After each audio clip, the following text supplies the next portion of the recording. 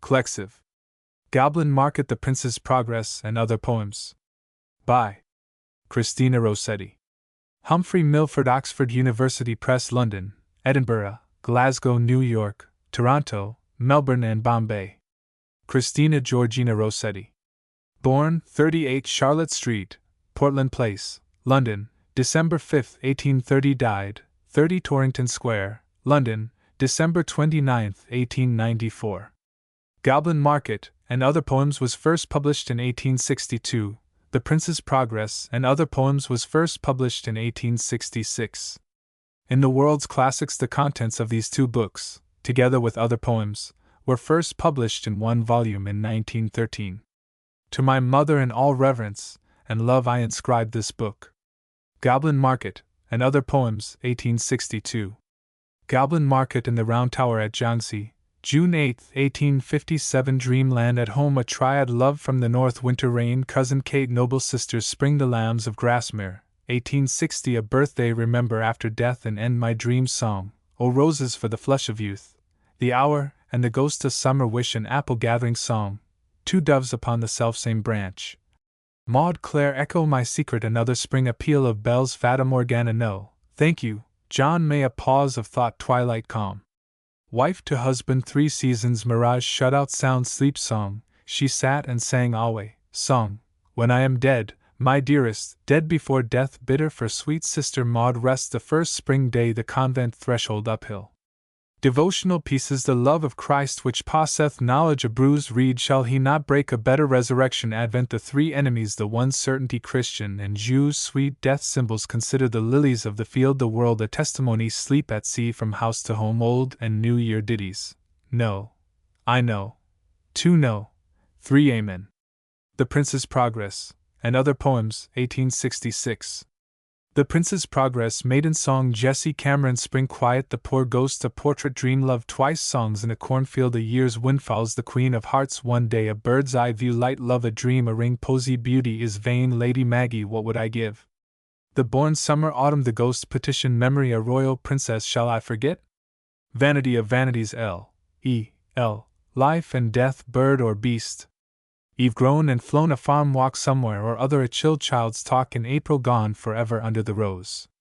Devotional pieces. Despised and rejected, long barren. If only dost thou not care.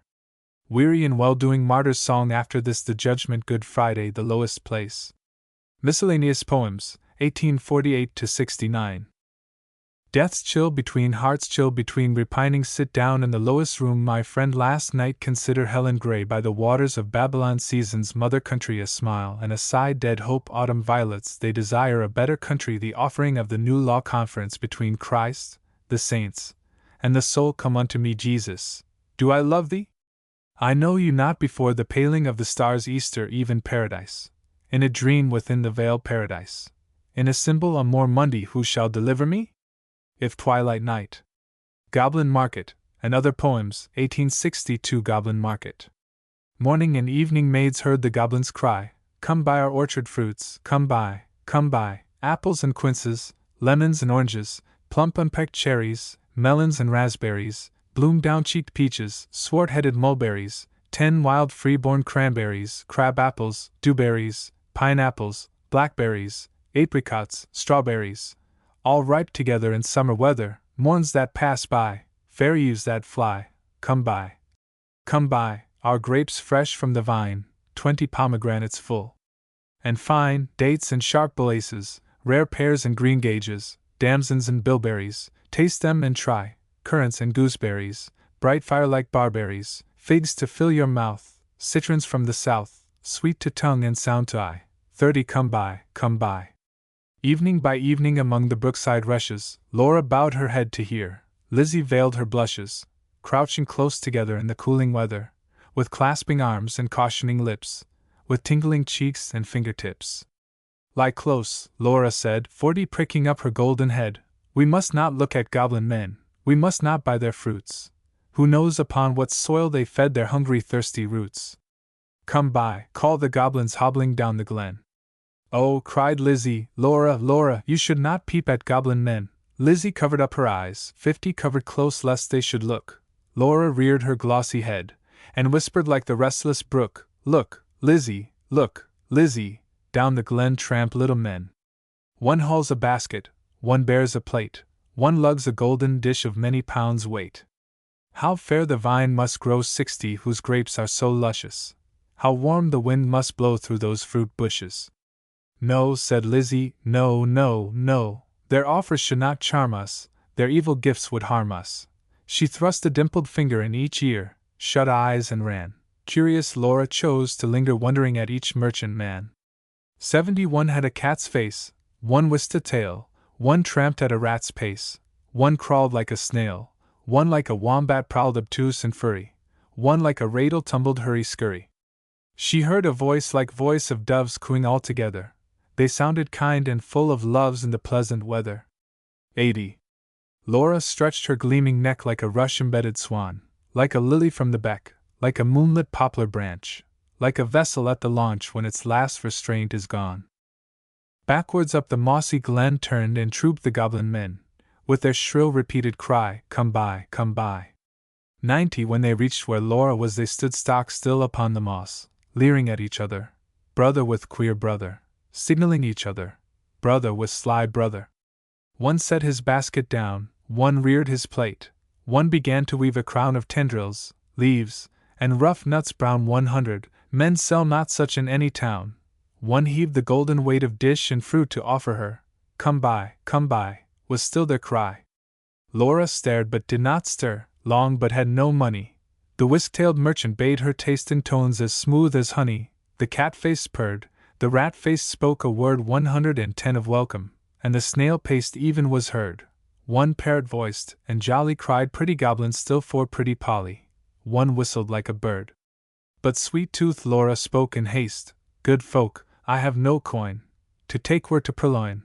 I have no copper in my purse, I have no silver either, and all my gold is on the furze 120 that shakes in windy weather above the rusty heather.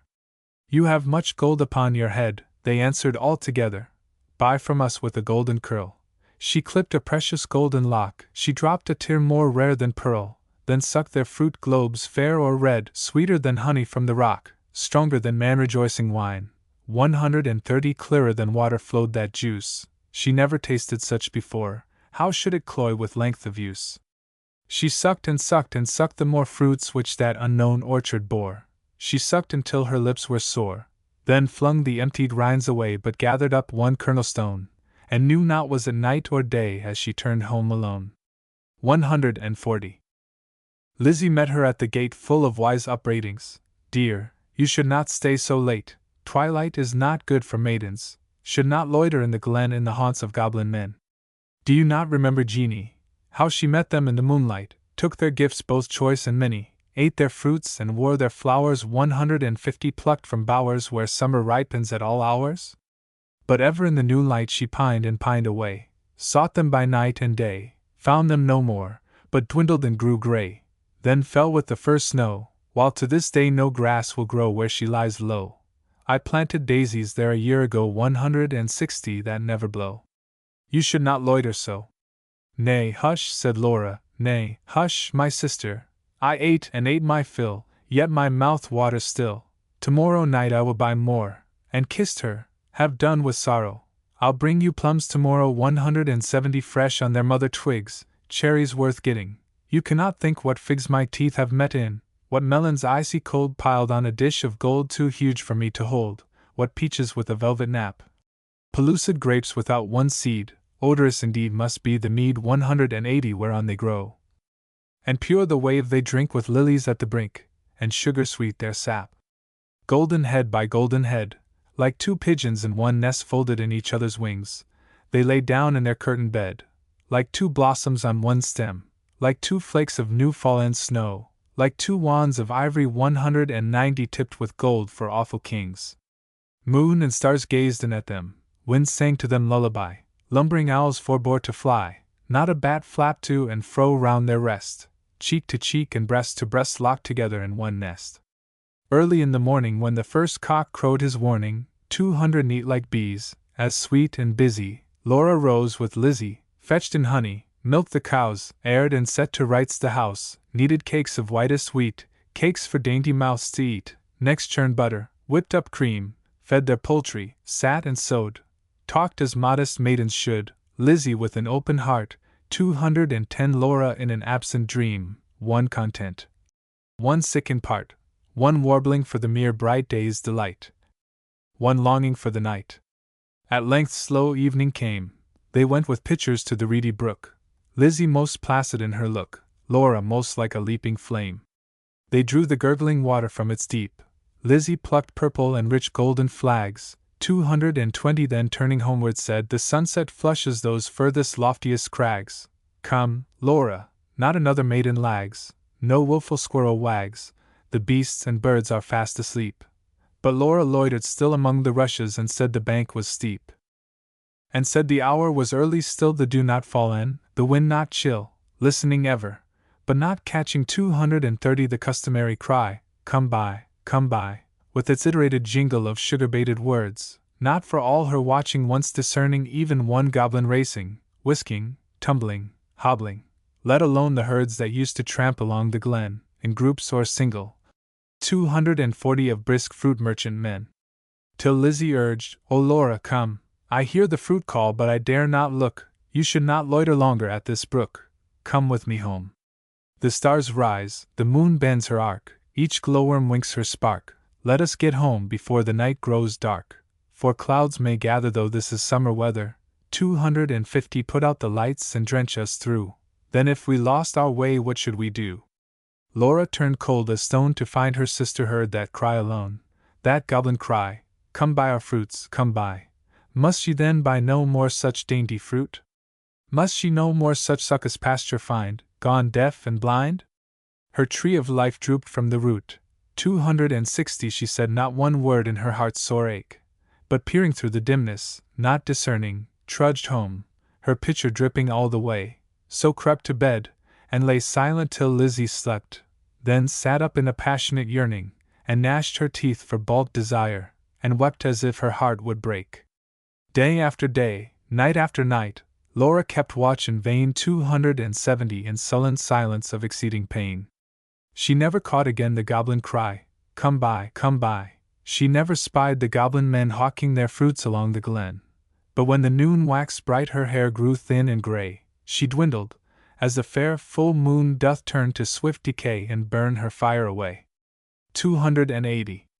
One day remembering her kernelstone she set it by a wall that faced the south, dewed it with tears, hoped for a root, watched for a waxing shoot, but there came none.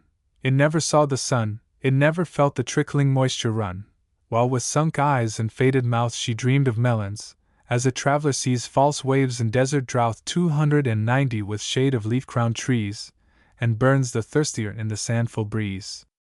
She no more swept the house, tended the fowls or cows, fetched honey, kneaded cakes of wheat, brought water from the brook, but sat down listless in the chimney nook, and would not eat. Tender Lizzie could not bear to watch her sister's cankerous care, 300 yet not to share. She night and morning caught the goblin's cry, come buy our orchard fruits, come buy, beside the brook, along the glen, she heard the tramp of goblin men, the voice and stir poor Laura could not hear, longed to buy fruit to comfort her, 310 but feared to pay too dear. She thought of Jeanie in her grave, who should have been a bride, but who for joy's brides hoped to have fell sick and died in her gay prime, in earliest winter time with the first glazing rime, with the first snowfall of crisp winter time.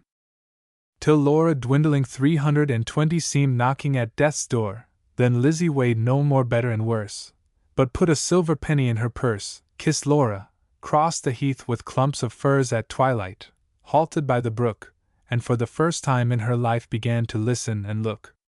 Laughed every goblin when they spied her peeping, 330 came towards her hobbling, flying, running, leaping, puffing and blowing, chuckling, clapping, crowing, clucking and gobbling, mopping and mowing, full of airs and graces, pulling wry faces, demure grimaces, cat-like and rat-like, 340 radle and wombat-like, snail-paced in a hurry, parrot-voiced and whistler, helter-skelter, hurry-scurry, chattering like magpies, fluttering like pigeons, gliding like fishes, hugged her and kissed her, squeezed and caressed her, stretched up their dishes, 350 panniers, and plates, Look at our apples russet and done, bob at our cherries, bite at our peaches, citrons and dates, grapes for the asking, pears red with basking out in the sun, plums on their twigs, 360 pluck them and suck them, pomegranates, figs.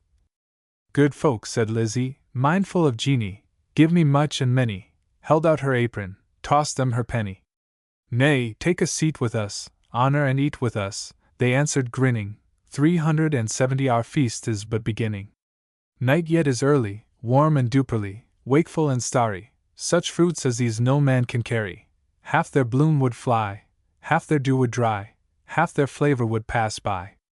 Sit down and feast with us, 380 be welcome guests with us, cheer you and rest with us.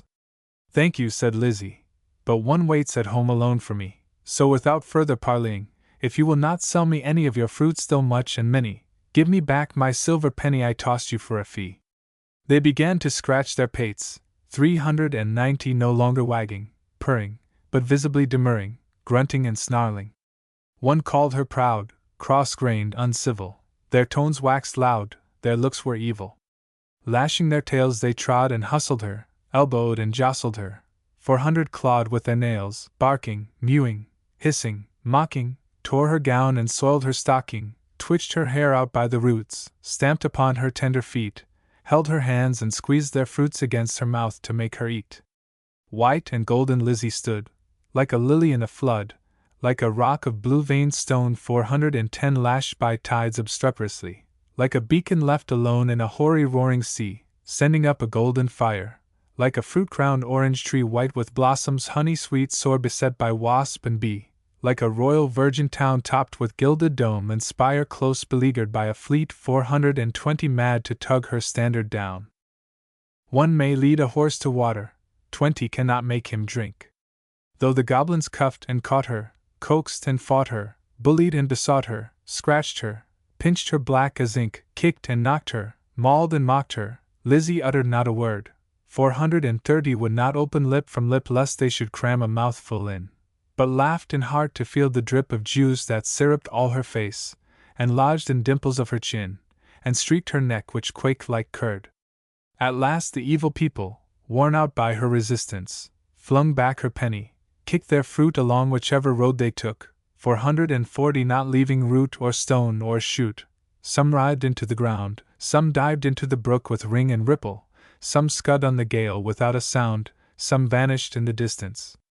In a smart ache, tingle, Lizzie went her way, knew not was it night or day, sprang up the bank, tore through the furze, 450 threaded copse and dingle, and heard her penny jingle bouncing in her purse. Its bounce was music to her ear.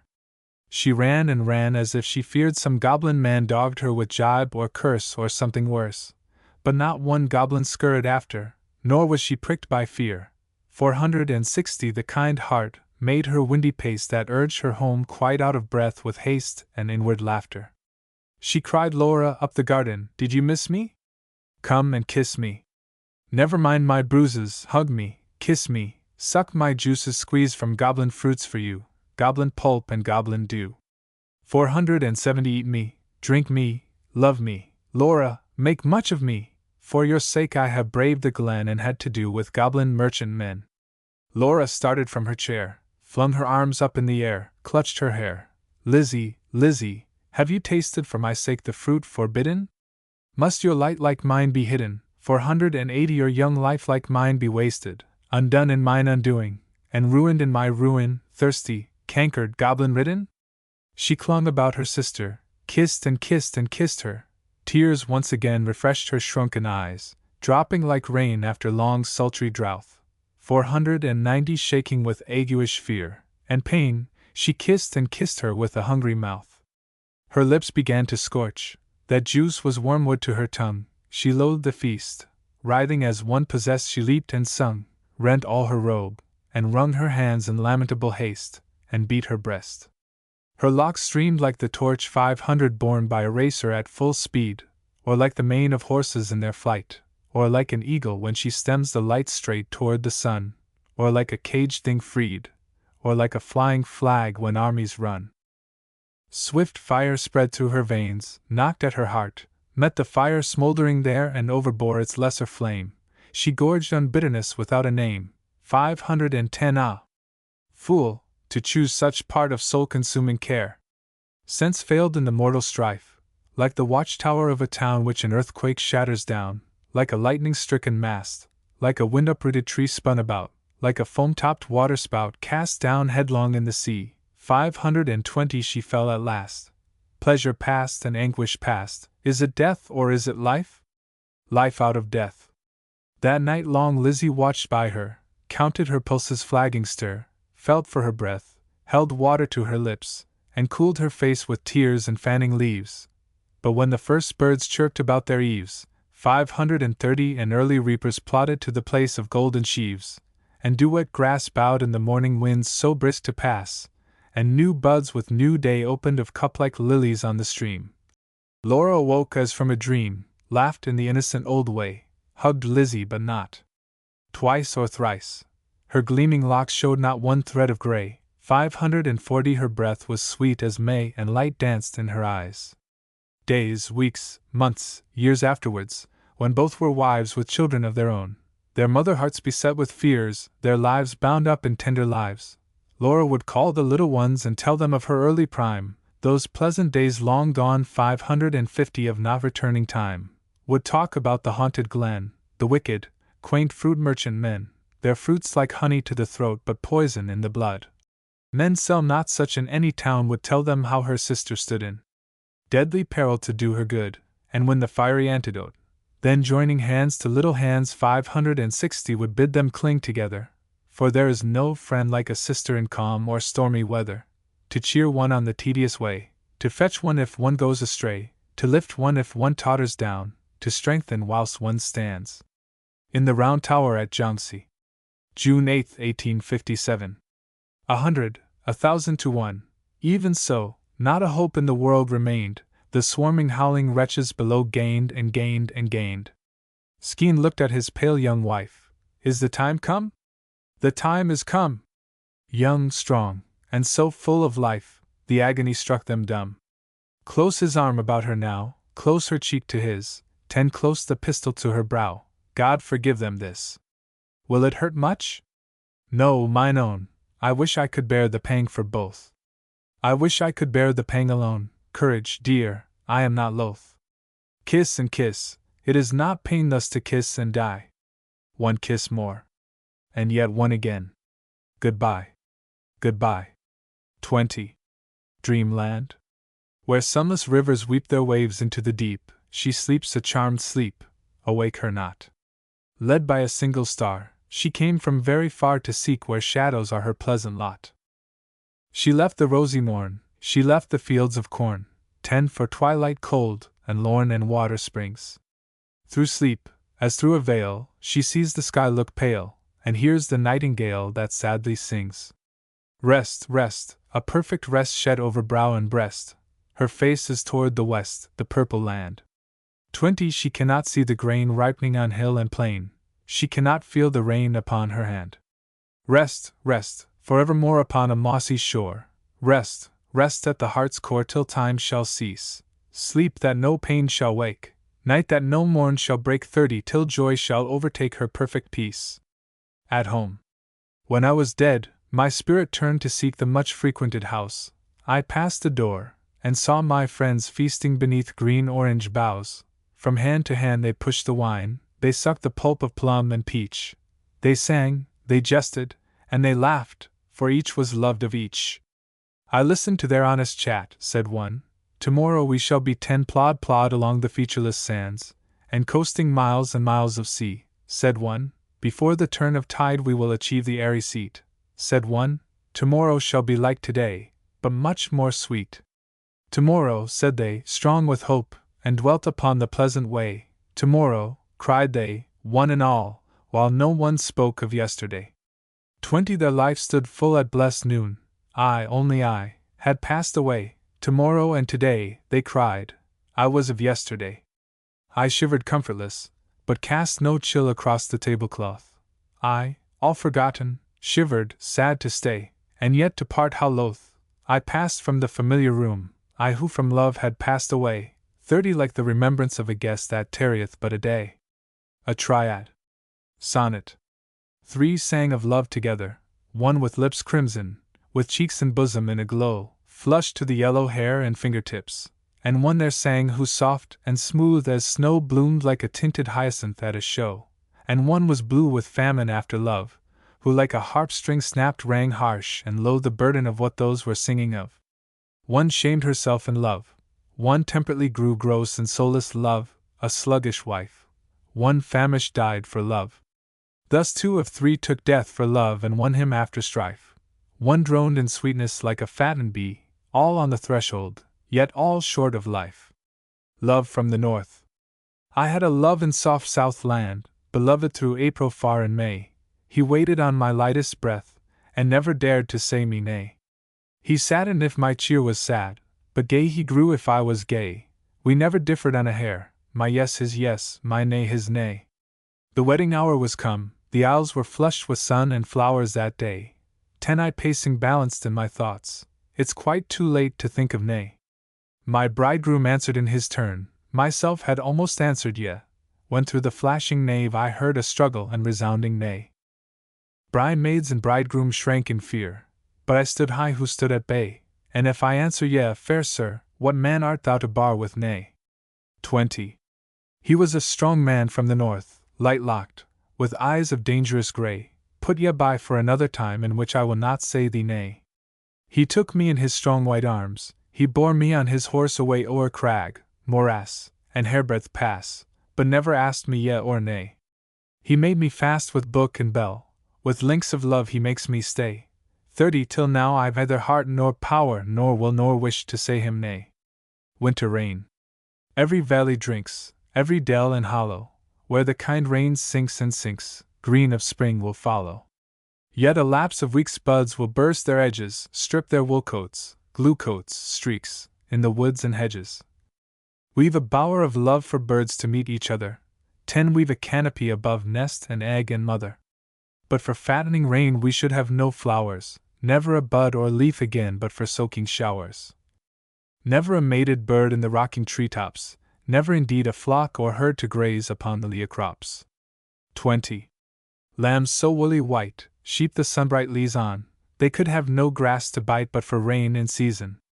We should find no moss in the shadiest places, find no waving meadow grass pied with broad-eyed daisies. But miles of barren sand, with never a son or daughter, 30 not a lily on the land, or lily on the water. Cousin Kate. I was a cottage maiden hardened by sun and air, contented with my cottage mates, not mindful I was fair. Why did a great lord find me out, and praise my flaxen hair? Why did a great lord find me out to fill my heart with care? He lured me to his palace home, woes me for joy thereof, 10 to lead a shameless shameful life, his plaything and his love. He wore me like a silken knot, he changed me like a glove, so now I moan, an unclean thing, who might have been a dove. O Lady Kate, my cousin Kate, you grew more fair than I. He saw you at your father's gate, chose you, and cast me by. 20 He watched your steps along the lane, your work among the rye. He lifted you from mean estate to sit with him on high. Because you were so good and pure he bound you with his ring. The neighbors call you good and pure, call me an outcast thing. Even so I sit and howl in dust, you sit in gold and sing. 30 Now which of us has tenderer heart? You had the stronger wing. O cousin Kate, my love was true, your love was writ in sand. If he had fooled not me but you, if you stood where I stand, he'd not have won me with his love nor bought me with his land. I would have spit into his face, and not have taken his hand. 40. Yet I've a gift you have not got, and seem not like to get, for all your clothes and wedding ring I've little doubt you fret. My fair-haired son, my shame, my pride, cling closer, closer yet, your father would give lands for one to wear his coronet. Noble sisters. Now did you mark a falcon, sister dear, flying toward my window in the morning cool and clear? With jingling bells about her neck, but what beneath her wing? It may have been a ribbon, or it may have been a ring. I marked a falcon swooping at the break of day, 10 And for your love, my sister dove, I frayed the thief away. Or did you spy a ruddy hound, sister fair and tall, went snuffing round my garden bound, or crouched by my bower wall? with a silken leash about his neck, but in his mouth may be a chain of gold and silver links, or a letter writ to me. 20 I heard a hound, high-born sister, stood baying at the moon. I rose and drove him from your wall lest you should wake too soon. Or did you meet a pretty page sat swinging on the gate, sat whistling like a bird, or maybe slept too late, with eaglets broidered on his cap, and eaglets on his glove? 30 If you had turned his pockets out, you had found some pledge of love. I met him at this daybreak, scarce the east was red, lest the creaking gate should anger you, I packed him home to bed. O patience, sister! Did you see a young man tall and strong, swift-footed to uphold the right and to uproot the wrong, 40 come home across the desolate sea to woo me for his wife? And in his heart my heart is locked, and in his life my life. I met a nameless man, sister, hard by your chamber door. I said, her husband loves her much, and yet she loves him more. Fie, sister, fie, a wicked lie, a wicked lie. 50 I have none other love but him, nor will have till I die. And you have turned him from our door, and stabbed him with a lie. I will go seek him through the world in sorrow till I die. Go seek in sorrow, sister, and find in sorrow too. If thus you shame our father's name, my curse go forth with you. 60. Spring. Frost locked all the winter, seeds, and roots, and stones of fruits. What shall make their sap ascend that they may put forth shoots? Tips of tender green, leaf, or blade, or sheath, telling of the hidden life that breaks forth underneath, life nursed in its grave by death. Blows the thaw wind pleasantly, 10 drips the soaking rain, by fits looks down the waking sun, young grass springs on the plain, young leaves clothe early hedgerow trees, seeds, and roots, and stones of fruits, swollen with sap put forth their shoots, curled-headed ferns sprout in the lane, birds sing and pair again. There is no time like spring, when life's alive in everything. 20 Before new nestlings sing, before cleft swallows speed their journey back along the trackless track, God guides their wing, He spreads their table that they nothing lack. Before the daisy grows a common flower, before the sun has power to scorch the world up in his noontide hour. There is no time like spring that passes by. 30 There is no life like spring, life born to die, piercing the sod, clothing the uncouth clod, hatched in the nest, fledged on the windy bough, strong on the wing. There is no time like spring that passes by, now newly born, and now hastening to die. The Lambs of Grasmere, 1860. The upland flocks grew starved and thinned, their shepherds scarce could feed the lambs whose milkless mothers butted them, or who were orphaned of their dams. The lambs athirst for mother's milk filled all the place with piteous sounds, their mother's bones made white for miles the pastureless wet pasture grounds. Day after day, night after night, from lamb to lamb the shepherds went, 10 with teapots for the bleeding mouths instead of nature's nourishment. The little shivering gaping things soon knew the step that brought them aid, and fondled the protecting hand, and rubbed it with a woolly head. Then, as the days waxed unto weeks, it was a pretty sight to see these lambs with frisky heads and tails skipping and leaping on the Leah, 20 bleating in tender, trustful tones, resting on rocky crag or mound, and following the beloved feet that once had sought for them and found. These very shepherds of their flocks, these loving lambs so meek to please, are worthy of recording words and honor in their due degrees. So I might live 100 years, and roam from strand to foreign strand, 30 yet not forget this flooded spring and scarce saved lambs of Westmoreland. A birthday. My heart is like a singing bird whose nest is in a watered shoot. My heart is like an apple tree whose boughs are bent with thick-set fruit. My heart is like a rainbow shell that paddles in a halcyon sea. My heart is gladder than all these because my love is come to me. Raise me a dais of silk and down, hang it with vair and purple dyes, 10 carve it in doves, and pomegranates, and peacocks with 100 eyes, work it in gold and silver grapes, in leaves, and silver fleurs de lis, because the birthday of my life is come, my love is come to me. Remember. Sonnet.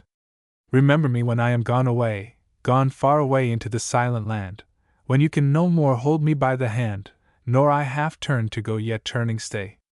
Remember me when no more day by day you tell me of our future that you planned. Only remember me. You understand it will be late to counsel then or pray.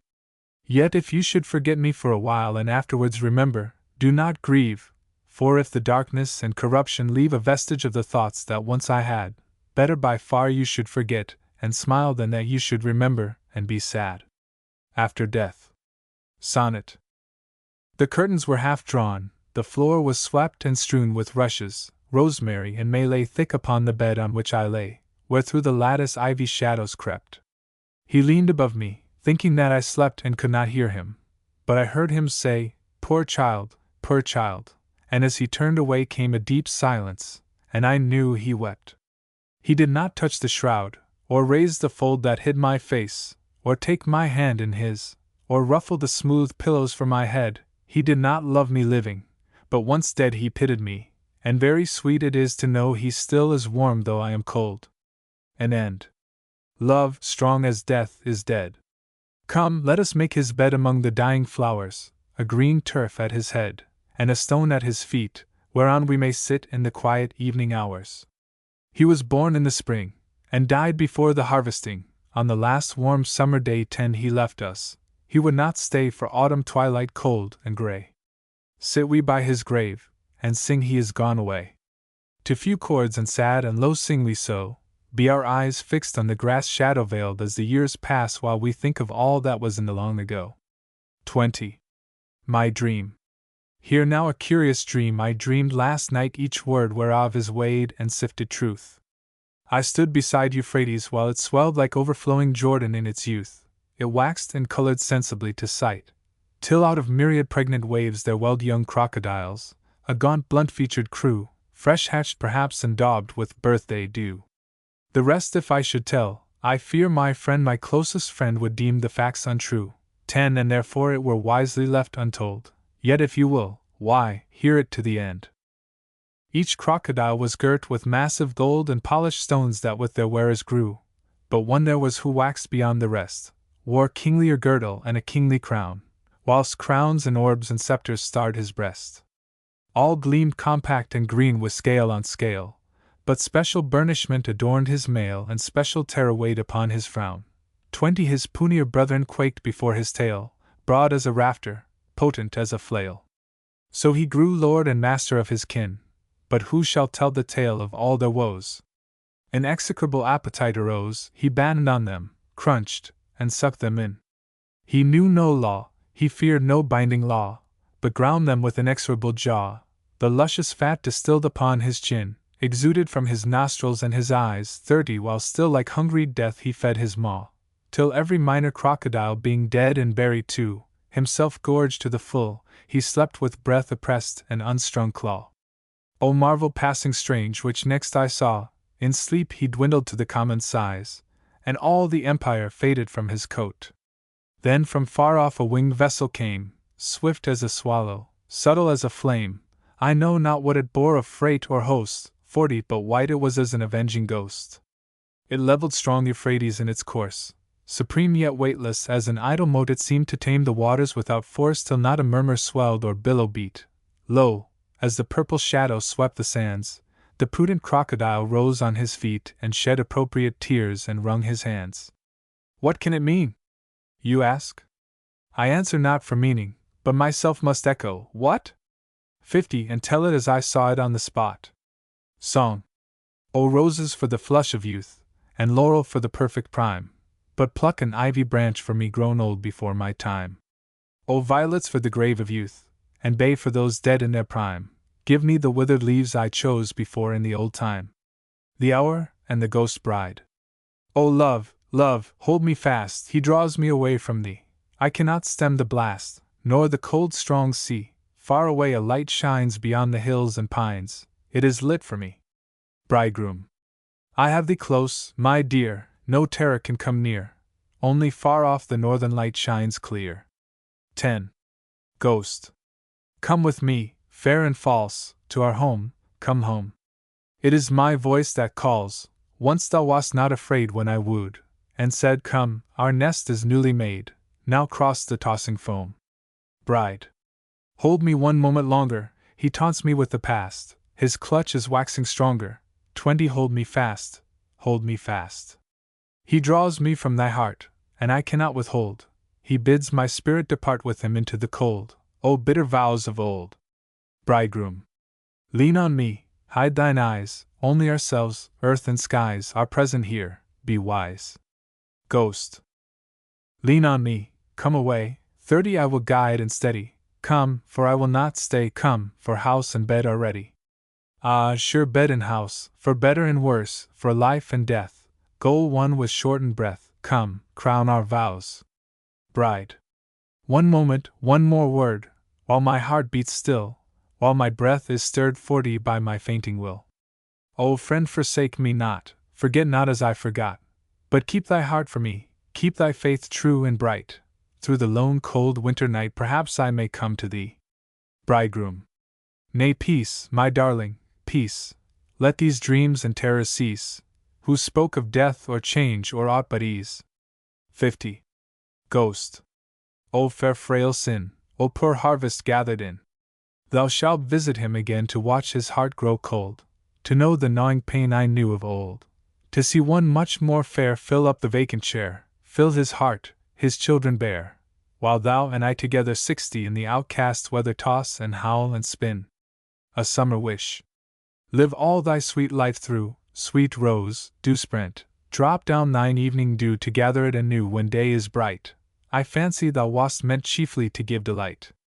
Sing in the silent sky, glad soaring bird, sing out thy notes on high 10 to sunbeams straying by or passing cloud, heedless if thou art heard sing thy full song aloud. Oh, that it were with me as with the flower, blooming on its own tree for butterfly and be its summer morns, that I might bloom mine hour 20 a rose in spite of thorns. Oh, that my work were done as birds that soar rejoicing in the sun, that when my time is run and daylight too, I so might rest once more cool with refreshing dew. An apple gathering. I plucked pink blossoms from mine apple tree and wore them all that evening in my hair, then in due season when I went to see I found no apples there. With dangling basket all along the grass as I had come I went the selfsame track, my neighbors mocked me while they saw me pass so empty-handed back.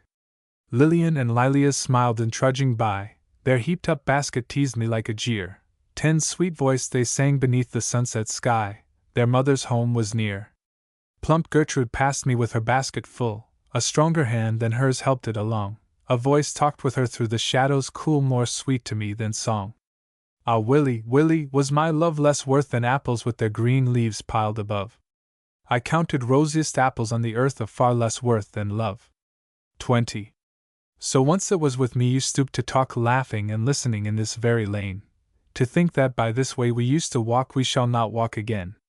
I let my neighbors pass me, ones and twos and groups, the latest said the night grew chill, and hastened, but I loitered, while the dews fell fast I loitered still. Song. 2 doves upon the selfsame branch, 2 lilies on a single stem, 2 butterflies upon one flower, oh happy they who look on them. Who look upon them hand in hand flushed in the rosy summer light, who look upon them hand in hand and never give a thought to night. Maud Clare. Out of the church she followed them with a lofty step and mien. His bride was like a village maid, Maud Clare was like a queen. Son Thomas, his lady mother said, with smiles, almost with tears, may Nell and you but live as true as we have done for years. Your father 30 years ago had just your tale to tell, 10 but he was not so pale as you, nor I so pale as Nell. My lord was pale with inward strife, and Nell was pale with pride. My lord gazed long on pale Maud Clare or ever he kissed the bride. Lo, I have brought my gift, my lord, have brought my gift, she said, to bless the hearth, to bless the board, to bless the marriage bed. 20. Here's my half of the golden chain you wore about your neck, that day we waded ankle-deep for lilies in the beck. Here's my half of the faded leaves we plucked from budding bough, with feet amongst the lily leaves, the lilies are budding now. He strove to match her scorn with scorn, he faltered in his place. 30 lady, he said, Maud Clare, he said, Maud Clare, and hid his face. She turned to Nell, my lady Nell, I have a gift for you, though, were it fruit, the bloom were gone, or, were it flowers, the dew. Take my share of a fickle heart, mine of a paltry love, take it or leave it as you will, I wash my hands thereof. 40. And what you leave, said Nell, I'll take, and what you spurn I'll wear, for he's my lord for better and worse, and him I love, Maud Clare. Yea, though you're taller by the head, more wise, and much more fair, I'll love him till he loves me best of all, Maud Clare. Echo. Come to me in the silence of the night, come in the speaking silence of a dream, come with soft rounded cheeks and eyes as bright as sunlight on a stream, come back in tears, O memory, hope, love of finished years. O dream how sweet, too bittersweet, whose wakening should have been in paradise, where souls brimful of love abide and meet, where thirsting longing eyes watch the slow door that opening, letting in, lets out no more. Yet come to me in dreams, that I may live my very life again though cold in death, come back to me in dreams, that I may give pulse for pulse, breath for breath, speak low, lean low, as long ago, my love, how long ago? My secret. I tell my secret? No, indeed, not I, perhaps some day, who knows? But not today, it froze, and blows, and snows, and you're too curious, fie. You want to hear it? Well, only, my secret's mine, and I won't tell. Or, after all, perhaps there's none, suppose there is no secret after all, but only just my fun. Today's a nipping day, a biting day, 10 in which one wants a shawl, a veil, a cloak, and other wraps. I cannot ope to every one who taps, and let the draughts come whistling through my hall, come bounding and surrounding me, come buffeting, astounding me, nipping and clipping through my wraps and all. I wear my mask for warmth. Whoever shows his nose to Russian snows to be pecked at by every wind that blows. 20 you would not peck? I thank you for goodwill, believe that truth untested still. Spring's an expanse of time, yet I don't trust March with its peck of dust, nor April with its rainbow-crowned brief showers, nor even May, whose flowers one frost may wither through the sunless hours. Perhaps some languid summer day, when drowsy birds sing less and less, and golden fruit is ripening to excess, 30 if there's not too much sun nor too much cloud, and the warm wind is either still nor loud, perhaps my secret I may say, or you may guess. Another spring. If I might see another spring I'd not plant summer flowers and wait, I'd have my crocuses at once, my leafless pink meserrions, my chill-veined snowdrops, choicer yet my white or azure violet, leaf-nested primrose, anything to blow at once, not late. If I might see another spring I'd listen to the daylight birds 10 that build their nests and pair and sing, nor wait for mateless nightingale. I'd listen to the lusty herds, the ewes with lambs as white as snow, I'd find out music in the hail and all the winds that blow. If I might see another spring, oh stinging comment on my past that all my past results in if I might see another spring 20 I'd laugh today is brief, I would not wait for anything, I'd use today that cannot last, be glad today and sing. A peal of bells. Strike the bells wantonly, tinkle tinkle well, bring me wine, bring me flowers, ring the silver bell. All my lamps burn scented oil, hung on laden orange trees, whose shadowed foliage is the foil to golden lamps and oranges. Heap my golden plates with fruit, golden fruit, fresh plucked and ripe. 10 strike the bells and breathe the pipe. Shut out showers from summer hours, silence that complaining lute. Shut out thinking, shut out pain, from hours that cannot come again. Strike the bells solemnly, ding-dong deep. My friend is passing to his bed, fast asleep. There's plaited linen round his head, 20 while foremost go his feet that cannot carry him. My feast's a show, my lights are dim. Be still, your music is not sweet, there is no music more for him. His lights are out, his feast is done. His bowl that sparkled to the brim is drained, is broken, cannot hold. My blood is chill, his blood is cold, his death is full, and mine begun. 30. Fata Morgana. A blue-eyed phantom far before is laughing, leaping toward the sun. Like lead I chase it evermore, I pant and run. It breaks the sunlight bound on bound, goes singing as it leaps along to sheep bells with a dreamy sound, a dreamy song. I laugh, it is so brisk and gay, it is so far before I weep. 10 I hope I shall lie down some day, lie down and sleep. No, thank you, John. I never said I loved you, John. Why will you tease me day by day, and wax a weariness to think upon with always do and pray? You know I never loved you, John. No fault of mine made me your toast. Why will you haunt me with a face as wan as shows an hour-old ghost? I dare say Meg or Moll would take pity upon you, if he'd ask. 10 And pray don't remain single for my sake who can't perform that task. I have no heart, perhaps I have not, but then you're mad to take offense that I don't give you what I have not got. Use your own common sense. Let bygones be bygones, don't call me false, who ought not to be true. I'd rather answer no to 50 Johns than answer yes to you. 20. Let's mar our pleasant days no more, songbirds of passage, days of youth, catch at today, forget the days before, I'll wink at your untruth. Let us strike hands as hearty friends, no more, no less, and friendship's good, only don't keep in view ulterior ends, and points not understood. In open treaty. Rise above quibbles and shuffling off and on. 30 Here's friendship for you if you like. But love, no, thank you, John. May. I cannot tell you how it was, but this I know, it came to pass upon a bright and breezy day when May was young. Ah, pleasant May! As yet the poppies were not born between the blades of tender corn. The last eggs had not hatched as yet, nor any bird foregone its mate.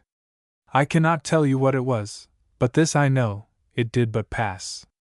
10 It passed away with sunny May, with all sweet things it passed away, and left me old, and cold, and grey. A pause of thought. I looked for that which is not, nor can be, and hope deferred made my heart sick in truth.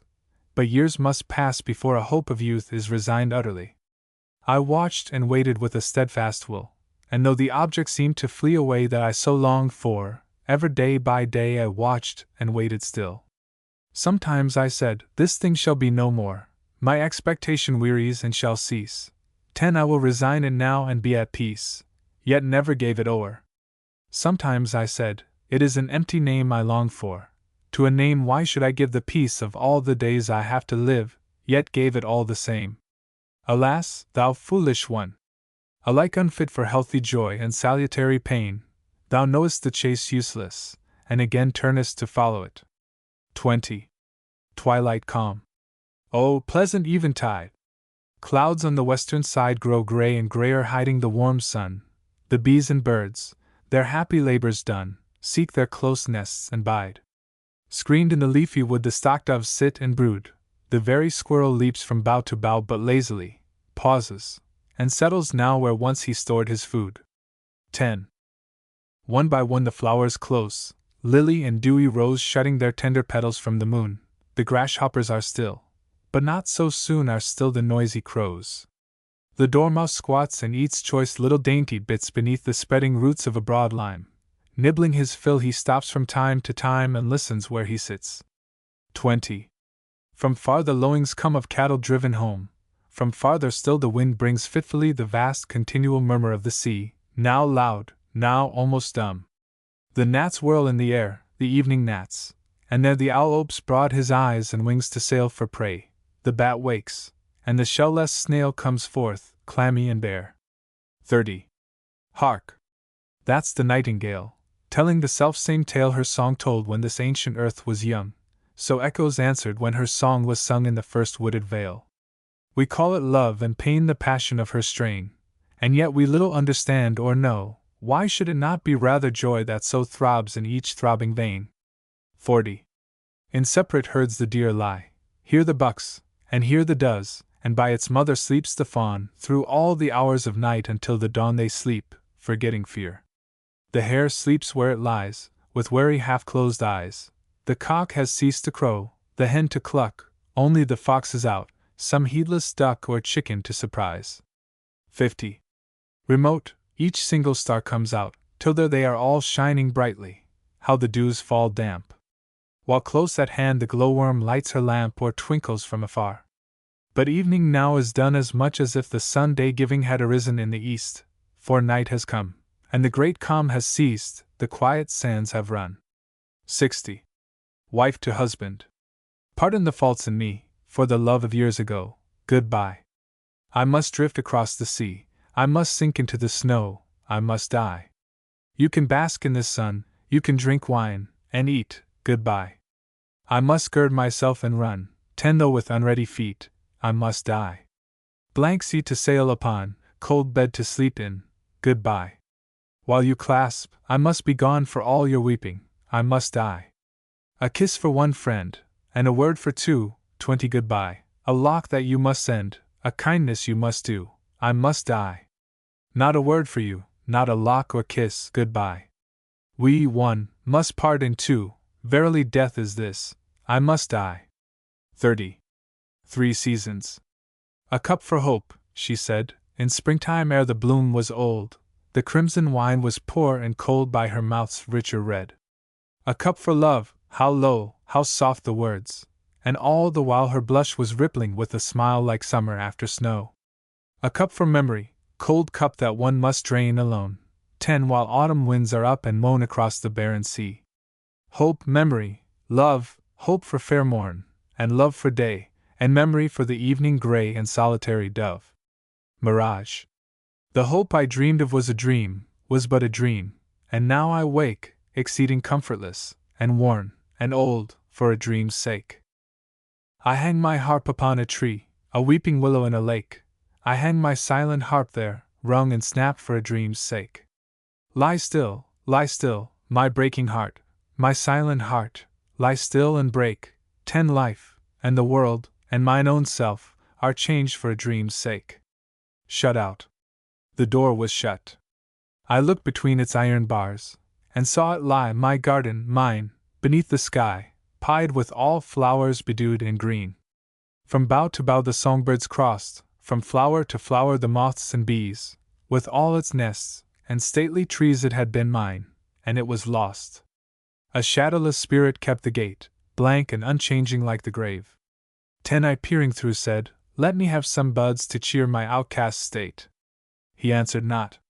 Or give me, then, but one small twig from shrub or tree, and bid my home remember me until I come to it again.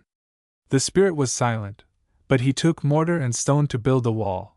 He left no loophole great or small through which my straining eyes might look. 20. So now I sit here quite alone, blinded with tears, nor grieve for that, for naught is left worth looking at since my delightful land is gone.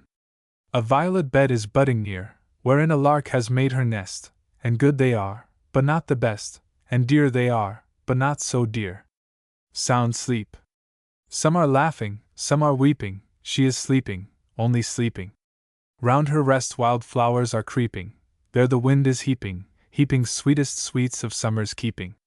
By the cornfields ripe for reaping. There are lilies, and there blushes the deep rose, and there the thrushes sing till latest sunlight flushes in the west. A fresh wind brushes 10 through the leaves while evening hushes. There by day the lark is singing and the grass and weeds are springing. There by night the bat is winging. There forever winds are bringing far-off chimes of church bells ringing. Night and morning, noon and even, their sound fills her dreams with heaven. The long strife at Lent is striven, till her grey bands shall be riven. 20 Such is the good portion given to her soul at rest and shriven. Song. She sat and sang alway by the green margin of a stream, watching the fishes leap and play beneath the glad sunbeam. I sat and wept alway beneath the moon's most shadowy beam, watching the blossoms of the May weep leaves into the stream. I wept for memory, she sang for hope that is so fair. 10 My tears were swallowed by the sea, her songs died on the air. Song. When I am dead, my dearest, sing no sad songs for me, plant thou no roses at my head, nor shady cypress tree, be the green grass above me with showers and dewdrops wet, and if thou wilt, remember, and if thou wilt, forget. I shall not see the shadows, I shall not feel the rain, 10 I shall not hear the nightingale sing on, as if in pain, and dreaming through the twilight that doth not rise nor set, haply I may remember, and haply may forget. Dead before death. Sonnet. Ah! Changed and cold, how changed and very cold, with stiffened smiling lips and cold calm eyes, changed, yet the same, much knowing, little wise, this was the promise of the days of old. Grown hard and stubborn in the ancient mold, grown rigid in the sham of lifelong lies, we hoped for better things as years would rise, but it is over as a tale once told. All fallen the blossom that no fruitage bore, all lost the present and the future time, all lost, the lapse that went before, so lost till death shut to the open door, so lost from chime to everlasting chime, so cold and lost for evermore. Bitter for sweet. Summer is gone with all its roses, its sun and perfumes and sweet flowers, its warm air and refreshing showers, and even autumn closes. Yeah, autumn's chilly self is going, and winter comes which is yet colder. Each day the hoarfrost waxes bolder, and the last buds cease blowing. Sister Maud. Who told my mother of my shame? Who told my father of my dear? Oh, who but Maud, my sister Maud, who lurked to spy and peer? Cold he lies, as cold as stone, with his clotted curls about his face, the comeliest corpse in all the world and worthy of a queen's embrace. You might have spared his soul, sister, have spared my soul, your own soul too, 10 though I had not been born at all, he'd never have looked at you. My father may sleep in paradise, my mother at heaven gate, but sister Maud shall get no sleep either early or late. My father may wear a golden gown, my mother a crown may win. If my dear and I knocked at heaven gate, perhaps they'd let us in. 20 But sister Maud, oh sister Maud, bide you with death and sin. Rest. Sonnet. O earth, lie heavily upon her eyes, seal her sweet eyes weary of watching. Earth, lie close around her, leave no room for mirth with its harsh laughter, nor for sound of sighs. She hath no questions, she hath no replies, hushed in and curtained with a blessed dearth of all that irked her from the hour of birth, with stillness that is almost paradise. Darkness more clear than noonday holdeth her, silence more musical than any song, even her very heart has ceased to stir, until the morning of eternity her rest shall not begin nor end, but be, and when she wakes she will not think it long. The first spring day. I wonder if the sap is stirring yet, if wintry birds are dreaming of a mate, if frozen snowdrops feel as yet the sun and crocus fires are kindling one by one. Sing, robin, sing. I still am sore in doubt concerning spring. I wonder if the springtide of this year will bring another spring both lost and dear, if heart and spirit will find out their spring, or if the world alone will bud and sing. 10 Sing, hope, to me, sweet notes, my hope, soft notes, from memory. The sap will surely quicken soon or late, the tardiest bird will twitter to a mate, so spring must dawn again with warmth and bloom, or in this world, or in the world to come. Sing, voice of spring, till I too blossom and rejoice and sing. The convent threshold. There's blood between us, love, my love, there's father's blood, there's brother's blood, and blood's a bar I cannot pass. I choose the stairs that mount above, stare after golden skyward stare, to city and to sea of glass. My lily feet are soiled with scarlet mud which tells a tale of hope that was, of guilt that was, of love that shall not yet avail. 10 Alas, my heart, if I could bear my heart, this selfsame stain is there. I seek the sea of glass and fire to wash the spot, to burn the snare. Lo, stairs are meant to lift us higher, mount with me, mount the kindled stair. Your eyes look earthward, mine look up. I see the far-off city grand, beyond the hills a watered land, beyond the gulf a gleaming strand, 20 of mansions where the righteous sup, who sleep at ease among their trees, or wake to sing a cadenced hymn with cherubim and seraphim. They bore the cross, they drained the cup, racked, roasted, crushed, wrenched limb from limb, they the off-scouring of the world, the heaven of starry heavens unfurled, the sun before their faces dim. You looking earthward, what see you? 30 Milk-white wine flushed among the vines, up and down leaping, to and fro, most glad, most full, made strong with wines, blooming as peaches pearled with dew, their golden windy hair afloat, love music warbling in their throat. Young men and women come and go. You linger, yet the time is short, flee for your life, gird up your strength to flee. The shadows stretched at length 40 show that day wanes, that night draws nigh, flee to the mountain, tarry not. Is this a time for smile and sigh, for songs among the secret trees where sudden blue birds nest and sport? The time is short and yet you stay, today while it is called today kneel, wrestle, knock, do violence, pray. Today is short, tomorrow nigh, why will you die? Why will you die? 50. You sinned with me a pleasant sin, repent with me, for I repent. Woe's me the lore I must unlearn. Woe's me that easy way we went, so rugged when I would return. How long until my sleep begin, how long shall stretch these nights and days? Surely, clean angels cry, she prays, she laves her soul with tedious tears. How long must stretch these years and years? 60. I turn from you my cheeks and eyes, my hair which you shall see no more. Alas for joy that went before, for joy that dies, for love that dies. Only my lips still turn to you, my livid lips that cry, repent. O weary life, O weary Lent, O weary time whose stars are few. How should I rest in paradise, or sit on steps of heaven alone? 70 if saints and angels spoke of love, should I not answer from my throne, have pity upon me, ye my friends, for I have heard the sound thereof. Should I not turn with yearning eyes, turn earthwards with a pitiful pang? O save me from a pang in heaven. By all the gifts we took and gave, repent, repent, and be forgiven. This life is long, but yet it ends. 80 repent and purge your soul and save. No gladder song the morning stars upon their birthday morning sang than angels sing when one repents. I tell you what I dreamed last night. A spirit with transfigured face, fire-footed clomb in infinite space. I heard his 100 pinions clang. Heaven bells rejoicing rang and rang. Heaven air was thrilled with subtle sense. 90 worlds spun upon their rushing cars. He mounted shrieking, "Give me light." Still light was poured on him, more light.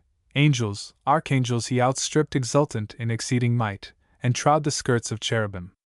"Still give me light," he shrieked, and dipped his thirsty face, and drank a sea, athirst with thirst it could not slake. I saw him, drunk with knowledge, take 100 from aching brows the aureole crown.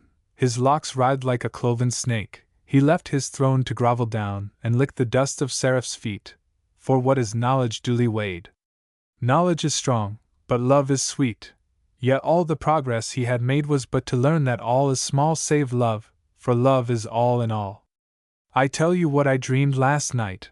110 It was not dark, it was not light. Cold dews had drenched my plenteous hair through clay. You came to seek me there. And do you dream of me? You said. My heart was dust that used to leap to you. I answered half asleep.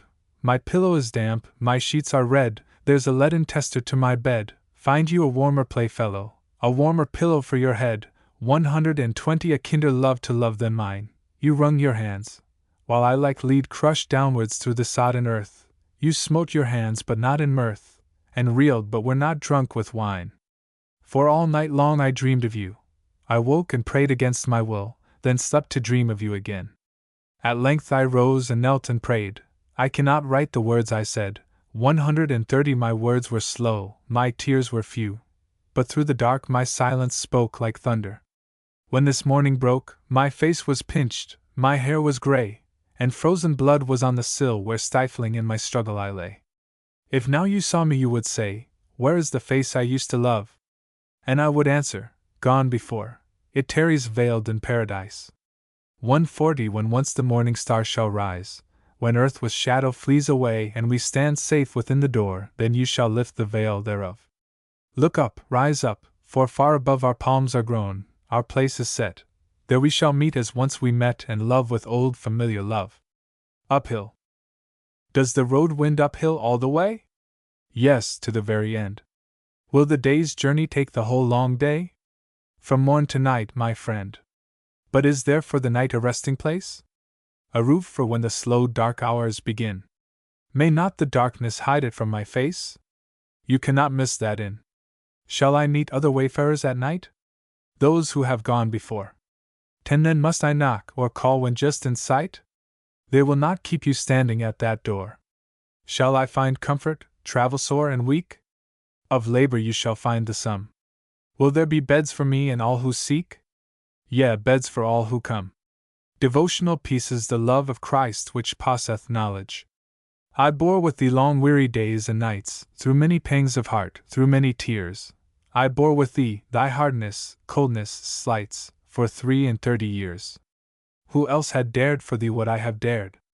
I plunged the depth most deep from bliss above. I not my flesh, I not my spirit spared. Give thou me love for love. For thee I thirsted in the daily drouth, for thee I trembled in the nightly frost. 10 Much sweeter thou than honey to my mouth, why wilt thou still be lost? I bore thee on my shoulders and rejoiced. Men only marked upon my shoulders borne the branding cross, and shouted hungry voiced, or wagged their heads in scorn.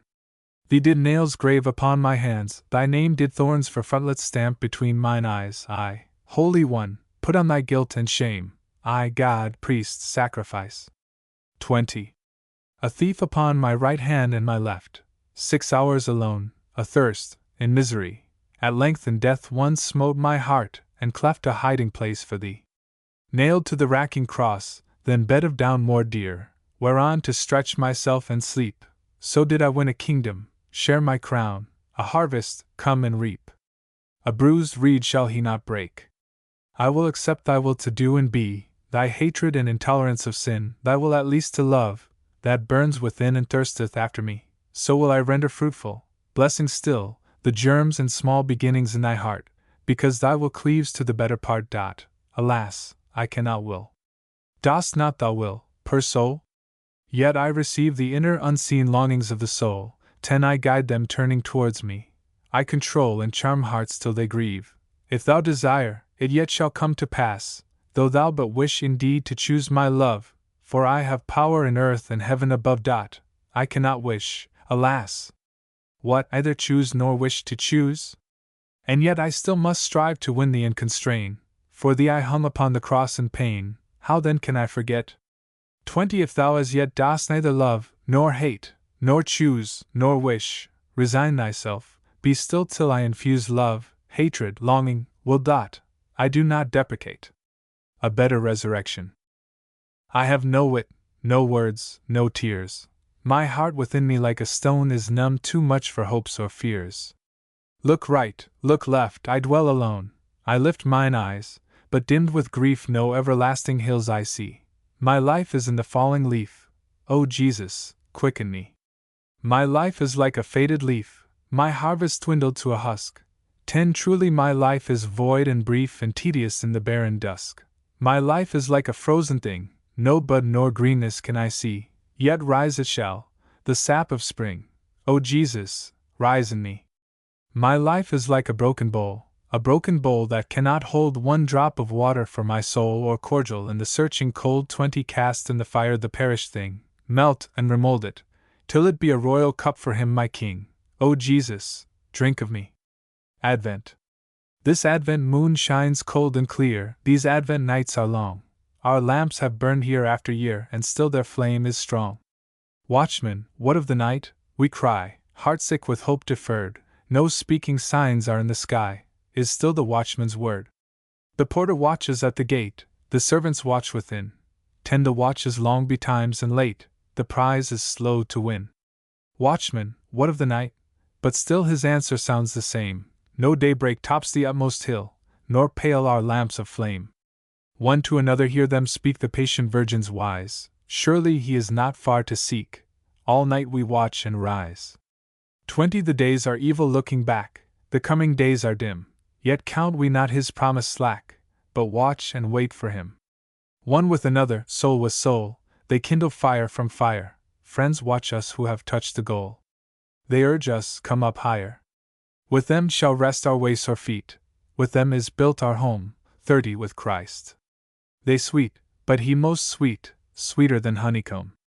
There no more parting, no more pain, the distant ones brought near, the lost so long are found again, long lost but longer dear.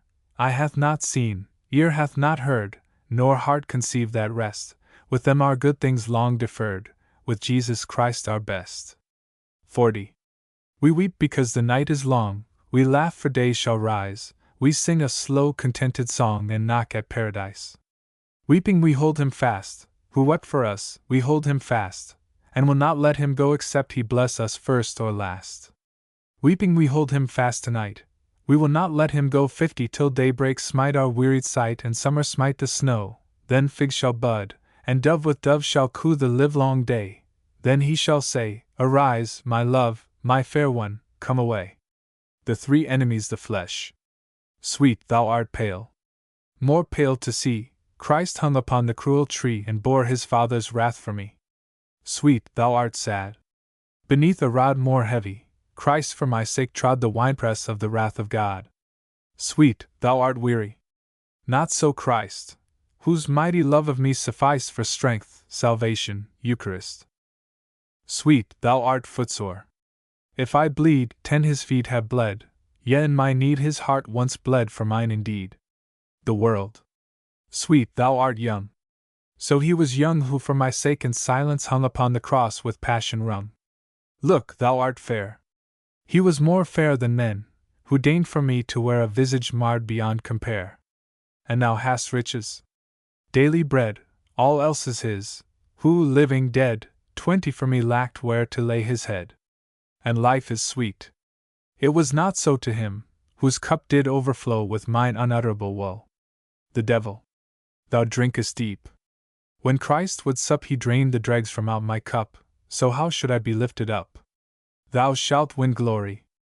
In the skies, Lord Jesus, cover up mine eyes lest they should look on vanities. 30. Thou shalt have knowledge. Helpless dust. In thee, O Lord, I put my trust, answer thou for me, wise and just. And might. Get thee behind me. Lord, who hast redeemed and not abhorred my soul, O keep it by thy word. The one certainty. Sonnet. Vanity of vanities, the preacher saith, all things are vanity. The eye and ear cannot be filled with what they see and hear. Like early dew, or like the sudden breath of wind, or like the grass that withereth, is man, tossed to and fro by hope and fear. So little joy hath he, so little cheer, till all things end in the long dust of death. Today is still the same as yesterday, tomorrow also even as one of them, and there is nothing new under the sun, until the ancient race of time be run. The old thorns shall grow out of the old stem, and morning shall be cold, and twilight grey. Christian and Jew a dialogue. O happy, happy land!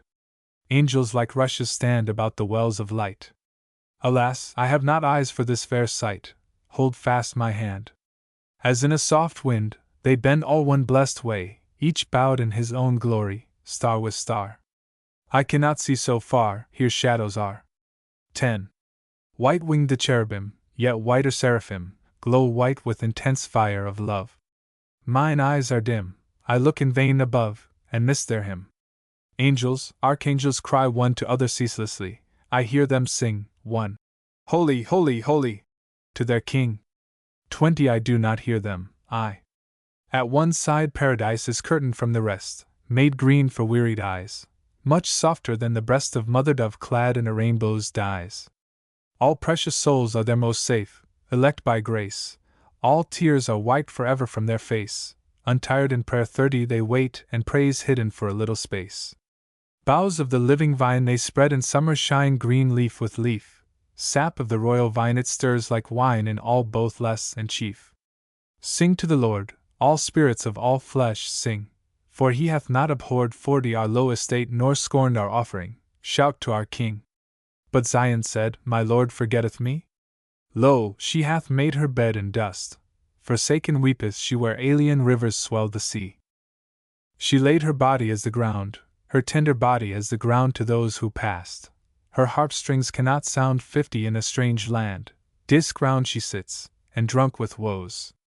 O drunken not with wine, whose sins and sorrows have fulfilled the sum, be not afraid, arise, be no more dumb, arise, shine, for thy light is come. Can these bones live? God knows. The prophets saw such clothed with flesh and skin, a wind blew on them and life entered in. 60 they shook and rose. Hasten the time, O Lord, blot out their sin, let life begin. Sweet death. The sweetest blossoms die. And so it was that, going day by day unto the church to praise and pray, and crossing the green churchyard thoughtfully, I saw how on the graves the flowers shed their fresh leaves in showers, and how their perfume rose up to the sky before it passed away. The youngest blossoms die. They die, and fall and nourish the rich earth 10 from which they lately had their birth. Sweet life, but sweeter death that passeth by and is as though it had not been. All colors turn to green, the bright hues vanish, and the odors fly, the grass hath lasting worth. And youth and beauty die. So be it, O my God, thou God of truth, better than beauty and than youth are saints and angels, a glad company. 20 And thou, O Lord, our rest and ease, are better far than these. Why should we shrink from our full harvest? Why prefer to glean with ruth? Symbols. I watched a rosebud very long brought on by dew and sun and shower, waiting to see the perfect flower. Then, when I thought it should be strong, it opened at the matin hour and fell at evensong. I watched a nest from day to day, a green nest full of pleasant shade, wherein 3 speckled eggs were laid. But when they should have hatched in May, 10 the 2 old birds had grown afraid or tired, and flew away. Then in my wrath I broke the bough that I had tended so with care, hoping its scent should fill the air. I crushed the eggs, not heeding how their ancient promise had been fair. I would have vengeance now. But the dead branch spoke from the sod, and the eggs answered me again. 20 because we failed dost thou complain? Is thy wrath just? And what if God, who waiteth for thy fruits in vain, should also take the rod? Consider the lilies of the field. Flowers preach to us if we will hear. The rose saith in the dewy morn, I am most fair, yet all my loveliness is borne upon a thorn. The poppy saith amid the corn, let but my scarlet head appear and I am held in scorn. Yet juice of subtle virtue lies within my cup of curious dyes. 10 the lilies say, behold how we preach without words of purity. The violets whisper from the shade which their own leaves have made. Men scent our fragrance on the air, yet take no heed of humble lessons we would read. But not alone the fairest flowers, the merest grass along the roadside where we pass, 20 lichen and moss and sturdy weed, tell of his love who sends the dew, the rain and sunshine too, to nourish one small seed. The world. Sonnet.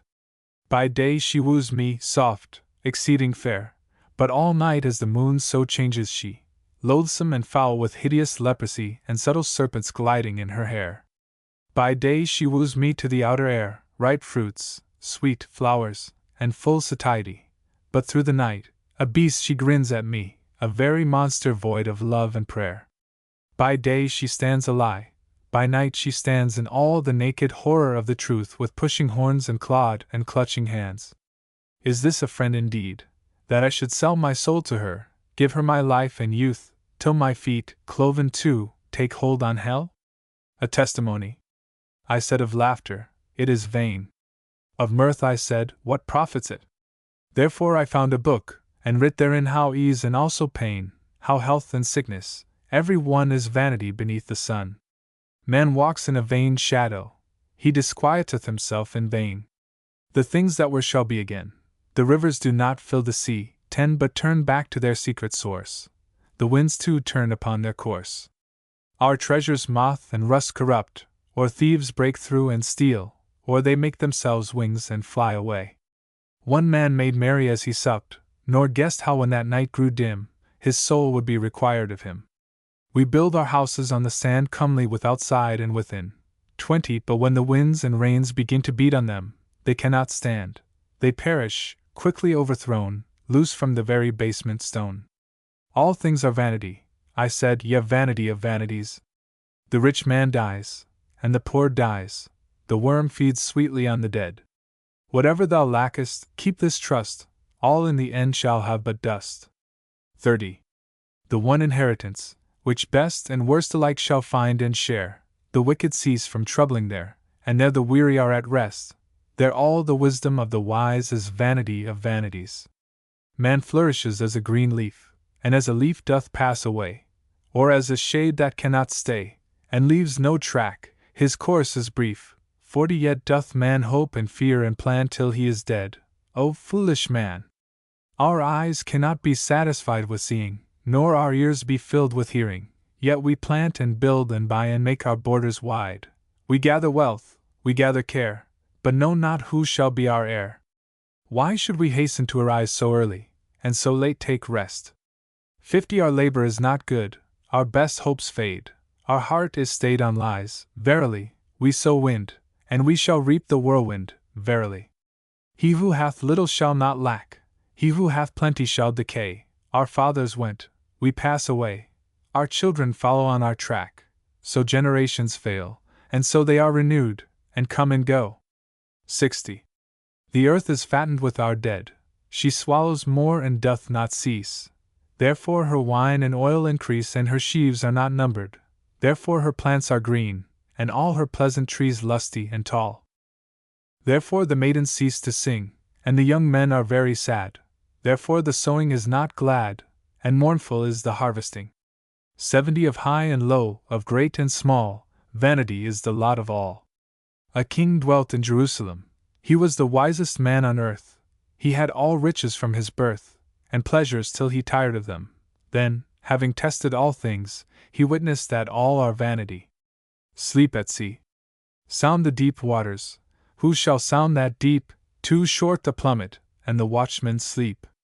Some dream of effort up a toilsome steep. Some dream of pasture grounds for harmless sheep. White shapes flit to and fro from mast to mast. 10 They feel the distant tempest that nears them fast. Great rocks are straight ahead, great shoals not past. They shout to one another upon the blast. Oh, soft the streams drop music between the hills, and musical the birds' nests beside those rills. 20 The nests are types of home love hidden from ills. The nests are types of spirits love music fills. So dream the sleepers, each man in his place. The lightning shows the smile upon each face. The ship is driving, driving, it drives apace. 30 And sleepers smile, and spirits bewail their case. The lightning glares and reddens across the skies. It seems but sunset to those sleeping eyes. When did the sun go down on such a wise? From such a sunset when shall day arise? 40. Wake, call the spirits, but to heedless ears. They have forgotten sorrows and hopes and fears. They have forgotten perils and smiles and tears. Their dream has held them long, long years and years. Wake, call the spirits again, but it would take 50 a louder summons to bid them awake. Some dream of pleasure for another's sake. Some dream, forgetful of a lifelong ache. One by one slowly, ah, how sad and slow! Wailing and praying the spirits rise and go. 60 Clear stainless spirits white as snow. Pale spirits, wailing for an overthrow. One by one flitting, like a mournful bird whose song is tired at last for no mate is heard. The loving voice is silent, the useless word. 70 One by one flitting stick with hope deferred. Driving and driving, the ship drives amain, while swift from mast to mast shapes flit again, flit silent as the silence where men lie slain. Their shadow cast upon the sails is like a stain. 80. No voice to call the sleepers, no hand to raise, they sleep to death in dreaming of length of days. Vanity of vanities, the preacher says, vanity is the end of all their ways. From house to home. The first was like a dream through summer heat, the second like a tedious numbing swoon, while the half-frozen pulses lagged to beat beneath a winter moon. But says my friend, what was this thing and where? It was a pleasure place within my soul, an earthly paradise supremely fair that lured me from the goal. The first part was a tissue of hugged lies, the second was its ruin fraught with pain. 10 Why raise the fair delusion to the skies but to be dashed again? My castle stood of white transparent glass glittering and frail with many a fretted spire, but when the summer sunset came to pass it kindled into fire. My pleasaunce was an undulating green, stately with trees whose shadows slept below, with glimpses of smooth garden beds between like flame or sky or snow. 20. Swift squirrels on the pastures took their ease, with leaping lambs safe from the unfeared knife. All singing birds rejoicing in those trees fulfilled their careless life. Wood-pigeons cooed there, stock-doves nestled there. My trees were full of songs and flowers and fruit. Their branches spread a city to the air and mice lodged in their root. My heath lay farther off, where lizards lived in strange metallic mail, just spied and gone. 30 Like darted lightnings here and there perceived but nowhere dwelt upon. Frogs and fat toads were there to hop or plod and propagate in peace, an uncouth crew, where velvet-headed rushes rustling nod and spill the morning dew. All caterpillars throve beneath my rule, with snails and slugs in corners out of sight. I never marred the curious sudden stool that perfects in a night. 40. Safe in his excavated gallery the burrowing mole groped on from year to year. No harmless hedgehog curled because of me his prickly back for fear.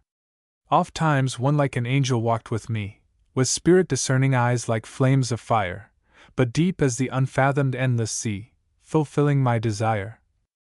And sometimes like a snowdrift he was fair, and sometimes like a sunset glorious red. 50. And sometimes he had wings to scale the air with aureole round his head. We sang our songs together by the way, calls and recalls and echoes of delight. So communed we together all the day, and so in dreams by night. I have no words to tell what way we walked, what unforgotten path now closed and sealed. I have no words to tell all things we talked, all things that he revealed. 60. This only can I tell, that hour by hour I waxed more feastful, lifted up and glad. I felt no thorn prick when I plucked a flower, felt not my friend was sad. Tomorrow, once I said to him with smiles, tonight, he answered gravely and was dumb, but pointed out the stones that numbered miles and miles to come. Not so, I said, tomorrow shall be sweet, tonight is not so sweet as coming days. 70. Then first I saw that he had turned his feet, had turned from me his face. Running and flying miles and miles he went, but once looked back to beckon with his hand and cry, come home, O love, from banishment, come to the distant land. That night destroyed me like an avalanche. One night turned all my summer back to snow. Next morning not a bird upon my branch, not a lamb woke below. 80. No bird, no lamb, no living breathing thing, no squirrel scampered on my breezy lawn, no mouse lodged by his hoard. All joys took wing and fled before that dawn. Azure and sun were starved from heaven above, no dew had fallen, but biting frost lay hoar. O love, I knew that I should meet my love, should find my love no more. My love no more, I muttered stunned with pain, I shed no tear, I wrung no passionate hand. 90. Till something whispered, you shall meet again, meet in a distant land. Then with a cry like famine I arose, I lit my candle, searched from room to room, searched up and down, a war of winds that froze swept through the blank of gloom. I searched day after day, night after night, scant change there came to me of night or day. No more, I wailed, no more, and trimmed my light, and gnashed but did not pray. 100. Until my heart broke and my spirit broke, upon the frost-bound floor I stumbled, fell, and moaned, it is enough, withhold the stroke. Farewell, O love, farewell. Then life swooned from me. And I heard the song of spheres and spirits rejoicing over me. One cried, our sister, she hath suffered long. One answered, make her see. One cried, O bless she who no more pain, who no more disappointment shall receive. 110. One answered, not so, she must live again, strengthen thou her to live. So while I lay entranced the curtain seemed to shrivel with crackling from before my face. Across mine eyes a waxing radiance beamed and showed a certain place. I saw a vision of a woman, where night and new morning strive for domination, incomparably pale, and almost fair, and sad beyond expression. 120. Her eyes were like some fire-enshrining gem, were stately like the stars, and yet were tender. Her figure charmed me like a windy stem quivering and drooped and slender. I stood upon the outer barren ground, she stood on inner ground that budded flowers, while circling in their never slackening round danced by the mystic hours. But every flower was lifted on a thorn, and every thorn shot upright from its sands. 130. To gall her feet, hoarse laughter pealed in scorn with cruel clapping hands. She bled and wept, yet did not shrink. Her strength was strung up until daybreak of delight. She measured measureless sorrow toward its length, and breadth, and depth, and height. Then marked I how a chain sustained her form, a chain of living links not made nor riven. It stretched sheer up through lightning, wind, and storm, and anchored fast in heaven. 140. One cried, how long? Yet founded on the rock she shall do battle, suffer, and attain. One answered, faith quakes in the tempest shock, strengthen her soul again. I saw a cup sent down, and come to her brimful of loathing and of bitterness. She drank with livid lips that seemed to stir the depth, not make it less. But as she drank I spied a hand distill new wine and virgin honey, making it 150 first bitter sweet, then sweet indeed, until she tasted only sweet. Her lips and cheeks waxed rosy fresh and young. Drinking she sang, my soul shall nothing want, and drank anew, while soft a song was sung, a mystical slow chant. One cried, the wounds are faithful of a friend, the wilderness shall blossom as a rose. One answered, rend the veil, declare the end, strengthen her ere she goes. 160. Then earth and heaven were rolled up like a scroll, time and space, change and death, had passed away, weight, number, measure, each had reached its whole. The day had come, that day. Multitudes, multitudes, stood up in bliss, made equal to the angels, glorious, fair, with harps, palms, wedding garments, kiss of peace, and crowned and haloed hair. They sang a new song in the height, harping with harps to him who is strong and true. 170 they drank new wine, their eyes saw with new light. Lo, all things were made new. Tier beyond tier they rose and rose and rose so high that it was dreadful, flames with flames, no man could number them, no tongue disclosed their secret sacred names. As though one pulse stirred all, one rush of blood fed all, one breath swept through them myriad voiced, they struck their harps, cast down their crowns, they stood and worshipped and rejoiced. 180. Each face looked one way like a moon new lit, each face looked one way towards its sun of love, drank love and bathed in love and mirrored it, and knew no end thereof. Glory touched glory on each blessed head, hands locked dear hands never to sunder more, these were the new begotten from the dead whom the great birthday bore. Heart answered heart, soul answered soul at rest, double against each other, filled, sufficed, 190 all loving, loved of all, but loving best and best beloved of Christ. I saw that one who lost her love in pain, who trod on thorns, who drank the loathsome cup, the lost in night, in day was found again, the fallen was lifted up. They stood together in the blessed noon, they sang together through the length of days, each loving face bent sunwards like a moon new lit with love and praise. 200. Therefore, O friend, I would not if I might rebuild my house of lies, wherein I joyed one time to dwell, my soul shall walk in white, cast down but not destroyed. Therefore in patience I possess my soul, yea, therefore as a flint I set my face, to pluck down, to build up again the whole, but in a distant place. These thorns are sharp, yet I can tread on them. This cup is loathsome, yet he makes it sweet. 210 My face is steadfast toward Jerusalem, my heart remembers it. I lift the hanging hands, the feeble knees, I, precious more than 7 times molten gold, until the day when from his storehouses God shall bring new and old beauty for ashes, oil of joy for grief, garment of praise for spirit of heaviness. Although today I fade as doth a leaf, I languish and grow less. 220.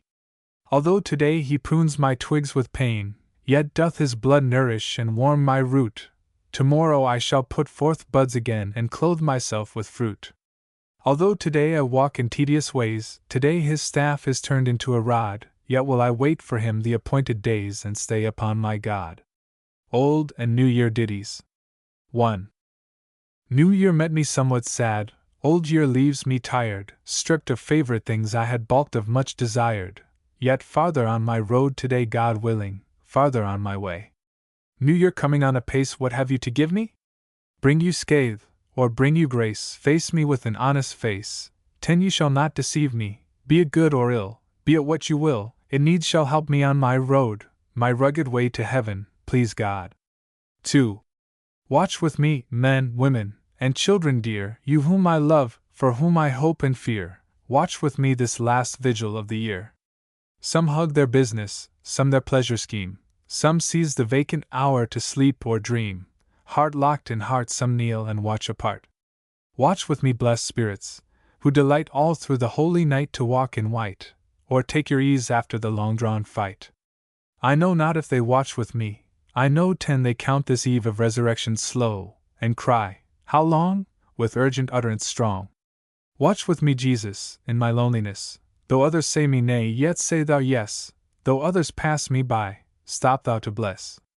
Yea, thou dost stop with me this vigil night, tonight of pain, tomorrow of delight. I, love, am thine, thou, Lord my God, art mine. 3. Passing away, saith the world, passing away, chances, beauty, and youth sap day by day, thy life never continueth in one stay. Is the eye waxen dim, is the dark hair changing to grey that hath won neither laurel nor bay? I shall clothe myself in spring and bud in May, thou, root-stricken, shalt not rebuild thy decay on my bosom for I. Then I answered, yea. Passing away, saith my soul, passing away, 10 with its burden of fear and hope, of labor and play. Hearken what the past doth witness, and say, rust in thy gold, a moth is in thine array, a canker is in thy bud, thy leaf must decay. At midnight, at cockcrow, at morning, one certain day lo, The bridegroom shall come and shall not delay, watch thou and pray. Then I answered, Yea. Passing away, saith my God, passing away, winter passeth after the long delay. 20 new grapes on the vine, new figs on the tender spray, turtle calleth turtle in heaven's May. Though I tarry, wait for me, trust me, watch and pray, arise, come away, night is past and lo it is day, my love, my sister, my spouse, thou shalt hear me say. Then I answered, Yea. Amen. It is over. What is over? Nay, now much is over truly. Harvest days we toiled to sow for, now the sheaves are gathered newly, now the wheat is garnered duly. It is finished. What is finished?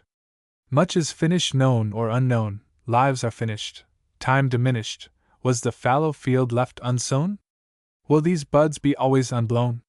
10. It suffices. What suffices? All suffices, reckon rightly. Spring shall bloom where now the ice is, roses make the brambles sightly, and the quickening sun shine brightly, and the latter wind blow lightly, and my garden teem with spices. The Prince's Progress, and Other Poems, 1866. The Prince's Progress. Till all sweet gums and juices flow, till the blossom of blossoms blow, the long hours go and come and go, the bride she sleepeth, waketh, sleepeth, waiting for one whose coming is slow. Hark! The bride weepeth. How long shall I wait, come heat, come rime? Till the strong prince comes, who must come in time. Her women say, there's a mountain to climb, a river to ford. Sleep, dream and sleep, 10 sleep, they say we've muffled the chime, better dream than weep. In his world-end palace the strong prince sat, taking his ease on cushion and mat, close at hand lay his staff and his hat. When wilt thou start? The bride waits, O youth. Now the moon's at full, I tarried for that, now I start in truth. But tell me first, true voice of my doom, of my veiled bride in her maiden bloom. 20 keats she watched through glare and through gloom, watch for me asleep and awake? Spellbound she watches in one white room, and is patient for thy sake. By her head lilies and rosebuds grow, the lilies droop, will the rosebuds blow? The silver slim lilies hang the head low, their stream is scanty, their sunshine rare. Let the sun blaze out, and let the stream flow, they will blossom and wax fair. 30. Red and white poppies grow at her feet, the blood-red wait for sweet summer heat, wrapped in budcoats hairy and neat. But the white buds swell, one day they will burst, will open their death cups drowsy and sweet. Which will open the first? Then 100 sad voices lifted a wail, and 100 glad voices piped on the gale. Time is short, life is short, they took up the tale. Life is sweet, love is sweet, use today while you may. 40 Love is sweet, and tomorrow may fail. Love is sweet, use today. While the song swept by, beseeching and meek, up rose the prince with a flush on his cheek. Up he rose to stir and to seek, going forth in the joy of his strength, strong of limb if of purpose weak, starting at length. Forth he set in the breezy morn, crossing green fields of nodding corn. 50 As goodly a prince as ever was born, caroling with the caroling lark, sure his bride will be won and worn, ere fall of the dark. So light his step, so merry his smile, a milkmaid loitered beside a stile, set down her pail and rested awhile. A wave-haired milkmaid, rosy and white. The prince, who had journeyed at least a mile, grew athirst at the sight. 60. Will you give me a morning draught? You're kindly welcome, she said, and laughed. He lifted the pail, new milk he quaffed. Then wiping his curly black beard like silk, whitest cow that ever was calved surely gave you this milk. Was it milk now, or was it cream? Was she a maid, or an evil dream? Here eyes began to glitter and gleam. He would have gone, but he stayed instead. 70 green they gleamed as he looked in them. Give me my fee, she said. I will give you a jewel of gold. Not so, gold is heavy and cold. I will give you a velvet fold of foreign work your beauty to deck. Better I like my kerchief rolled light and white round my neck. Nay, cried he, but fix your own fee.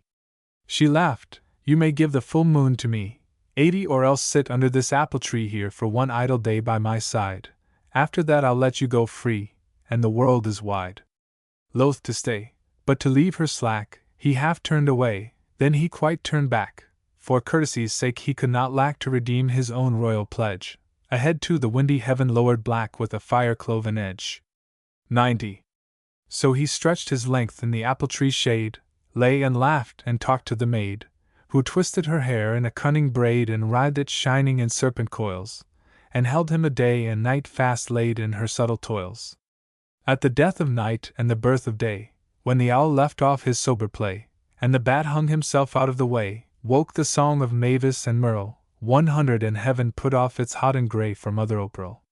Peeped up daisies here, there, and everywhere, rose a hopeful lark in the air, spreading out towards the sun his breast, while the moon set solemn and fair away in the west. Up, up, up, called the watchman lark, in his clear reveille, hearken, oh hark! 110 press to the high goal, fly to the mark. Up, O sluggard, new morn is born, if still asleep when the night falls dark, thou must wait a second morn. Up, up, up, sad glad voices swelled, so the tree falls and lies as it's felled. Be thy bands loosed, O sleeper, long held in sweet sleep whose end is not sweet. Be the slackness girt, and the softness quelled, and the slowness fleet. 120. Off he set. The grass grew rare, a blight lurked in the darkening air, the very moss grew hueless and spare, the last daisy stood all astunt. Behind his back the soil lay bare, but barer in front. A land of chasm and rent, a land of rugged blackness on either hand. If water trickled its track was tanned with an edge of rust to the chink. 130 if one stamped on stone or on sand it returned a clink. A lifeless land, a loveless land, without lair or nest on either hand. Only scorpions jerked in the sand, black as black iron, or dusty pale. From point to point sheer rock was manned by scorpions and mail. A land of neither life nor death, where no man buildeth or fashioneth. 140 where none draws living or dying breath, no man cometh or goeth there, no man doeth, seeketh, saith, in the stagnant air. Some old volcanic upset must have rent the crust and blackened the crust, wrenched and ribbed it beneath its dust above earth's molten center at seethe, heaved and heaped it by huge upthrust of fire beneath. 150. Untrodden before, untrodden since, tedious land for a social prince, halting, he scanned the outs and ins, endless, labyrinthine, grim, of the solitude that made him wince, laying wait for him. By bulging rock and gaping cleft, even of half mere daylight reft, rueful he peered to right and left, muttering in his altered mood, 160 the fate is hard that weaves my weft, though my lot be good. Dim the changes of day to night, of night scarce dark to day not bright. Still his road wound towards the right, still he went, and still he went, till one night he espied a light, in his discontent. Out it flashed from a yawn-mouthed cave, like a red-hot eye from a grave. 170 no man stood there of whom to crave rest for wayfarer plodding by, though the tenant were churl, or knave the prince might try. In he passed and tarried not, groping his way from spot to spot, towards where the cavern flare glowed hot. An old mortal, cramped and double, was peering into a seething pot, in a world of trouble. 180. The veriest atomy he looked, with grimy fingers clutching in crooked, tight skin, a nose all bony and hooked, and a shaking, sharp, suspicious way. His blinking eyes had scarcely brooked the light of day. Stared the prince, for the sight was new, stared, but asked without more ado, "May a weary traveller lodge with you, old father, here in your lair? 190 in your country the inns seem few, and scanty the fare." The head turned not to hear him speak. The old voice whistled as through a leak. Out it came in a quavering squeak, "Work for wage is a bargain fit. If there's aught of mine that you seek, you must work for it. Buried alive from light and air, this year is the 100th year. 200 I feed my fire with a sleepless care, watching my potion wane or wax. Elixir of life is simmering there, and but one thing lacks. If you're fain to lodge here with me, take that pair of bellows you see. Too heavy for my old hands they be. Take the bellows and puff and puff. When the steam curls rosy and free, the broth's boiled enough. 210. Then take your choice of all I have. I will give you life if you crave. Already I'm mildewed for the grave, so first myself I must drink my fill. But all the rest may be yours, to save whomever you will. Done, quoth the prince, and the bargain stood. First he piled on resinous wood, next plied the bellows in hopeful mood, thinking, my love and I will live 220 if I tarry, why life is good, and she may forgive. The pot began to bubble and boil. The old man cast in essence and oil, he stirred all up with a triple coil of gold and silver and iron wire, dredged in a pinch of virgin soil, and fed the fire. But still the steam curled watery white. Night turned to day and day to night. 231 thing lacked, by his feeble sight unseen, unguessed by his feeble mind. Life might miss him, but death the blight was sure to find. So when the 100th year was full, the thread was cut, and finished the school. Death snapped the old worn-out tool, snapped him short while he stood and stirred, though stiff he stood as a stiff-necked mule, with never a word. 240. Thus at length the old crab was nipped. The dead hand slipped, the dead finger dipped in the broth as the dead man slipped. That same instant, a rosy red flushed the steam, and quivered and clipped round the dead old head. The last ingredient was supplied, unless the dead man mistook or lied. Up started the prince, he cast aside the bellows plied through the tedious trial. 250 made sure that his host had died, and filled a phial. One night's rest though the prince, this done, forth I start with the rising sun, with the morrow I rise and run, come what will of wind or of weather. This draught of life on my bride is one we'll drink together. Thus the dead man stayed in his grave, self-chosen, the dead man in his cave. 260 there he stayed, where he fool or knave, or honest seeker who had not found, while the prince outside was prompt to crave sleep on the ground. If she watches, go bid her sleep, for the road is steep. He can sleep who holdeth her cheap, sleep and wake and sleep again. Let him sow, one day he shall reap, let him sow the grain. 270. When there blows a sweet garden rose, let it bloom and wither if no man knows. But if one knows when the sweet thing blows, knows, and lets it open and drop, if but a nettle his garden grows, he hath earned the crop. Through his sleep the summons rang, into his ears it sobbed and it sang. Slow he woke with a drowsy pang, shook himself without much debate. 280 turned where he saw green branches hang, started though late. For the black land was travelled o'er, he should see the grim land no more. A flowering country stretched before his face when the lovely day came back. He hugged the phial of life he bore, and resumed his track. By willow courses he took his path, spied what a nest the kingfisher hath. 290 marked the fields green to aftermath, marked where the red-brown field mouse ran, loitered a while for a deep stream bath, yawned for a fellow-man. Up on the hills not a soul in view, in a vale not many nor few, leaves, still leaves, and nothing new. It's for a second maiden, at least, to bear the flagon, and taste it too, and flavor the feast. 300. Lagging he moved, and apt to swerve, lazy of limb, but quick of nerve. At length the waterbed took a curve, the deep river swept its bankside bare. Water streamed from the hill reserve, waters here, waters there. High above, and deep below, bursting, bubbling, swelling the flow, like hill torrents after the snow, bubbling, gurgling, in whirling strife. 310 swaying, sweeping, to and fro, he must swim for his life. Which way, his eyes grew dim with the dizzying whirl, which way to swim?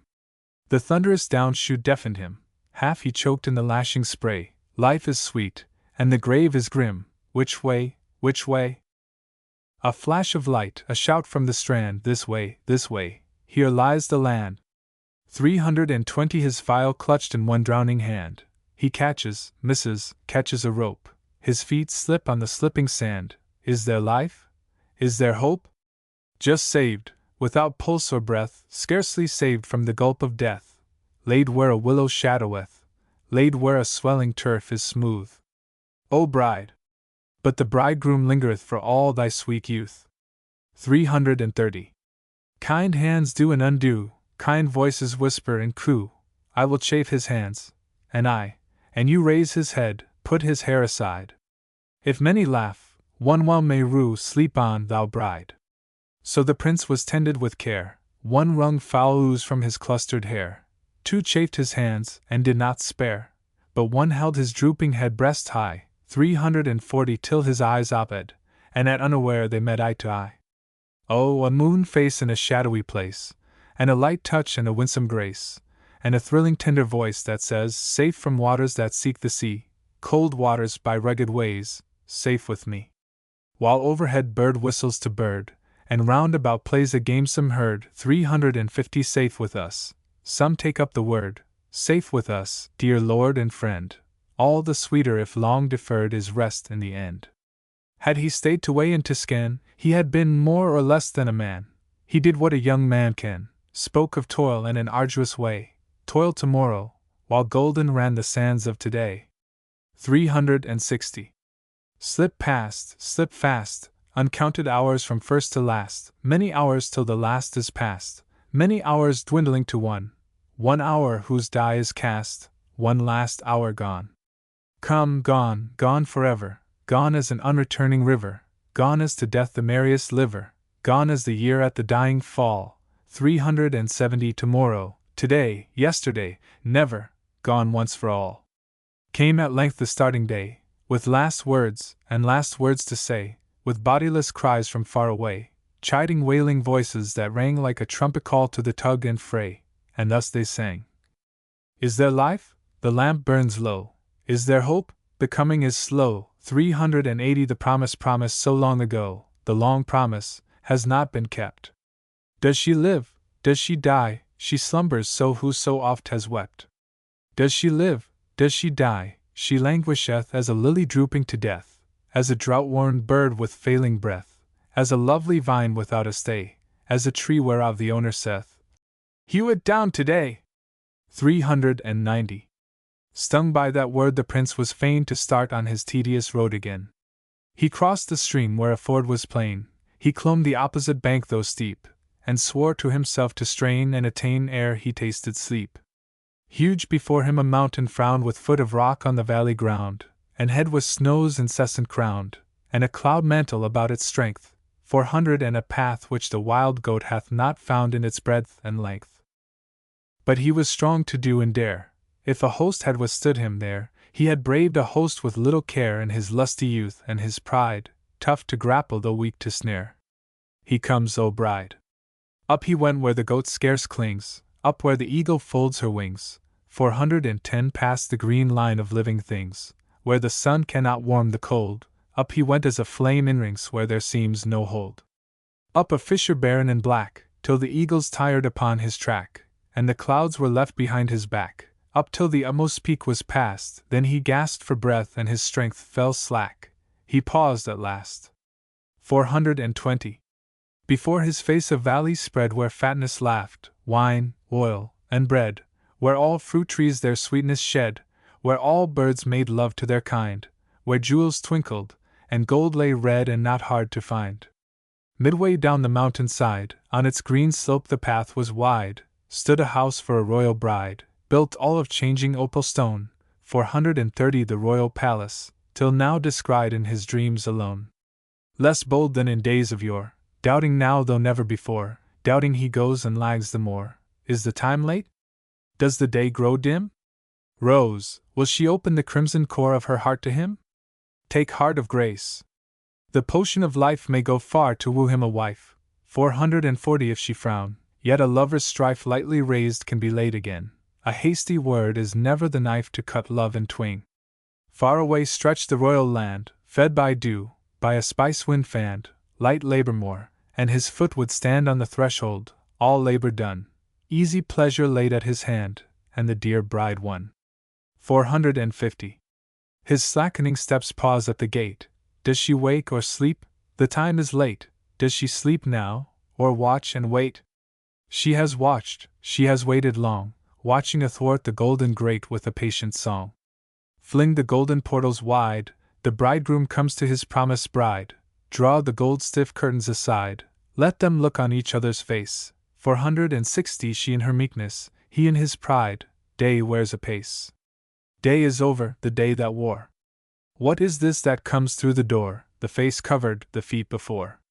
This that coming takes his breath, the bride not seen, to be seen no more save of bridegroom death? Veiled figures carrying her sweet by yet make no stir. 470 There is a smell of spice and myrrh, a bride chant burdened with one name. The bride song rises steadier than the torch's flame. Too late for love, too late for joy, too late, too late! You loitered on the road too long, you trifled at the gate. The enchanted dove upon her branch died without a mate. 480 The enchanted princess in her tower slept, died behind the grate. Her heart was starving all this while you made it wait. 10 years ago, 5 years ago, 1 year ago, even then you had arrived in time, though somewhat slow. Then you had known her living face which now you cannot know. 490 The frozen fountain would have leaped, the buds gone on to blow, the warm south wind would have awaked to melt the snow. Is she fair now as she lies? Once she was fair, meet queen for any kingly king, with gold dust on her hair. Now these are poppies in her locks, white poppies she must wear. 500 must wear a veil to shroud her face and the want graven there. Or is the hunger fed at length, cast off the care? We never saw her with a smile or with a frown. Her bed seemed never soft to her, though tossed of down. She little heeded what she wore, kirtle, or wreath, or gown. 510 We think her white brows often ached beneath her crown, till silvery hairs showed in her locks that used to be so brown. We never heard her speak in haste. Her tones were sweet, and modulated just so much as it was meet. Her heart sat silent through the noise and concourse of the street. 520 There was no hurry in her hands, no hurry in her feet. There was no bliss drew nigh to her, that she might run to greet. You should have wept her yesterday, wasting upon her bed, but wherefore should you weep today that she is dead? Lo, we who love weep not today, but crown her royal head. 530 Let be these poppies that we strew, your roses are too red. Let be these poppies, not for you cut down and spread. Maiden Song. Long ago, and long ago, and long ago still, there dwelt 3 merry maidens upon a distant hill. One was tall Megan, and one was dainty May, but one was fair Margaret, more fair than I can say. Long ago, and long ago. When Megan plucked the thorny rose, 10 And when May pulled the briar, half the birds would swoop to see, half the beasts drawn nigher, half the fishes of the streams would dart up to admire. But when Margaret plucked a flag flower, or poppy hot aflame, all the beasts and all the birds and all the fishes came to her hand more soft than snow. 20. Strawberry leaves and maydew in brisk morning air, strawberry leaves and maydew make maidens fair. I go for strawberry leaves, Megan said one day, fair Margaret can bide at home, but you come with me, May, up the hill and down the hill, along the winding way 30 you and I are used to go. So these 2 fair sisters went with innocent will up the hill and down again, and round the homestead hill, while the fairest sat at home, Margaret like a queen, like a blush rose, like the moon in her heavenly sheen, fragrant breathe as milky cow 40 or field of blossoming bean, graceful as an ivy bough born to cling and lean. Thus she sat to sing and so. When she raised her lustrous eyes a beast peeped at the door. When she downward cast her eyes a fish gasped on the floor. When she turned away her eyes a bird perched on the sill, 50 warbling out its heart of love, warbling, warbling still, with pathetic pleadings low. Lightfoot May with Megan sought the choicest spot, clothed with time alternate grass, then, while day waxed hot, sat at ease to play and rest, a gracious rest and play. The loveliest maidens near or far, 60 when Margaret was away, who sat at home to sing and so. Sunglow flushed their comely cheeks, windplay tossed their hair, creeping things among the grass stroked them here and there. Megan piped a merry note, a fitful wayward lay, while shrill as bird on topmost twig piped Mary May. 70 honey smoothed the double flow. Sped a herdsman from the vale, mounting like a flame, all on fire to hear and see, with floating locks he came. Looked either north nor south, either east nor west, but sat him down at Megan's feet as love-bird on his nest, and wooed her with a silent awe, 80 with trouble not expressed. She sang the tears into his eyes, the heart out of his breast, so he loved her, listening so. She sang the heart out of his breast, the words out of his tongue, hand and foot and pulse he paused till her song was sung. Then he spoke up from his place simple words and true, 90 scanty goods have I to give, scanty skill to woo, but I have a will to work, and a heart for you, bid me stay or bid me go. Then Megan mused within herself, better be first with him, than dwell where fairer Margaret sits, who shines my brightness dim, forever second where she sits, 100 However fair I be, I will be lady of his love, and he shall worship me. I will be lady of his herds and stoop to his degree, at home where kids and fatlings grow. Sped a shepherd from the height headlong down to look, white lambs followed, lured by love of their shepherd's crook. 110 He turned neither east nor west, either north nor south, but knelt right down to May, for love of her sweet singing mouth, forgot his flocks, his panting flocks and parching hillside drouth, forgot himself for weal or woe.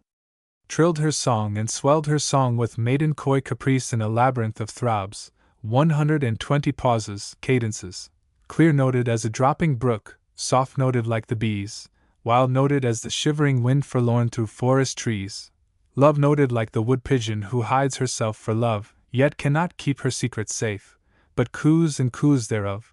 Thus the notes rang loud or low. 130.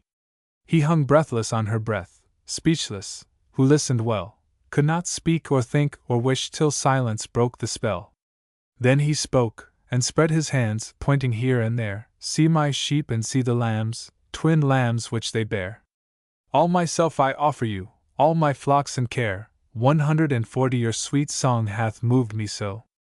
In her fluttered heart young May mused a dubious while. If he loves me as he says, her lips curved with a smile. Where Margaret shines like the sun I shine but like a moon. If Sister Megan makes her choice I can make mine as soon. At cockcrow we were sister maids, 150 We may be brides at noon, said Megan. Yes. May said not no. Fair Margaret stayed alone at home, awhile she sang her song, awhile sat silent, then she thought, my sisters loiter long. That sultry noon had waned away, shadows had waxen great, surely, she thought within herself, my sisters loiter late. 160 She rose, and peered out at the door, with patient heart to wait, and heard a distant nightingale complaining of its mate. Then down the garden slope she walked, down to the garden gate, leaned on the rail and waited so. The slope was lightened by her eyes like summer lightning fair, like rising of the haloed moon. 170 Lightened her glimmering hair, while her face lightened like the sun whose dawn is rosy white. Thus crowned with maiden majesty she peered into the night, looked up the hill and down the hill, to left hand and to right, flashing like fireflies to and fro. Waiting thus in weariness she marked the nightingale. 180 Telling, if any one would heed, its old complaining tale. Then lifted she her voice and sang, answering the bird. Then lifted she her voice and sang, such notes were never heard from any bird when springs in blow. The king of all that country coursing far, coursing near, curbed his amber-bit steed. 190 Coursed amain to hear all his princes in his train, squire, and knight, and peer, with his crown upon his head, his scepter in his hand, down he fell at Margaret's knees. Lord King of all that land, to her highness bending low. Every beast and bird and fish came mustering to the sound, 200 every man and every maid from miles of country round. Megan on her herdsman's arm, with her shepherd May, flocks and herds trooped at their heels along the hillside way. No foot too feeble for the ascent, not any head too grey. Some were swift, and none were slow. So Margaret sang her sisters home. 210 in their marriage mirth, sang free birds out of the sky, beasts along the earth, sang up fishes of the deep, all breathing things that move sang from far and sang from near to her lovely love, sang together friend and foe. Sang a golden-bearded king straightway to her feet. 220 sang him silent where he knelt in eager anguish sweet. But when the clear voice died away, when longest echoes died, he stood up like a royal man and claimed her for his bride. So 3 maids were wooed and one in a brief Maytide, long ago and long ago. Jessie Cameron. Jessie Cameron, hear me but this once, quoth he. Good luck go with you, neighbor's son, but I'm no mate for you, quoth she. Day was verging toward the night there beside the moaning sea, dimness overtook the light there where the breakers be. O Jessie Cameron, I have loved you long and true. 10 good luck go with you, neighbor's son, but I'm no mate for you. She was a careless, fearless girl, and made her answer plain, outspoken she turl or churl, kind-hearted in the main, but somewhat heedless with her tongue, and apt at causing pain. A mirthful maiden she and young, most fair for bliss or bane.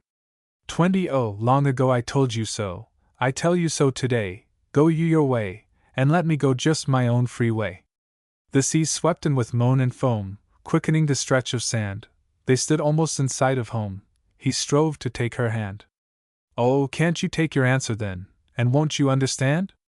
30 for me, you're not the man of men, I've other plans are planned. You're good for Madge, or good for Sis, or good for Kate, maybe, but what's to me the good of this while you're not good for me? They stood together on the beach, they two alone, and louder waxed his urgent speech, his patience almost gone. 40 Oh, say but one kind word to me, Jessie, Jessie Cameron. I'd be too proud to beg, quoth she, and pride was in her tone. And pride was in her lifted head, and in her angry eye, and in her foot, which might have fled, but would not fly. Some say that he had gypsy blood, that in his heart was guile. 50 Yet he had gone through fire and flood only to win her smile. Some say his grandam was a witch, a black witch from beyond the Nile, who kept an image in a niche and talked with it the while. And by her hut far down the lane some say they would not pass at night, lest they should hear an unked strain or see an unked sight. 60. Alas, for Jessie Cameron, the sea crept moaning, moaning nigher. She should have hastened to be gone. The sea swept higher, breaking by her. She should have hastened to her home while yet the west was flushed with fire. But now her feet are in the foam, the sea foam, sweeping higher. O mother, linger at your door, and light your lamp to make it plain. 70 But Jessie, she comes home no more, no more again. They stood together on the strand, they only, each by each. Home, her home, was close at hand, utterly out of reach. Her mother in the chimney nook heard a startled seagull screech, but never turned her head to look towards the darkening beach. 80 Neighbors here and neighbors there heard one scream, as if a bird shrilly screaming cleft the air. That was all they heard. Jessie, she comes home no more, comes home never. Her lover's step sounds at his door no more forever. And boats may search upon the sea and search along the river. 90 But none know where the bodies be. Sea winds that shiver, sea birds that breast a blast, sea waves swelling, keep the secret first and last of their dwelling. Whether the tide so hemmed them round with its pitiless flow, that when they would have gone they found no way to go. 100 Whether she scorned him to the last with words flung to and fro, or clung to him when hope was past, none will ever know. Whether he helped or hindered her, threw up his life or lost it well, the troubled sea, for all its stir finds no voice to tell. Only watchers by the dying have thought they heard one pray. 110 Wordless, urgent, and replying one seemed to say him nay, and watchers by the dead have heard a windy swell from miles away, with sobs and screams, but not a word distinct for them to say, and watchers out at sea have caught glimpse of a pale gleam here or there, come and gone as quick as thought, which might be hand or hair. 120. Spring quiet. Gone were but the winter, come were but the spring. I would go to a covert where the birds sing, wherein the white thorn singeth a thrush, and a robin sings in the holly bush. Full of fresh scents are the budding boughs 10 arching high over a cool greenhouse. Full of sweet scents, and whispering air which saith softly, we spread no snare. Here dwell in safety, here dwell alone, with a clear stream and a mossy stone. 20. Here the sun shineth most shadily, here is heard an echo of the far sea, though far off it be. The poor ghost. Oh, whence do you come, my dear friend, to me, with your golden hair all fallen below your knee, and your face as white as snowdrops on the lea, and your voice as hollow as the hollow sea? From the other world I come back to you, my locks are uncurled with dripping drenching dew. You know the old, whilst I know the new, but tomorrow you shall know this too. Oh, not tomorrow into the dark, I pray. Oh, not tomorrow, too soon to go away. 10 Here I feel warm and well content and gay. Give me another year, another day. Am I so changed in a day and a night that mine own only love shrinks from me with fright, is fain to turn away to left or right and cover up his eyes from the sight? Indeed I loved you, my chosen friend, I loved you for life, but life has an end. Through sickness I was ready to tend, but death mars all, which we cannot mend. 20. Indeed I loved you, I love you yet if you will stay where your bed is set, where I have planted a violet, which the wind waves, which the dew makes wet.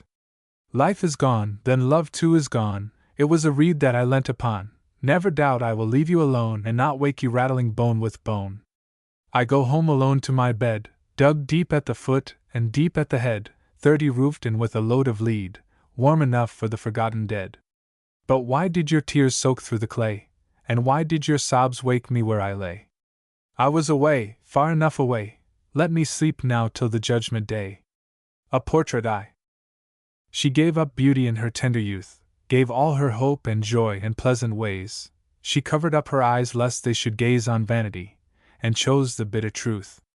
Harsh towards herself, towards others full of ruth, servant of servants, little known to praise, long prayers and fasts trenched on her nights and days, she schooled herself to sights and sounds uncouth that with the poor and stricken she might make a home, until the least of all sufficed tend her wants.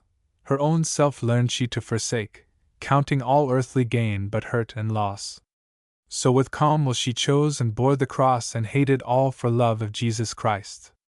2. They knelt in silent anguish by her bed, and could not weep, but calmly there she lay. All pain had left her, and the sun's last ray shone through upon her, warming into red the shady curtains. In her heart she said, Heaven opens, I leave these and go away. 20 The bridegroom calls, shall the bride seek to stay? Then low upon her breast she bowed her head. O lily flower, O gem of priceless worth, O dove with patient voice and patient eyes, O fruitful vine amid a land of dearth, O maid replete with loving purities, thou bowedst down thy head with friends on earth to raise it with the saints in paradise. Dream love. Young love lies sleeping in Maytime of the year, among the lilies, lapped in the tender light. White lambs come grazing, white doves come building there, and round about him the May bushes are white. Soft moss the pillow for a softer cheek. 10 broad leaves cast shadow upon the heavy eyes. Their winds and waters grow lulled and scarcely speak. Their twilight lingers the longest in the skies. Young love lies dreaming, but who shall tell the dream?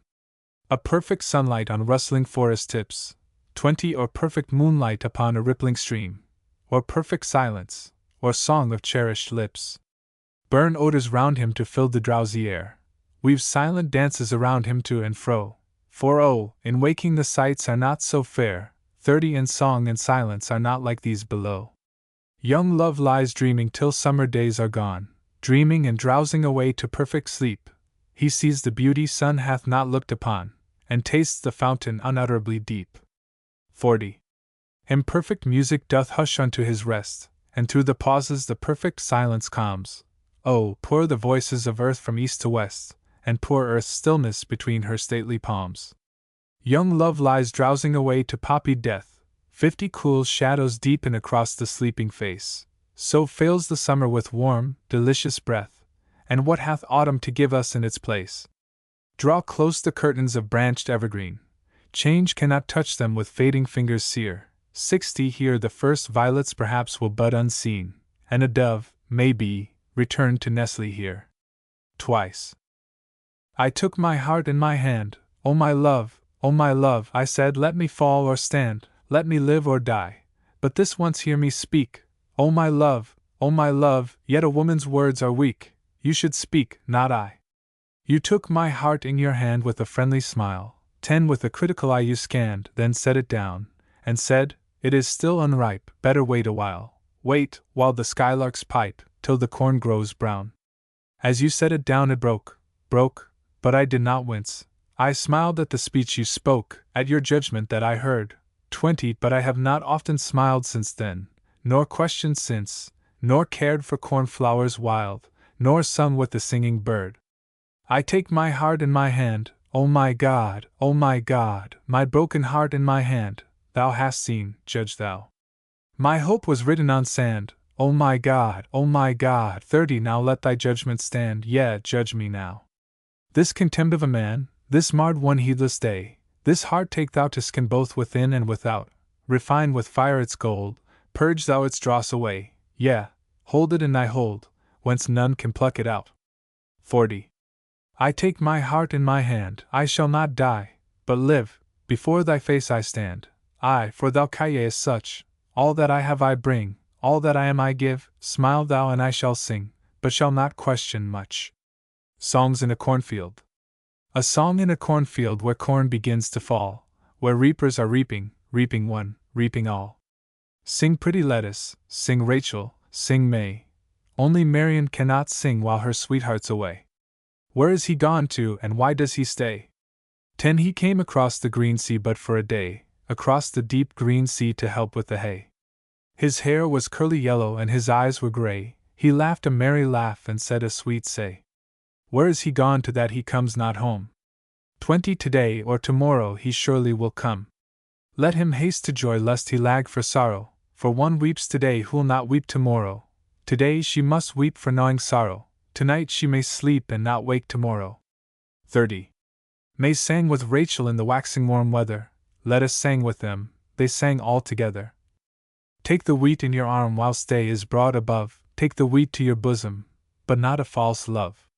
Out in the fields summer heat gloweth, 40 Out in the fields summer wind bloweth, out in the fields summer friend showeth, out in the fields summer wheat groweth. But in the winter when summer heat is dead and summer wind has veered and summer friend has fled, 50 Only summer wheat remaineth, white cakes and bread. Take the wheat, clasp the wheat that's food for maid and dove, take the wheat to your bosom, but not a false love. A silence of full noontide heat grew on them at their toil. The farmer's dog woke up from sleep, the green snake hid her coil. 60 Where grass stood thickest, bird and beast sought shadows as they could, the reaping men and women paused and sat down where they stood. They ate and drank and were refreshed, for rest from toil is good. While the reapers took their ease, their sickles lying by, Rachel sang a second strain, and singing seemed to sigh. 70 There goes the swallow, could we but follow? Hasty swallow, stay, point us out the way, look back swallow, turn back swallow, stop swallow. There went the swallow, too late to follow, lost our note of way, lost our chance today. Goodbye swallow, sunny swallow, wise swallow. 80 After the swallow all sweet things follow, all things go their way, only we must stay, must not follow. Goodbye swallow, good swallow. Then listless Marion raised her head among the nodding sheaves. Her voice was sweeter than that voice, she sang like one who grieves. Her voice was sweeter than its wont 90 among the nodding sheaves. All wondered while they heard her sing like one who hopes and grieves.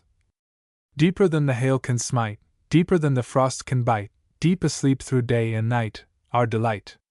Now thy sleep no pang can break, no tomorrow bid thee wake, not our sobs who sit and ache 100 for thy sake. Is it dark or light below? Oh, but is it cold like snow? Dost thou feel the green things grow fast or slow? Is it warm or cold beneath? Oh, but is it cold like death? Cold like death, without a breath, cold like death? If he comes today 110 he will find her weeping, if he comes tomorrow he will find her sleeping, if he comes the next day he'll not find her at all, he may tear his curling hair, beat his breast and call. A year's wind falls. On the wind of January down flits the snow, traveling from the frozen north as cold as it can blow. Poor Robin Redbreast, look where he comes, let him in to feel your fire, and toss him of your crumbs. On the wind in February snowflakes float still, 10 half inclined to turn to rain, nipping, dripping, chill. Then the thaws swell the streams, and swollen rivers swell the sea. If the winter ever ends how pleasant it will be. In the wind of windy March the catkins drop down, curly, caterpillar-like, curious green and brown. 20 With concourse of nest-building birds and leaf buds by the way, we begin to think of flowers and life and nuts some day. With the gusts of April rich fruit tree blossoms fall, on the hedged-in orchard green, from the southern wall. Apple trees and pear trees shed petals white or pink, 30 plum trees and peach trees, while sharp showers sink and sink. Little brings the May breeze beside pure scent of flowers, while all things wax and nothing wanes in lengthening daylight hours. Across the hyacinth beds the wind lags warm and sweet, across the hawthorn tops, across the blades of wheat. 40. In the wind of sunny June thrives the red rose crop, every day fresh blossoms blow while the first leaves drop, white rose and yellow rose and moss rose choice to find, and the cottage cabbage rose not one whit behind. On the blast of scorched July drives the pelting hail, 50 from thunderous lightning clouds, that blot blue heaven grown lurid pale. Weedy waves are tossed ashore, see things strange to sight gasp upon the barren shore and fade away in light. In the parching August wind cornfields bow the head, sheltered in round valley depths, on low hills outspread. 60 early leaves drop loitering down weightless on the breeze, first fruits of the year's decay from the withering trees. In brisk wind of September the heavy-headed fruits shake upon their bending boughs and drop from the shoots. Some glow golden in the sun, some show green and streaked, 70 some set forth a purple bloom, some blush rosy-cheeked. In strong blast of October at the equinox, stirred up in his hollow bed broad ocean rocks, plunge the ships on his bosom, leaps and plunges the foam. It's oh! For mother's sons at sea, that they were safe at home. 80. In slack wind of November the fog forms and shifts. All the world comes out again when the fog lifts. Loosened from their sapless twigs leaves drop with every gust, drifting, rustling, out of sight in the damp or dust. Last of all, December, the year's sands nearly run, 90 speeds on the shortest day, curtails the sun, with its bleak raw wind lays the last leaves low, brings back the nightly frosts, brings back the snow. The Queen of Hearts. How comes it, Flora, that, whenever we play cards together, you invariably, however the pack parts, still hold the Queen of Hearts? I've scanned you with a scrutinizing gaze, resolved to fathom these your secret ways, but sift them as I will, your ways are secret still. I cut and shuffle, cut again, but all my cutting, shuffling, proves in vain, 10 vain hope, vain forethought too, the Queen still falls to you. I dropped her once, prepense, but ere the deal was dealt, your instinct seemed her loss to feel. There should be one card more, you said, and searched the floor. I cheated once. I made a private notch in Heart Queen's back, and kept a lynx-eyed watch, yet such another back deceived me in the pack. 20. The Queen of Clubs assumed by arts unknown an imitative dint that seemed my own. This notch, not of my doing, misled me to my ruin. It baffles me to puzzle out the clue, which must be skill, or craft, or luck in you, unless, indeed, it be natural affinity. One day. I will tell you when they met, in the limpid days of spring. Elder boughs were budding yet, oaken boughs looked wintry still, but primrose and veined violet in the mossful turf were set, while meeting birds made haste to sing and build with right good will. I will tell you when they parted, when plenteous autumn sheaves were brown, 10 then they parted heavy-hearted. The full rejoicing sun looked down as grand as in the days before. Only they had lost the crown. Only to them those days of yore could come back nevermore. When shall they meet? I cannot tell, indeed, when they shall meet again, except some day in paradise. For this they wait, one waits in pain. 20 beyond the sea of death love lies forever, yesterday, today. Angels shall ask them, is it well? And they shall answer, yea. A bird's eye view. Croak, croak, croak, thus the raven spoke, perched on his crooked tree as horse could be. Shun him and fear him, lest the bridegroom hear him, scout him and rout him with his ominous eye about him. Yet croak, croak, croak still told from the oak, 10 from that fatal black bird, whether heard or unheard. O ship upon the high seas, freighted with lives and spices, sink, O ship, croak the raven, let the bride mount to heaven. In a far foreign land, upon the wave-edged sand, some friends gaze wistfully across the glittering sea. 20 if we could clasp our sister, 3 say, now we have missed her. If we could kiss our daughter, 2 sigh across the water. Oh, the ship sails fast with silken flags at the mast, and the home wind blows soft, but a raven sits aloft, chuckling and choking, croaking, croaking, croaking. 30 let the beacon fire blaze higher. Bridegroom, watch, the bride draws nigher. On a slope sandy beach, which the springtide billows reach, stand a watchful throng who have hoped and waited long. Fie on this ship, that tarries with the priceless freight it carries. The time seems long and longer. O languid wind, wax stronger. 40. Whilst the raven perched at ease still croaks and does not cease, one monotonous note told from his iron throat. No father, no mother, but I have a sable brother. He sees where ocean flows to, and he knows what he knows, too. A day and a night they kept watch worn and white, 50 a night and a day for the swift ship on its way. For the bride and her maidens, clear chimes the bridal cadence. for the tall ship that never hove in sight forever. On either shore, some stand in grief loud or dumb as the dreadful dread grows certain though unsaid. 60 for laughter there is weeping, and waking instead of sleeping, and a desperate sorrow morrow after morrow. Oh, who knows the truth, how she perished in her youth, and like a queen went down pale in her royal crown, how she went up to glory from the sea foam chill and hoary, 70 from the sea depth black and riven to the calm that is in heaven. They went down, all the crew, the silks and spices too, the great ones and the small, one and all, one and all. Was it through stress of weather, quicksands, rocks, or all together? Only the raven knows this, and he will not disclose this. 80. After a day and year the bridal bells chime clear.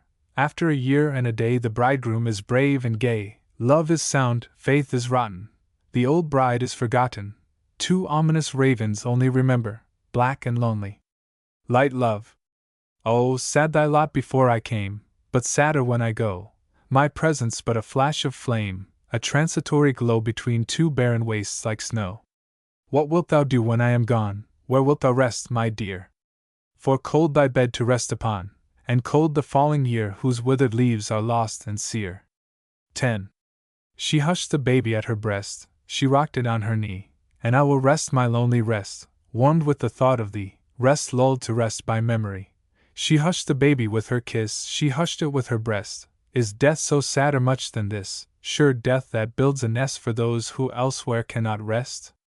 20. Oh, sad thy note, my mateless dove, with tender nestling cold, but hast thou ne'er another love left from the days of old, to build thy nest of silk and gold, to warm thy paleness to a blush when I am far away, to warm thy coldness to a flush, and turn thee back to May, and turn thy twilight back to day? 30. She did not answer him again, but leaned her face aside, weary with the pang of shame and pain, and sore with wounded pride. He knew his very soul had lied. She strained his baby in her arms, his baby to her heart, even let it go, the love that harms, we twain will never part, mine own, his own, how dear thou art. 40. Now never tease me, tender-eyed, sigh-voiced, he said in scorn, for nigh at hand there blooms a bride, my bride before the morn, ripe blooming she, as thou forlorn. Ripe blooming she, my rose, my peach, she woos me day and night, I watch her tremble in my reach, she reddens, my delight, she ripens, reddens in my sight. 50. And is she like a sunlit rose? Am I like withered leaves? Haste where thy spiced garden blows, but in bare autumn eves wilt thou have store of harvest sheaves. Thou leavest love, true love behind, to seek a love as true, go, seek in haste, but wilt thou find? Change new again for new, pluck up, enjoy, yea, trample too. 60. Alas for her, poor faded rose, alas for her, like me, cast down and trampled in the snows. Like thee? Nay, not like thee, she leans, but from a guarded tree. Farewell, and dream as long ago, before we ever met, farewell. My swift-paced horse seems slow. She raised her eyes, not wet but hard, to heaven. Does God forget? 70. A Dream. Sonnet. Once in a dream, for once I dreamed of you, we stood together in an open field. Above our heads 2 swift-winged pigeons wheeled, sporting at ease and courting full in view. When loftier still a broadening darkness flew, down swooping, and a ravenous hawk revealed.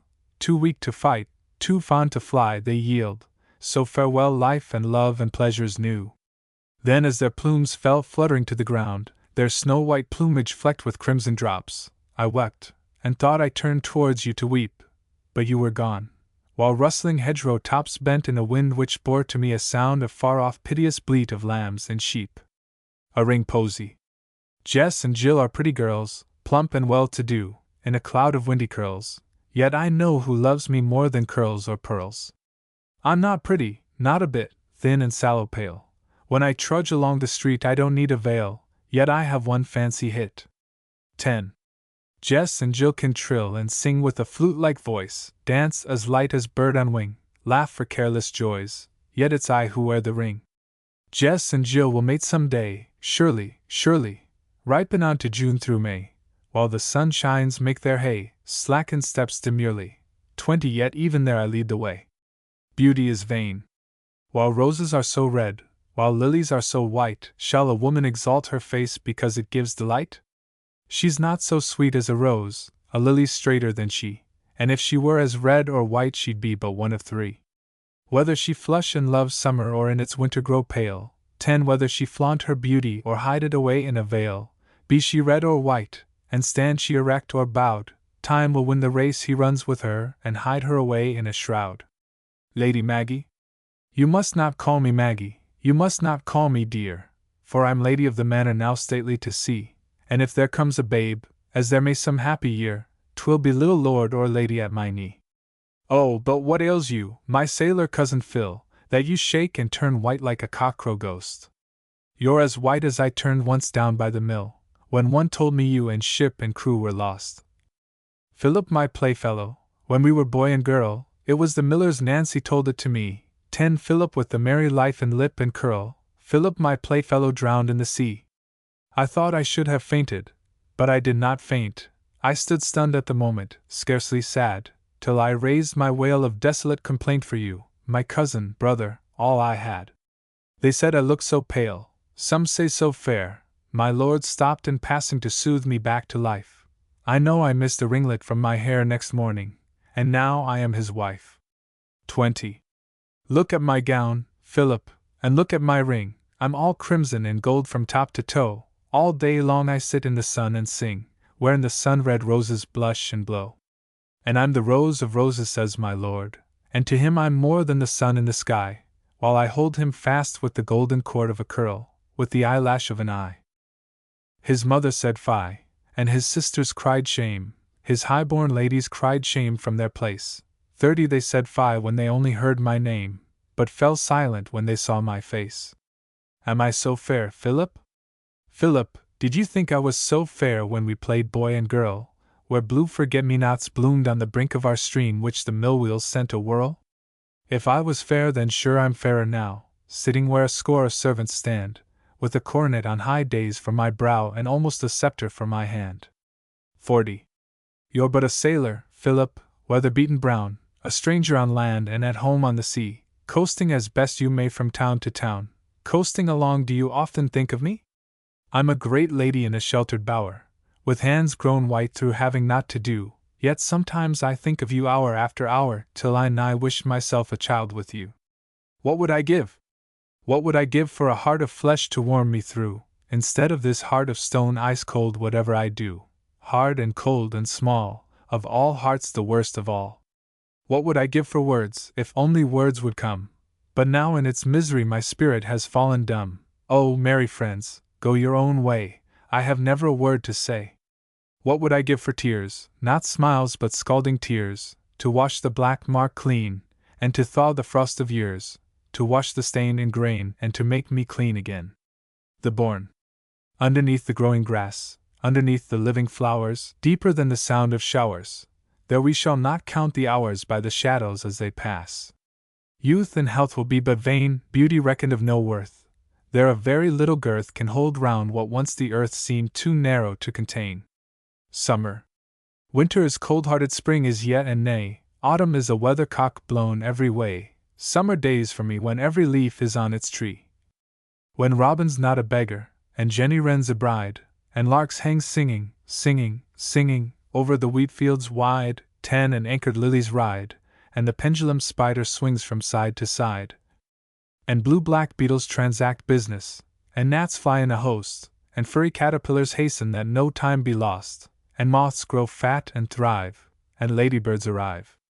Before green apples blush, 20 before green nuts and brown, why, one day in the country is worth a month in town, is worth a day and a year of the dusty, musty, lag-last fashion that day is drone elsewhere. Autumn. I dwell alone, alone, whilst full my river flows down to the sea, gilded with flashing boats that bring no friend to me. O love songs, gurgling from 100 throats, O love pangs, let me be. Fair fall the freighted boats which gold and stone and spices bear to sea, slim, gleaming maidens swell their mellow notes, love promising, entreating, 10 ah! Sweet, but fleeting, beneath the shivering, snow-white sails. Hush! The wind flags and fails, hush! They will lie becalmed in sight of strand, sight of my strand, where I do dwell alone. Their songs wake singing echoes in my land, they cannot hear me moan. One latest, solitary swallow flies across the sea, rough autumn tempest tossed, poor bird, shall it be lost? 20 drop down into this uncongenial sea, with no kind eyes to watch it while it dies, unguessed, uncared for, free, set free at last, the short pang past, in sleep, in death, in dreamless sleep locked fast.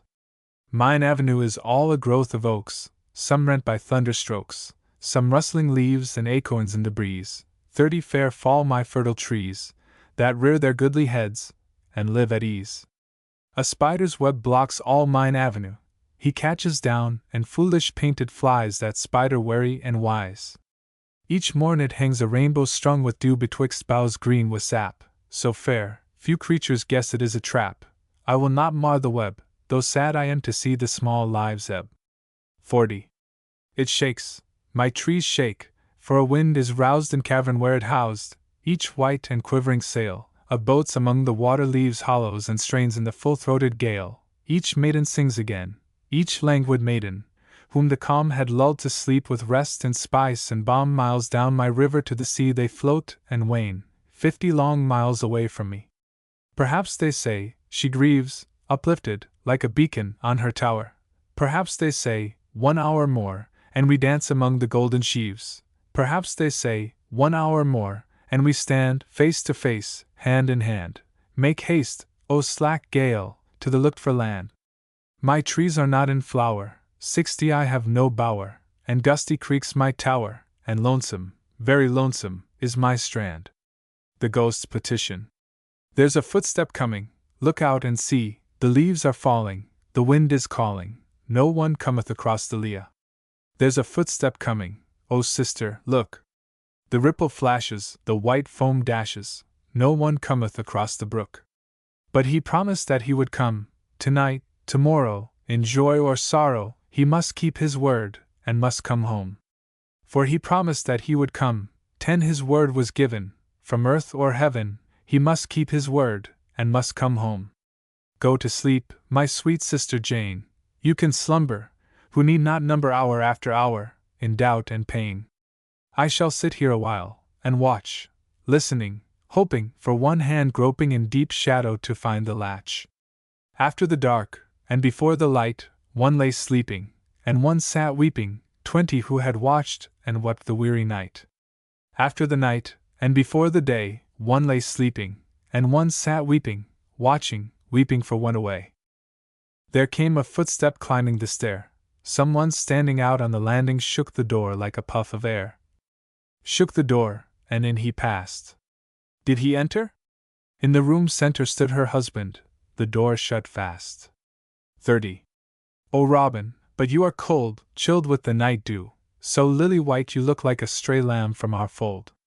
O Robin, but you are late, come and sit near me, sit here and cheer me. Blue the flame burnt in the grate. Lay not down your head on my breast, I cannot hold you, kind wife, nor fold you in the shelter that you love best. Feel not after my clasping hand, 40 I am but a shadow, come from the meadow where many lie, but no tree can stand.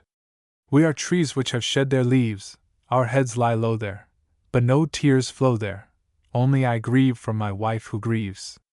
I could rest if you would not moan hour after hour, I have no power to shut my ears where I lie alone. I could rest if you would not cry, but there's no sleeping while you sit weeping, 50 watching, weeping so bitterly. Woe's me! Woe's me! For this I have heard. O night of sorrow, O black tomorrow! Is it thus that you keep your word? O you who used so to shelter me warm from the least wind, why, now the east wind is warmer than you, whom I quake to see. O my husband of flesh and blood, for whom my mother I left, and brother, and all I had, accounting it good, 60. What do you do there, underground, in the dark hollow? I'm fain to follow. What do you do there? What have you found? What I do there I must not tell, but I have plenty, kind wife, content ye, it is well with us, it is well. Tender hand hath made our nest, our fear is ended, our hope is blended with present pleasure, and we have rest. Oh, but Robin, I'm fain to come 70 if your present days are so pleasant, for my days are so wearisome. Yet I'll dry my tears for your sake. Why should I tease you, who cannot please you any more with the pains I take? Memory I nursed it in my bosom while it lived, I hid it in my heart when it was dead. In joy I sat alone, even so I grieved alone and nothing said. I shut the door to face the naked truth, I stood alone, I faced the truth alone, stripped bare of self-regard or forms or ruth till first and last were shown. I took the perfect balances and weighed, no shaking of my hand disturbed the poise. 10 weighed, found it wanting, not a word I said, but silent made my choice. None know the choice I made, I make it still. None know the choice I made and broke my heart, breaking mine idol. I have braced my will once, chosen for once my part. I broke it at a blow, I laid it cold, crushed in my deep heart where it used to live. My heart dies inch by inch, the time grows old in which I grieve. 22. I have a room whereinto no one enters save I myself alone. There sits a blessed memory on a throne, there my life centers. While winter comes and goes, O tedious comber, and while its nip wind blows, while bloom the bloodless lily and warm rose of lavish summer. If any should force entrance he might see there one buried yet not dead, 30 before whose face I no more bow my head or bend my knee there. But often in my worn life's autumn weather I watch there with clear eyes, and think how it will be in paradise when we're together. A royal princess. I, a princess, king descended, decked with jewels, gilded, drayest, would rather be a peasant with her baby at her breast, for all I shine so like the sun, and am purple like the west. 2 and 2 my guards behind, 2 and 2 before, 2 and 2 on either hand, they guard me evermore, me, poor dove, that must not coo, eagle that must not soar. All my fountains cast up perfumes, all my gardens grow scented woods and foreign spices, with all flowers in blow that are costly, out of season as the seasons go.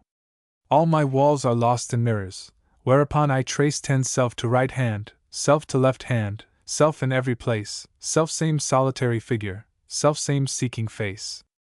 Then I have an ivory chair high to sit upon, almost like my father's chair, which is an ivory throne. There I sit uplift and upright, there I sit alone. Alone by day, alone by night, alone days without end. My father and my mother give me treasures, search and spend. O my father! O my mother! Have you ne'er a friend? As I am a lofty princess, so my father is a lofty king, accomplished in all kingly subtleties, 20 holding in his strong right hand world kingdoms balances. He has quarreled with his neighbors, he has scourged his foes, vassal counts and princes follow where his pennon goes, long-descended valiant lords whom the vulture knows, on whose track the vulture swoops, when they ride in state to break the strength of armies and topple down the great, each of these my courteous servant, none of these my mate. My father counting up his strength sets down with equal pen so many head of cattle, head of horses, head of men, these for slaughter, these for breeding, with the how and when. 30. Some to work on roads, canals, some to man his ships, some to smart in mines beneath sharp overseers' whips, some to trap fur beasts in lands where utmost winter nips. Once it came into my heart, and whelmed me like a flood, that these two are men and women, human flesh and blood, men with hearts and men with souls, though trodden down like mud.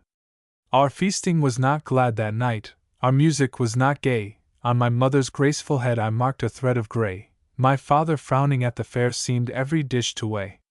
I sat beside them sole princess in my exalted place, 40 my ladies and my gentlemen stood by me on the dais. A mirror showed me I look old and haggard in the face. It showed me that my ladies all are fair to gaze upon, plump, plenteous-haired, to every one love's secret lore is known, they laugh by day, they sleep by night. Ah me, what is a throne? The singing men and women sang that night as usual, the dancers danced in pairs and sets, but music had a fall, a melancholy windy fall as at a funeral. Amid the toss of torches to my chamber back we swept, my ladies loosed my golden chain, meantime I could have wept 50 to think of some in galling chains whether they waked or slept. I took my bath of scented milk, delicately waited on, They burned sweet things for my delight, cedar and cinnamon. They lit my shaded silver lamp, and left me there alone. A day went by, a week went by. One day I heard it said, men are clamoring, women, children, clamoring to be fed. Men like famished dogs are howling in the streets for bread. So too whispered by my door, not thinking I could hear, vulgar naked truth, ungarnished for a royal ear, fit for cooping in the background, not to stalk so near. 60. But I strained my utmost sense to catch this truth, and mark, there are families out grazing like cattle in the park. A pair of peasants must be saved even if we build an ark.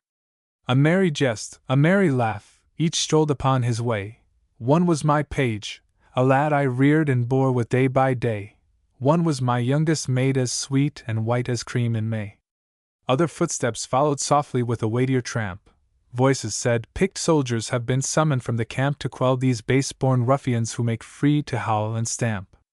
Howl and stamp, one answered, they made free to hurl a stone 70 at the minister's state coach, well aimed and stoutly thrown. There's work then for the soldiers, for this rank crop must be mown. One I saw, a poor old fool with ashes on his head, whimpering because a girl had snatched his crust of bread. Then he dropped. When someone raised him, it turned out he was dead. After us the deluge was retorted with a laugh. If bread's the staff of life, they must walk without a staff.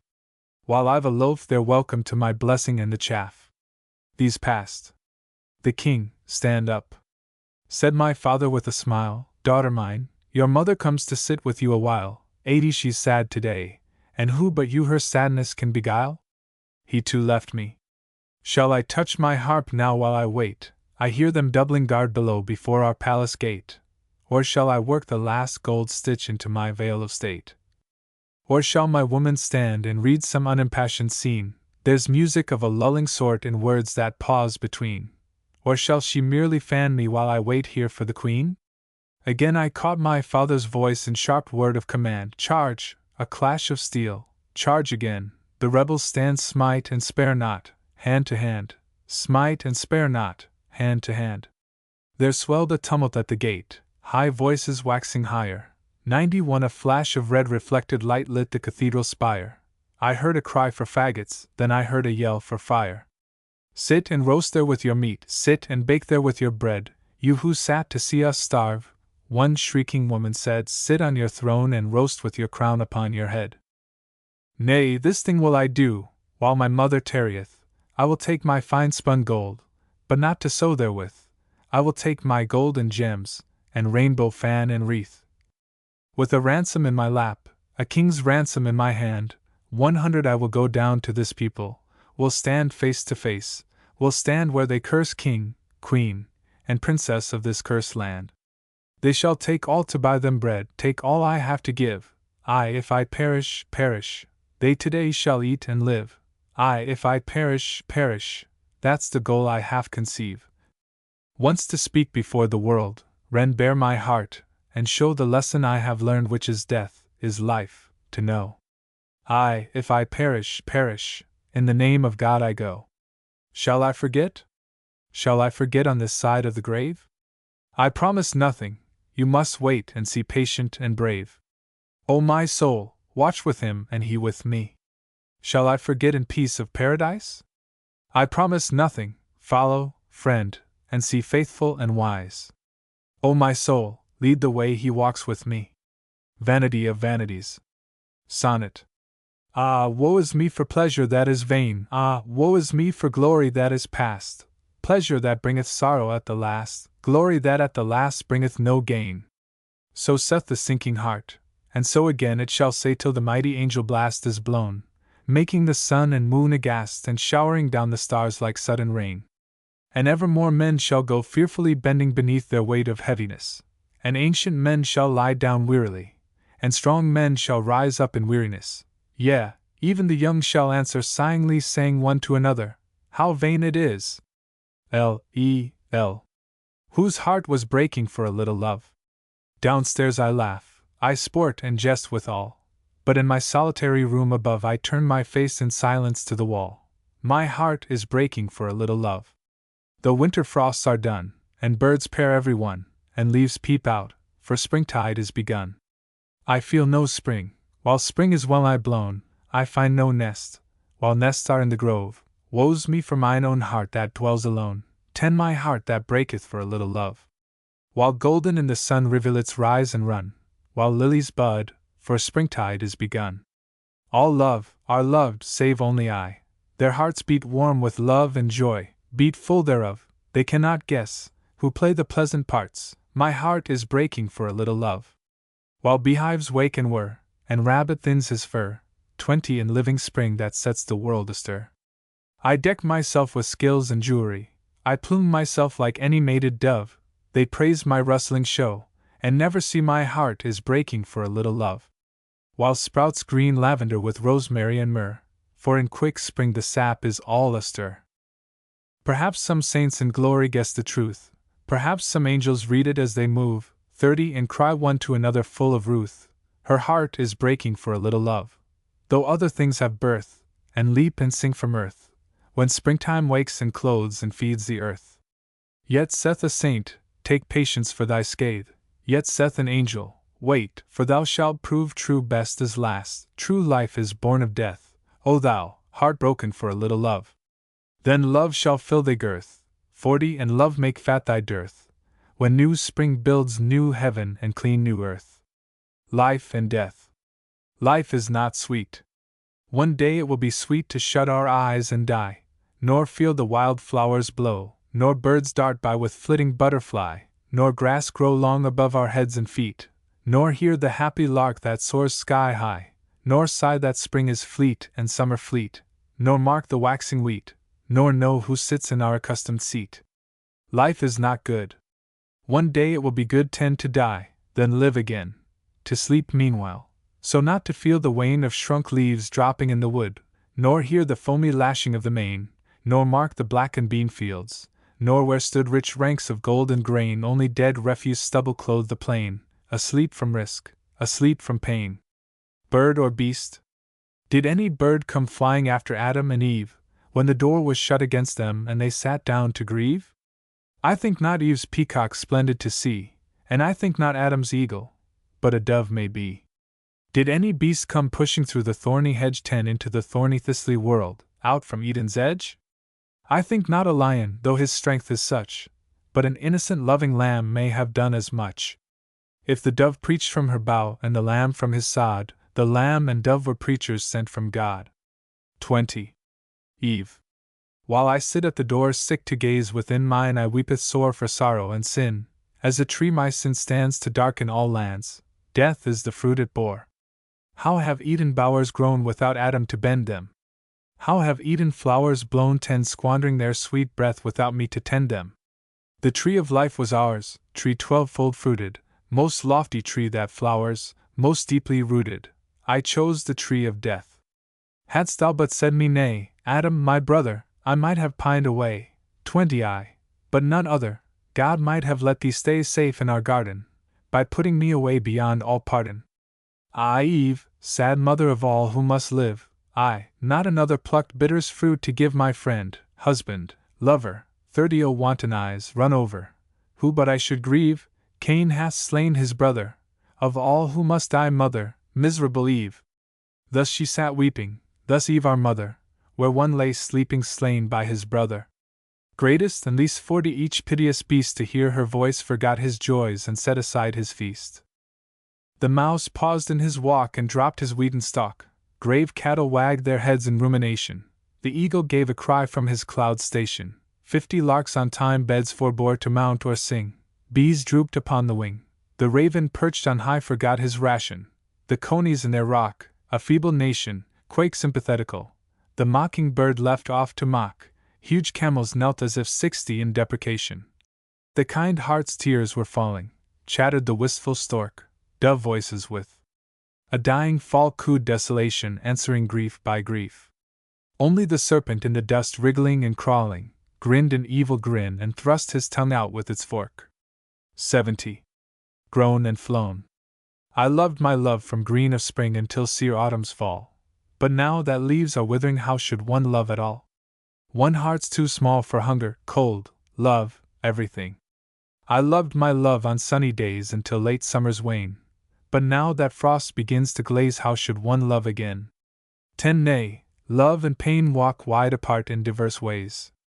I loved my love, alas, to see that this should be, alas! I thought that this could scarcely be, yet has it come to pass. Sweet, sweet love was, now bitter, bitter grown to me. A farm walk. The year stood at its equinox, and bluff the north was blowing. A bleat of lambs came from the flocks, green hardy things were growing. I met a maid with shining locks where milky kine were lowing. She wore a kerchief on her neck, her bare arm showed its dimple, her apron spread without a speck, her air was frank and simple. 10. She milked into a wooden pail and sang a country ditty, an innocent fond lover's tale, that was not wise nor witty, pathetically rustical, too pointless for the city.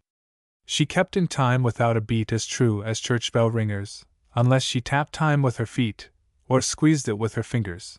20 Her clear unstudied notes were sweet as many a practiced singer's. I stood a minute out of sight, stood silent for a minute to eye the pail, and creamy white the frothing milk within it. To eye the comely milking maid herself so fresh and creamy. Good day to you, at last I said. She turned her head to see me. 30 Good day, she said with lifted head. Her eyes looked soft and dreamy. And all the while she milked and milked the grave cow heavy laden. I've seen grand ladies plumed and silked, but not a sweeter maiden. But not a sweeter, fresher maid than this in homely cotton, whose pleasant face and silky braid I have not yet forgotten. 40. 7 springs have passed since then, as I count with a sober sorrow. 7 springs have come and passed me by, and spring sets in tomorrow. I've half a mind to shake myself free just for once from London, to set my work upon the shelf and leave it done or undone. To run down by the early train, whirl down with shriek and whistle, 50, and feel the bluff north blow again, and mark the sprouting thistle set up on waste patch of the lane its green and tender bristle. And spy the scarce blown violet banks, crisp primrose leaves and others, and watch the lambs leap at their pranks and but their patient mothers. Alas, one point in all my plan my serious thoughts demur to. 67 years have passed for maid and man, 7 years have passed for her too. Perhaps my rose is overblown, not rosy or too rosy. Perhaps in farmhouse of her own some husband keeps her cozy, where I should show a face unknown. Goodbye, my wayside posy. Somewhere or other there must surely be the face not seen, the voice not heard, the heart that not yet, never yet, ah me, made answer to my word. Somewhere or other, may be near or far, past land and sea, clean out of sight, beyond the wandering moon, beyond the star that tracks her night by night. Somewhere or other, may be far or near, with just a wall, a hedge, between. 10 With just the last leaves of the dying year fallen on a turf grown green. A chill. What can lambkins do all the keen night through? Nestle by their woolly mother the careful ewe. What can nestlings do in the nightly dew? Sleep beneath their mother's wing till day breaks anew.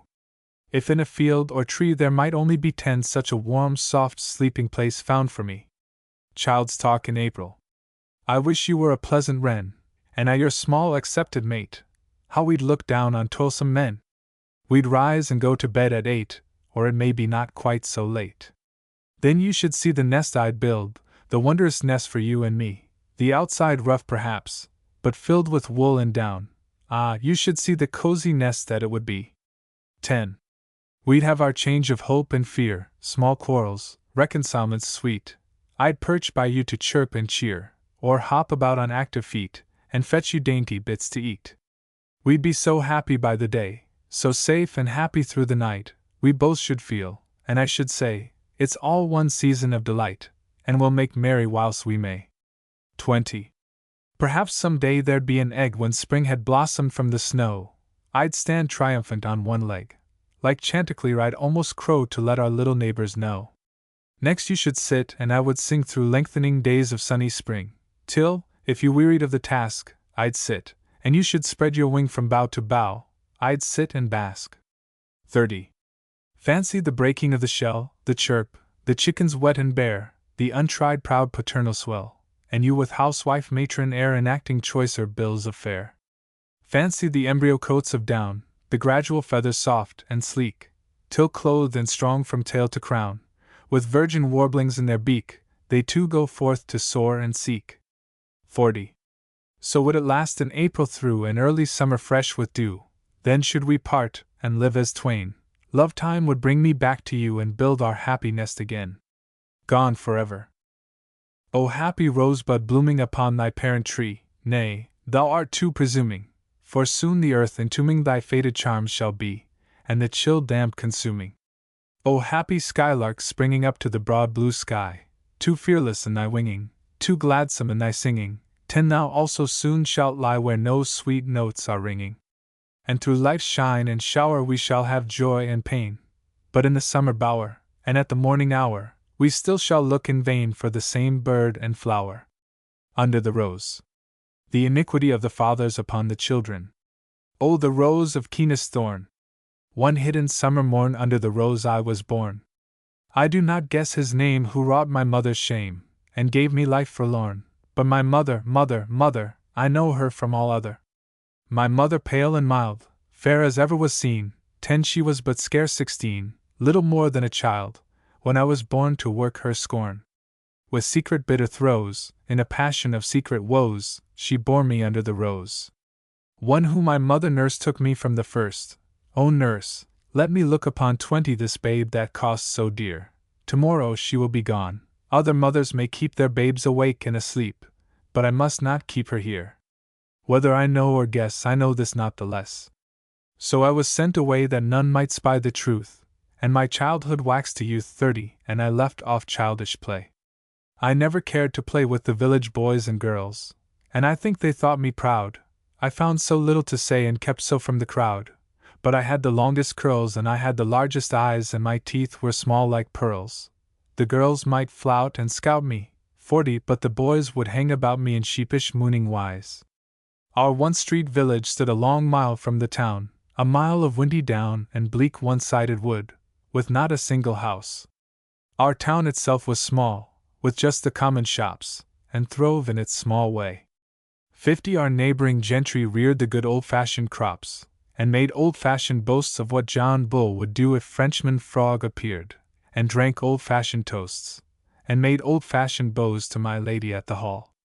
My lady at the hall is grander than they all, 60 hers is the oldest name in all the neighborhood, but the race must die with her though she's a lofty dame, for she's unmarried still.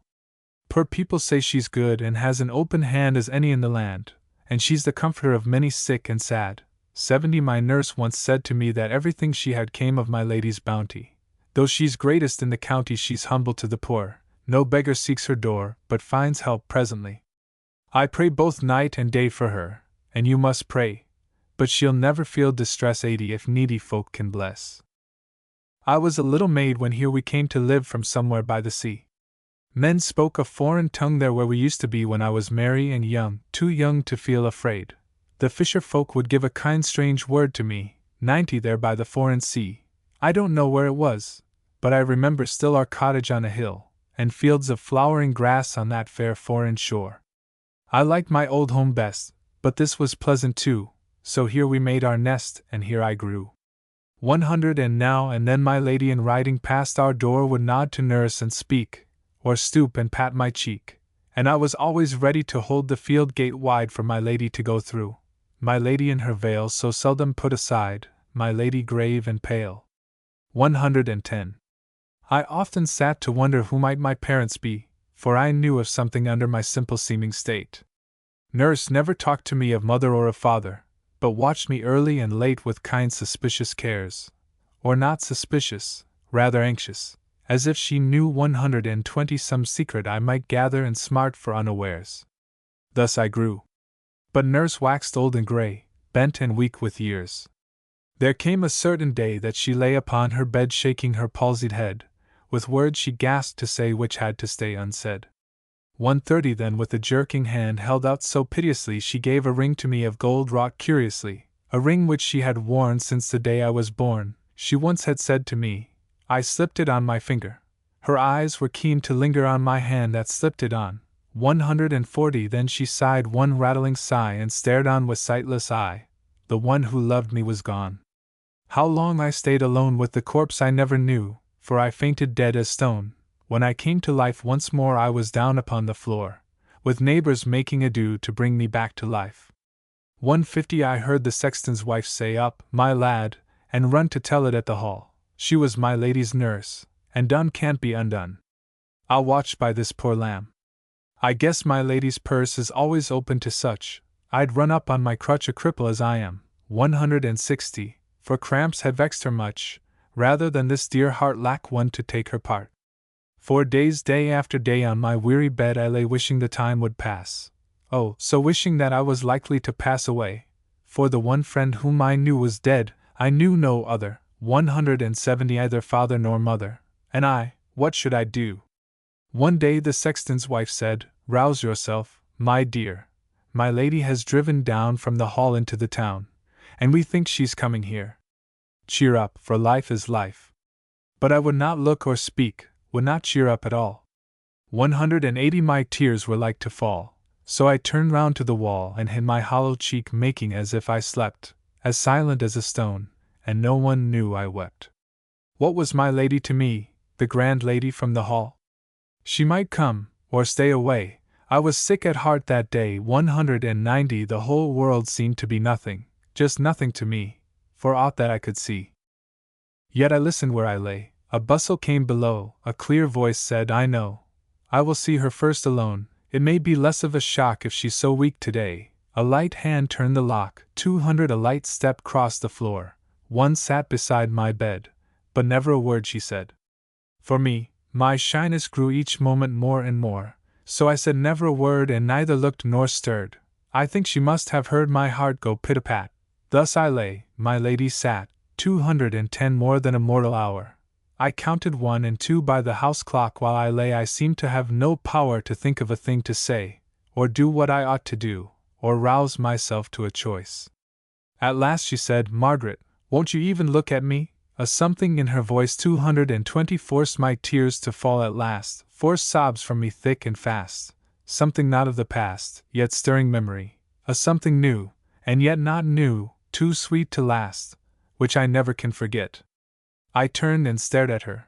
Her cheek showed hollow pale. Her hair like mine was fair, 230 A wonderful fall of hair that screened her like a veil. But her height was statelier, her eyes had depth more deep. I think they must have had always a something sad, unless they were asleep. While I stared, my lady took my hand in her spare hand, jeweled and soft and grand, 240, and looked with a long, long look of hunger in my face, as if she tried to trace features she ought to know, and half hoped, half feared, to find. Whatever was in her mind, she heaved a sigh at last, and began to talk to me. 'Your nurse was my dear nurse, and her nurslings dear,' said she. 250 I never knew that she was worse till her poor life was past. Here my lady's tears dropped fast. I might have been with her, but she had no comforter. She might have told me much which now I shall never know, never shall know. She sat by me sobbing so, and seemed so woebegone, 260 that I laid one hand upon hers with a timid touch, scarce thinking what I did, not knowing what to say. That moment her face was hid in the pillow close by mine. Her arm was flung over me, she hugged me, sobbing so as if her heart would break, and kissed me where I lay. 270. After this she often came to bring me fruit or wine, or sometimes hothouse flowers. And at nights I lay awake often and often thinking what to do for her sake. Wet or dry it was the same, she would come in at all hours, set me eating and drinking and say I must grow strong. 280 At last the days seemed long, and home seemed scarcely home if she did not come. Well, I grew strong again. In time of primroses, I went to pluck them in the lane. In time of nestling birds I heard them chirping round the house, and all the herds were out at grass when I grew strong. 290 And days were waxen long, and there was work for bees among the maybush boughs, and I had shot up tall, and life felt after all pleasant, and not so long when I grew strong. I was going to the hall to be my lady's maid, her little friend, she said to me, 300 almost her child, she said and smiled, sighing painfully, blushing, with a second flush as if she blushed to blush. Friend, servant, child, just this my standing at the hall. The other servants call me Miss, my lady calls me Margaret, with her clear voice musical. 310 She never chides when I forget this or that, she never chides. Except when people come to stay, and that's not often, at the hall, I sit with her all day and ride out when she rides. She sings to me and makes me sing. Sometimes I read to her, sometimes we merely sit and talk. She noticed once my ring 320 and made me tell its history. That evening in our garden walk she said she should infer the ring had been my father's first, then my mother's, given for me to the nurse who nursed my mother in her misery, that so quite certainly someone might know me, who, then she was silent, and I too. 330. I hate when people come, the women speak and stare and mean to be so civil. This one will stroke my hair, that one will pat my cheek and praise my lady's kindness, expecting me to speak. I like the proud ones best who sit as struck with blindness, as if I wasn't there. 340 But if any gentleman is staying at the hall, though few come prying here, my lady seems to fear some downright dreadful evil, and makes me keep my room as closely as she can, so I hate when people come, it is so troublesome. In spite of all her care, 350 Sometimes to keep alive I sometimes do contrive to get out in the grounds for a whiff of wholesome air, under the rose you know. It's charming to break bounds, stolen waters are sweet, and what's the good of feet if for days they mustn't go? Give me a longer tether, 360, or I may break from it. Now I have eyes and ears and just some little wit, almost my lady's child. I recollect she smiled, sighed and blushed together. Then her story of the ring sounds not improbable, she told it me so well it seemed the actual thing. 370 Oh, keep your counsel close, but I guess under the rose, in long past summer weather when the world was blossoming, and the rose upon its thorn. I guess not who he was flawed honor like a glass, and made my life forlorn, but my mother, oh I know her from all other. 380. My lady, you might trust your daughter with your fame. Trust me, I would not shame our honorable name, for I have noble blood though I was bred in dust and brought up in the mud. I will not press my claim, just leave me where you will, but you might trust your daughter, 390 for blood is thicker than water and you're my mother still. So my lady holds her own with condescending grace, and fills her lofty place with an untroubled face as a queen may fill a throne. While I could hint a tale, but then I am her child, would make her quail, 400 would set her in the dust, lorn with no comforter, her glorious hair defiled and ashes on her cheek. The decent world would thrust its finger out at her, not much displeased I think to make a 9 days stir. The decent world would sink its voice to speak of her. 410. Now this is what I mean to do, no more, no less, never to speak, or show bare sign of what I know. Let the blot pass unseen, let her never guess I hold the tangled clue she huddles out of view. Friend, servant, almost child, so be it, and nothing more. 420 on this side of the grave. Mother, in paradise, you'll see with clearer eyes. Perhaps in this world even when you are like to die and face to face with heaven you'll drop for once the lie. But you must drop the mask, not I. My lady promises £200 with me 430 whenever I may wed a man she can approve, and since besides her bounty I'm fairest in the county, for so I've heard it said though I don't vouch for this, her promised pounds may move some honest man to see my virtues and my beauties. Perhaps the rising grazier, 440 or temperance publican, may claim my wifely duties. Meanwhile I wait their leisure and grace-bestowing pleasure, I wait the happy man. But if I hold my head and pitch my expectations just higher than their level, they must fall back on patience. I may not mean to wed, 450 yet I'll be civil. Now sometimes in a dream my heart goes out of me to build and scheme, till I sob after things that seem so pleasant in a dream, a home such as I see my blessed neighbors live in with father and with mother, all proud of one another, 460 named by one common name from baby in the bud to full-blown workman father, it's little short of heaven. I'd give my gentle blood to wash my special shame and drown my private grudge. I'd toil and moil much rather the dingiest cottage drudge whose mother need not blush, 470 than live here like a lady and see my mother flush, and hear her voice unsteady sometimes, yet never dare ask to share her care. Of course the servants sneer behind my back at me. Of course the village girls, who envy me my curls and gowns and idleness, 480 Take comfort in a jeer. Of course, the ladies guess just so much of my history as points the emphatic stress with which they laud my lady. The gentlemen who catch a casual glimpse of me and turn again to see their valets on the watch to speak a word with me. 490 All know and sting me wild, till I am almost ready to wish that I were dead. No faces more to see, no more words to be said. My mother safe at last disburdened of her child, and the past past. All equal before God. Our rector has it so. 500 and sundry sleepers nod. It may be so. I know all are not equal here, and when the sleepers wake they make a difference. All equal in the grave, that shows an obvious sense, yet something which I crave not death itself brings near.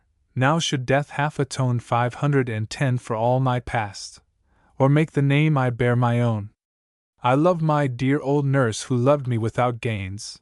I love my mistress even, friend, mother, what you will, but I could almost curse my father for his pains, and sometimes at my prayer kneeling in sight of heaven 520 I almost curse him still. Why did he set his snare to catch at unaware my mother's foolish youth, load me with shame that's hers, and her with something worse, a lifelong lie for truth? I think my mind is fixed on one point and made up, to accept my lot unmixed. 530 Never to drug the cup but drink it by myself.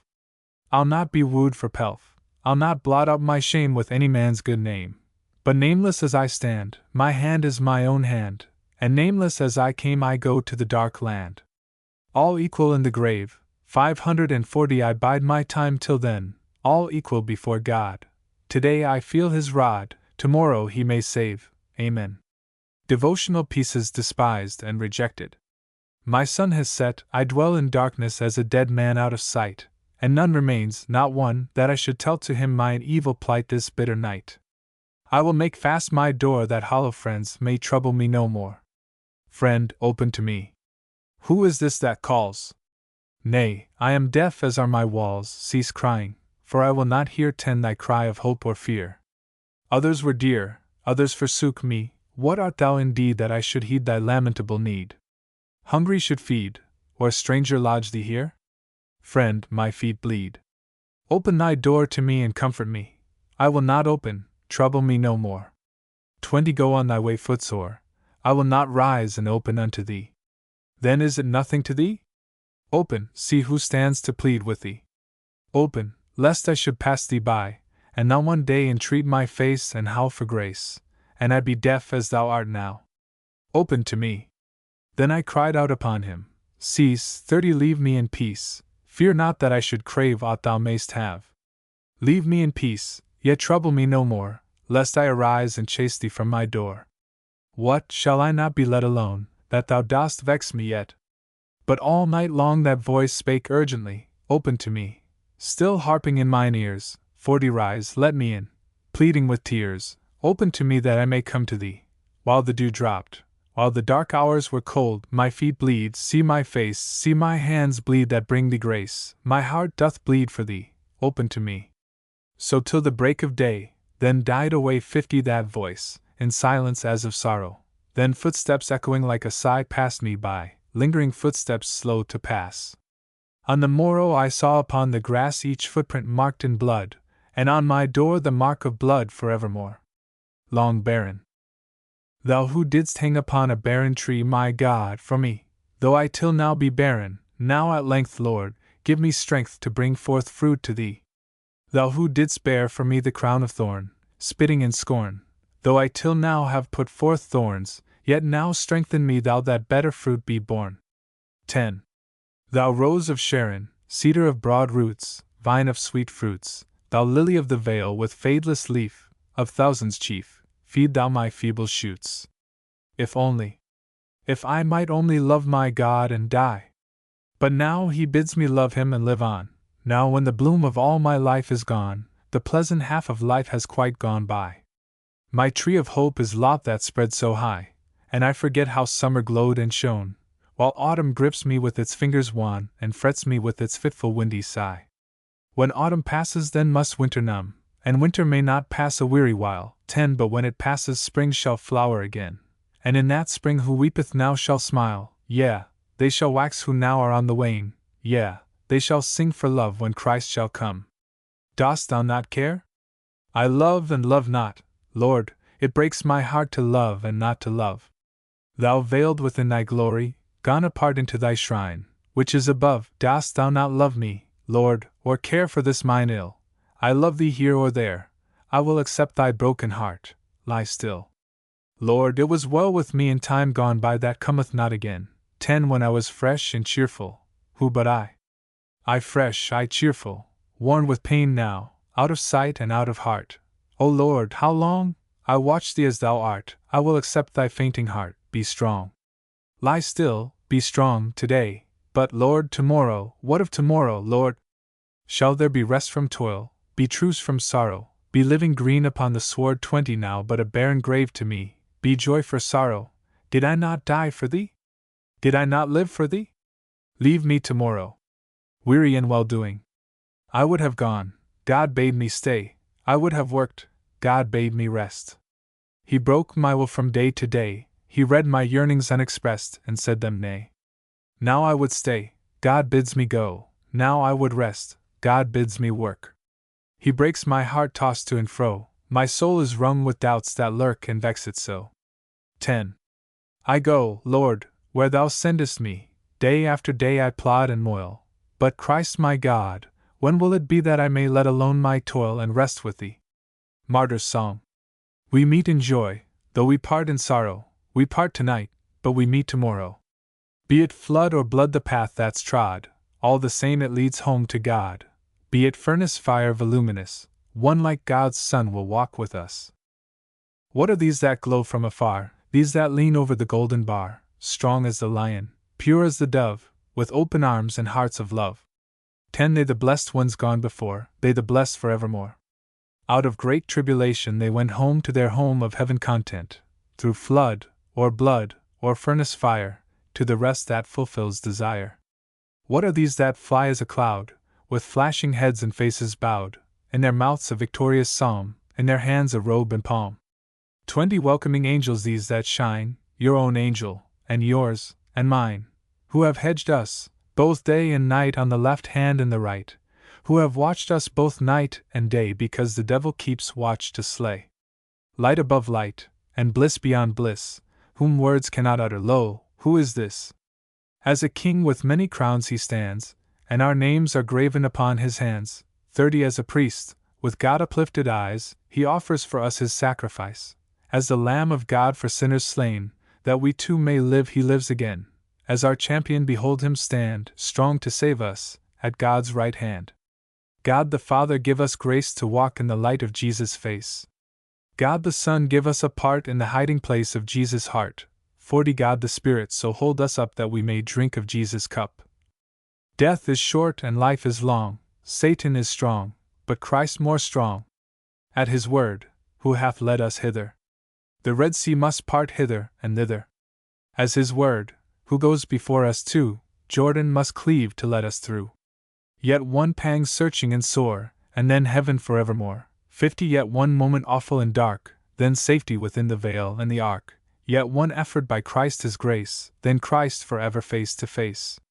God the Father we will adore, in Jesus' name, now and evermore. God the Son we will love and thank in this flood and on the further bank. God the Holy Ghost we will praise in Jesus' name, through endless days. 60 God Almighty, God 3 in 1, God Almighty, God alone. After this the judgment. As eager homebound traveler to the goal, or steadfast seeker on an unsearched main, or martyr panting for an aureole, my fellow pilgrims pass me, and attain that hidden mansion of perpetual peace where keen desire and hope dwell free from pain. That gate stands open of perennial ease. I view the glory till I partly long, yet lack the fire of love which quickens these. O passing angel, speed me with a song, 10 A melody of heaven to reach my heart and rouse me to the race and make me strong, till in such music I take up my part, swelling those hallelujahs full of rest. 1 Tenfold, hundredfold, with heavenly art, fulfilling north and south and east and west, 1,000, 10,000-fold, innumerable, all blent in one yet each one manifest. Each one distinguished and beloved as well as if no second voice in earth or heaven. 20 were lifted up the love of God to tell. Ah, love of God, which thine own self hast given to me most poor, and made me rich in love, love that dost pass the tenfold 7 times 7, draw thou mine eyes, draw thou my heart above, my treasure add my heart's store thou in thee, brood over me with yearnings of a dove, be husband, brother, closest friend to me, love me as very mother loves her son, her sucking firstborn fondled on her knee. 30 Yeah. More than mother loves her little one, for, earthly, even a mother may forget and feel no pity for its piteous moan. But thou, O love of God, remember yet through the dry desert, through the water flood, life, death, until the great white throne is set. If now I am sick in chewing the bitter cud of sweet past sin, though solaced by thy grace and oft-times strengthened by thy flesh and blood, how shall I then stand up before thy face 40 when from thine eyes repentance shall be hid and utmost justice stand in mercy's place? When every sin I thought or spoke or did shall meet me at the inexorable bar, and there be no man standing in the mid to plead for me. While star fallen after star with heaven and earth are like a ripened shock, and all times mighty works and wonders are consumed as in a moment, when no rock remains to fall on me, no tree to hide. 50 But I stand all creation's gazing stock exposed and comfortless on every side, placed trembling in the final balances whose poise this hour, this moment, must be tried. Ah, love of God, if greater love than this hath no man, that a man die for his friend, and if such love of love thine own love is, plead with thyself, with me. Before the end, redeem me from the irrevocable past, pitch thou thy presence round me to defend. 60 Yes, seek with pierced feet, yea, hold me fast with pierced hands whose wounds were made by love, not what I am. Remember what thou wast when darkness hid from thee thy heavens above, and sin thy Father's face, while thou didst drink the bitter cup of death, didst taste thereof for every man, while thou wast nigh to sink beneath the intense intolerable rod, grown sick of love, not what I am. But think thy life then ransom mine, my God, my God. 70. Good Friday. Am I a stone and not a sheep that I can stand, O Christ, beneath thy cross, to number drop by drop thy blood's slow loss, and yet not weep? Not so those women loved who with exceeding grief lamented thee, not so fallen Peter weeping bitterly, not so the thief was moved. Not so the sun and moon which hid their faces in a starless sky, 10 A horror of great darkness at broad noon, I, only I. Yet give not o'er, but seek thy sheep, true shepherd of the flock. Greater than Moses, turn and look once more and smite a rock. The lowest place. Give me the lowest place, not that I dare ask for that lowest place, but thou hast died that I might live and share thy glory by thy side. Give me the lowest place, or if for me that lowest place too high, make one more low where I may sit and see my God and love thee so. Miscellaneous Poems, 1848-69 Death's Chill Between. Athenaeum, October 14, 1848. Chide not, let me breathe a little, for I shall not mourn him long, though the life cord was so brittle, the love cord was very strong. I would wake a little space till I find a sleeping place. You can go, I shall not weep, you can go unto your rest. My heartache is all too deep, and too sore my throbbing breast. 10 Can sobs be, or angry tears, where are neither hopes nor fears. Though with you I am alone and must be so everywhere, I will make no useless moan, none shall say she could not bear. While life lasts I will be strong, but I shall not struggle long. Listen, listen! Everywhere a low voice is calling me, 20 And a step is on the stair, and one comes ye do not see, listen, listen! Evermore a dim hand knocks at the door. Hear me, he is come again, my own dearest is come back. Bring him in from the cold rain, bring wine, and let nothing lack. Thou and I will rest together, love, until the sunny weather. 30. I will shelter thee from harm, hide thee from all heaviness. Come to me, and keep thee warm by my side in quietness. I will lull thee to thy sleep with sweet songs, we will not weep. Who hath talked of weeping? Yet there is something at my heart, gnawing, I would fain forget, and an aching and a smart. 40. Ah!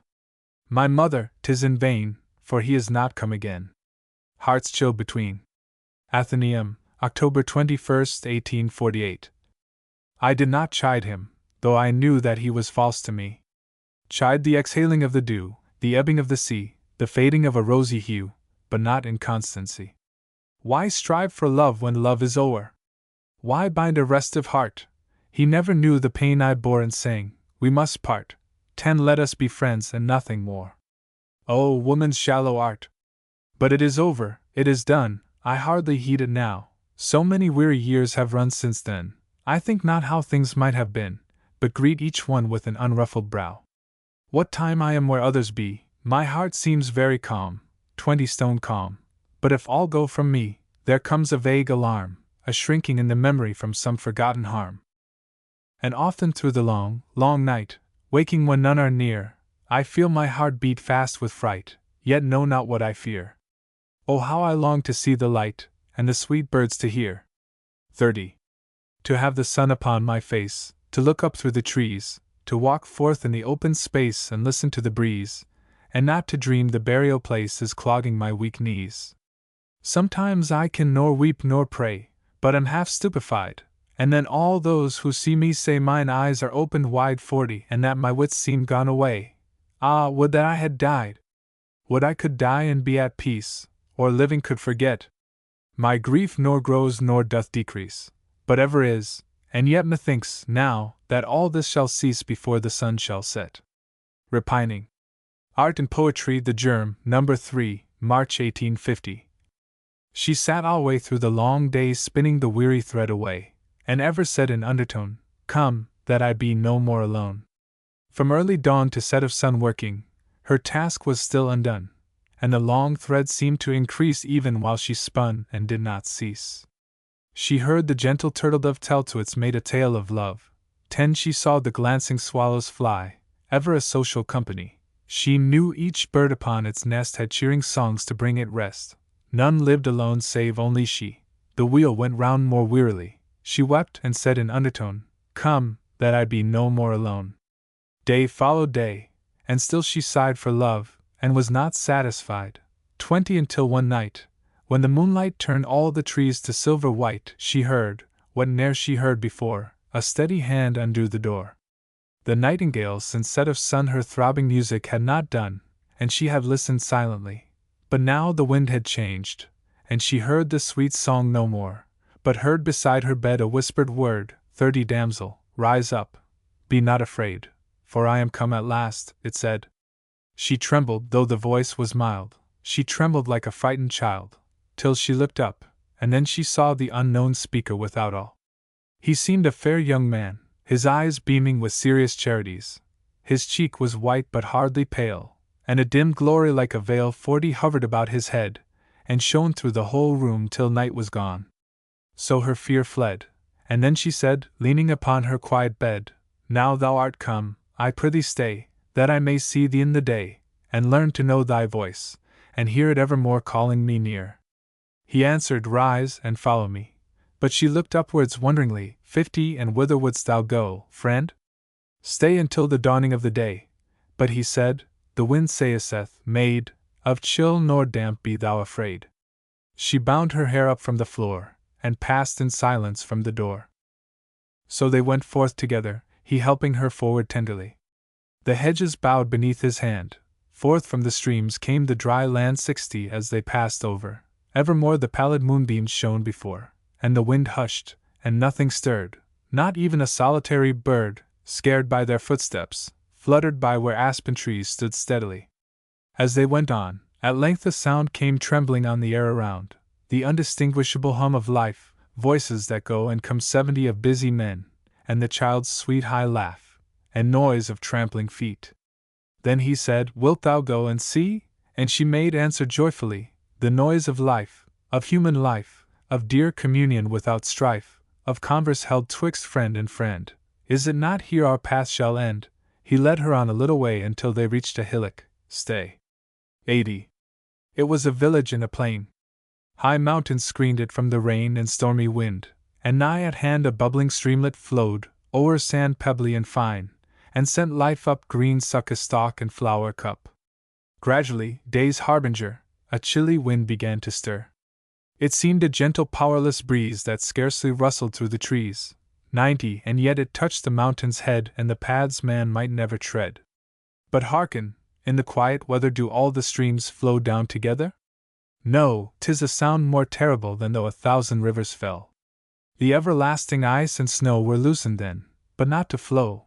With a loud crash like solid thunder the avalanche came, burying under 100 the village, turning life and breath and rest and joy and plans to death. Oh! Let us fly, for pity fly, let us go hence, friend, thou and I. There must be many regions yet where these things make not desolate. He looked upon her seriously, then said, Arise and follow me. The path that lay before them was nigh covered over with long grass, 110 and many slimy things, and slow trailed on between the roots below. The moon looked dimmer than before, and shadowy cloudlets floating o'er its face sometimes quite hid its light, and filled the skies with deeper night. At last, as they went on, the noise was heard of the sea's mighty voice, and soon the ocean could be seen in its long restlessness serene. 120 upon its breast a vessel rode that drowsily appeared to nod as the great billows rose and fell, and swelled to sink, and sank to swell. Meanwhile the strong wind had come forth from the chill regions of the north, the mighty wind invisible. And the low waves began to swell, and the sky darkened overhead, and the moon once looked forth, then fled 130 behind dark clouds, while here and there the lightning shone out in the air, and the approaching thunder rolled with angry pealings manifold. How many vows were made, and prayers that in safe times were cold and scarce. Still all availed not, and at length the waves arose in all their strength, and fought against the ship, and filled the ship. Then were the clouds unsealed, 140, and the rain hurried forth, and beat on every side and over it. Some clung together, and some kept a long stern silence, and some wept. Many half-crazed looked on in wonder as the strong timbers rent asunder, friends forgot friends, foes fled to foes, and still the water rose and rose. Ah, woe is me! Whom I have seen are now as though they had not been. 150 in the earth there is room for birth, and there are graves enough in earth. Why should the cold sea, tempest-torn, bury those whom it hath not borne? He answered not, and they went on. The glory of the heavens was gone. The moon gleamed not nor any star. Cold winds were rustling near and far, and from the trees the dry leaves fell with a sad sound unspeakable. 160 the air was cold, till from the south a gust blew hot, like sudden drouth, into their faces, and a light glowing and red shone through the night. A mighty city full of flame and death and sounds without a name. Amid the black and blinding smoke, the people, as one man, awoke. Oh! Happy they who yesterday on the long journey went away, 170 whose pallid lips, smiling and chill, while the flames scorch them smile on still, who murmur not, who tremble not when the beer crackles fiery hot, who, dying, said in love's increase, Lord, let thy servant part in peace. Those in the town could see and hear a shaded river flowing near. The broad deep bed could hardly hold its plenteous waters calm and cold. 180 was flame-wrapped all the city wall, the city gates were flame-wrapped all. What was man's strength, what puissance then? Women were mighty as strong men. Some knelt in prayer, believing still, resigned unto a righteous will, bowing beneath the chastening rod, lost to the world, but found of God. Some prayed for friend, for child, for wife, some prayed for faith, some prayed for life, 190, while some, proud even in death, hope gone, steadfast and still, stood looking on. Death, death, oh! Let us fly from death, where'er we go it followeth.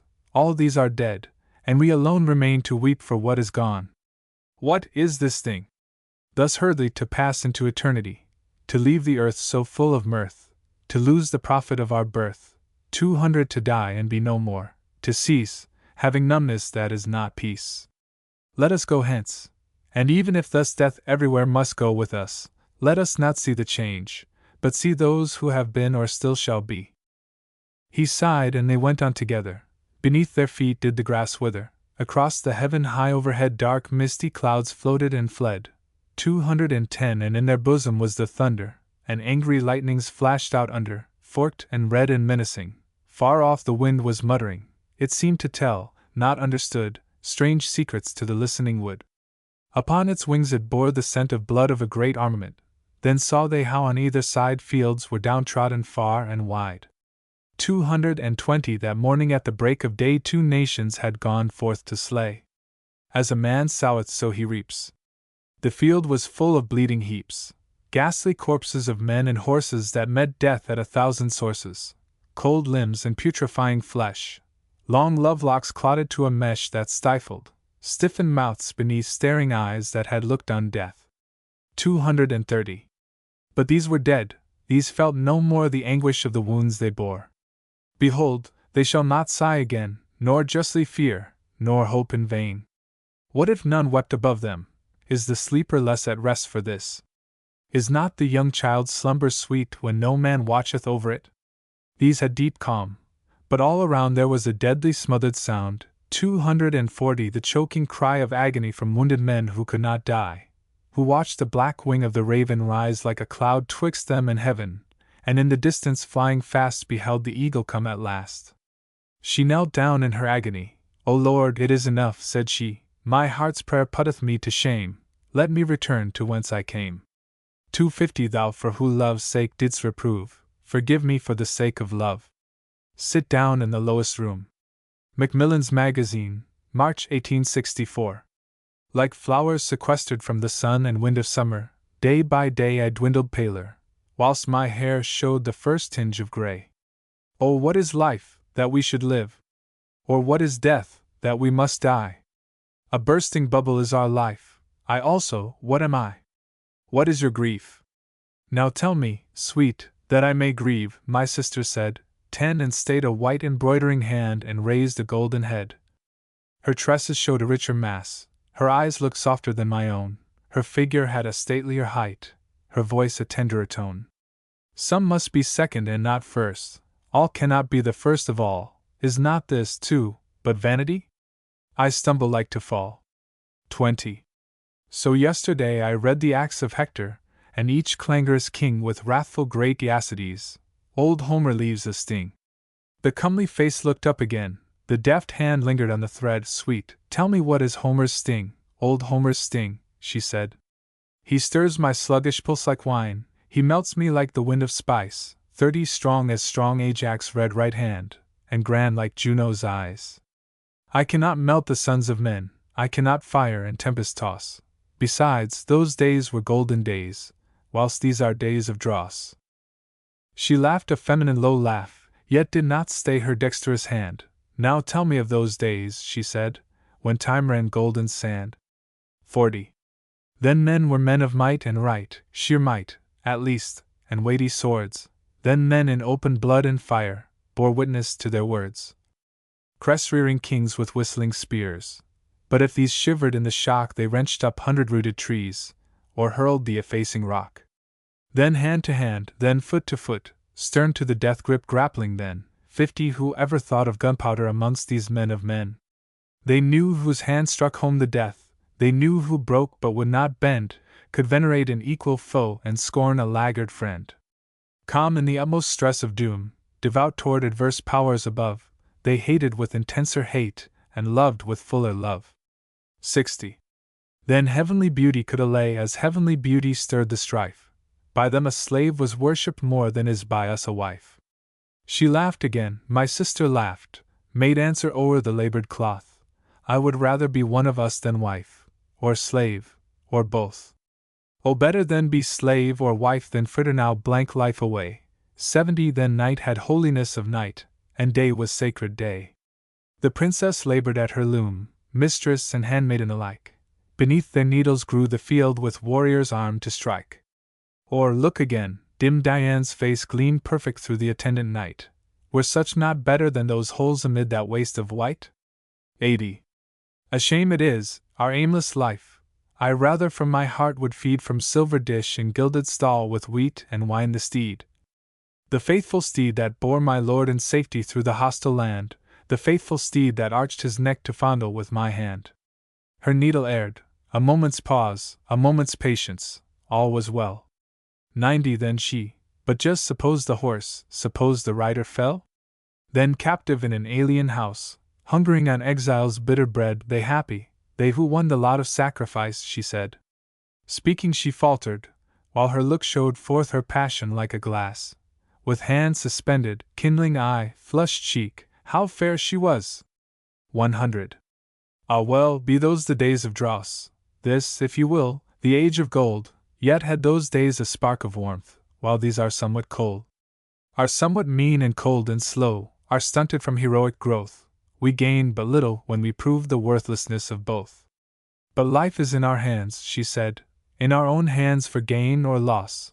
110 Shall not the sevenfold sacred fire suffice to purge our dross? Too short a century of dreams, one day of work sufficient length. Why should not you, why should not I attain heroic strength? Our life is given us as a blank, ourselves must make it blessed or cursed. Who dooms me I shall only be the second, not the first? 120.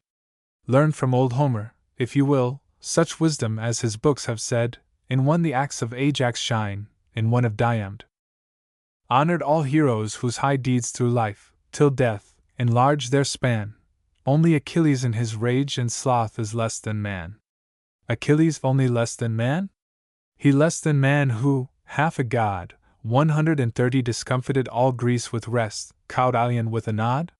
He offered vengeance, lifelong grief to one dear ghost, uncounted price. Beasts, Trojans, adverse gods, himself, heaped up the sacrifice. Self-immolated to his friend, shrined in world's wonder, Homer's page, is this the man, the less than men, of this degenerate age? 140. Grows from his acorns, tusky boar does memorable acts like his, so for her snared offended young bleeds the swart Leannis. But here she paused, our eyes had met, and I was widening with the jeer. She rose, I went too far, she said, spoke low, forgive me, dear. To me our days seem pleasant days, our home a haven of pure content. 150 Forgive me if I said too much, so much more than I meant. Homer, though greater than his gods, with rough-hewn virtues was sufficed and rough-hewn men, but what are such to us who learn of Christ? The much-moved pathos of her voice, her almost tearful eyes, her cheek grown pale, confessed the strength of love which only made her speak. 160. For mild she was, of few soft words, most gentle, easy to be led, content to listen when I spoke and reverence what I said. I elder sister by 6 years, not half so glad, or wise, or good, her words rebuked my secret self and shamed me where I stood. She never guessed her words reproved a silent envy nursed within. 170 A selfish, souring discontent pride-born, the devil's sin. I smiled, half bitter, half in jest, the wisest man of all the wise left for his summary of life. Vanity of vanities. Beneath the sun there's nothing new, men flow, men ebb, mankind flows on. If I am wearied of my life, why so was Solomon. 180. Vanity of vanities he preached of all he found, of all he sought, vanity of vanities, the gist of all the words he taught. This in the wisdom of the world, in Homer's page, in all, we find, as the sea is not filled, so yearns man's universal mind. This Homer felt, who gave his men with glory but a transient state. 190 His very Jove could not reverse irrevocable fate. Uncertain all their lots save this, who wins must lose, who lives must die, all trodden out into the dark alike, all vanity. She scarcely answered when I paused, but rather to herself said, one is here, low-voiced and loving, yea, greater than Solomon. 200. So both were silent, she and I. She laid her work aside, and went into the garden walks, like spring, all gracious with content. A little graver than her wont, because her words had fretted me, not warbling quite her merriest tune bird-like from tree to tree. I chose a book to read and dream, yet half the while with furtive eyes 210 marked how she made her choice of flowers intuitively wise, and ranged them with instinctive taste which all my books had failed to teach, fresh rose herself, and daintier than blossom of the peach. By birthright higher than myself, though nestling of the self-same nest, no fault of hers, no fault of mine, but stubborn to digest. 220. I watched her, till my book unmarked slid noiseless to the velvet floor, till all the opulent summer world looked poorer than before. Just then her busy fingers ceased, her fluttered color went and came. I knew whose step was on the walk, whose voice would name her name. Well, 20 years have passed since then. My sister now, a stately wife 230 still fair, looks back in peace and sees the longer half of life. The longer half of prosperous life, with little grief, or fear, or fret, she loved, and loving long ago, is loved and loving yet. A husband honorable, brave, is her main wealth in all the world, and next to him one like herself, one daughter golden curled, 240. Fair image of her own fair youth, as beautiful and as serene, with almost such another love as her own love has been. Yet, though of world-wide charity, and in her home most tender dove, her treasure and her heart are stored in the homeland of love.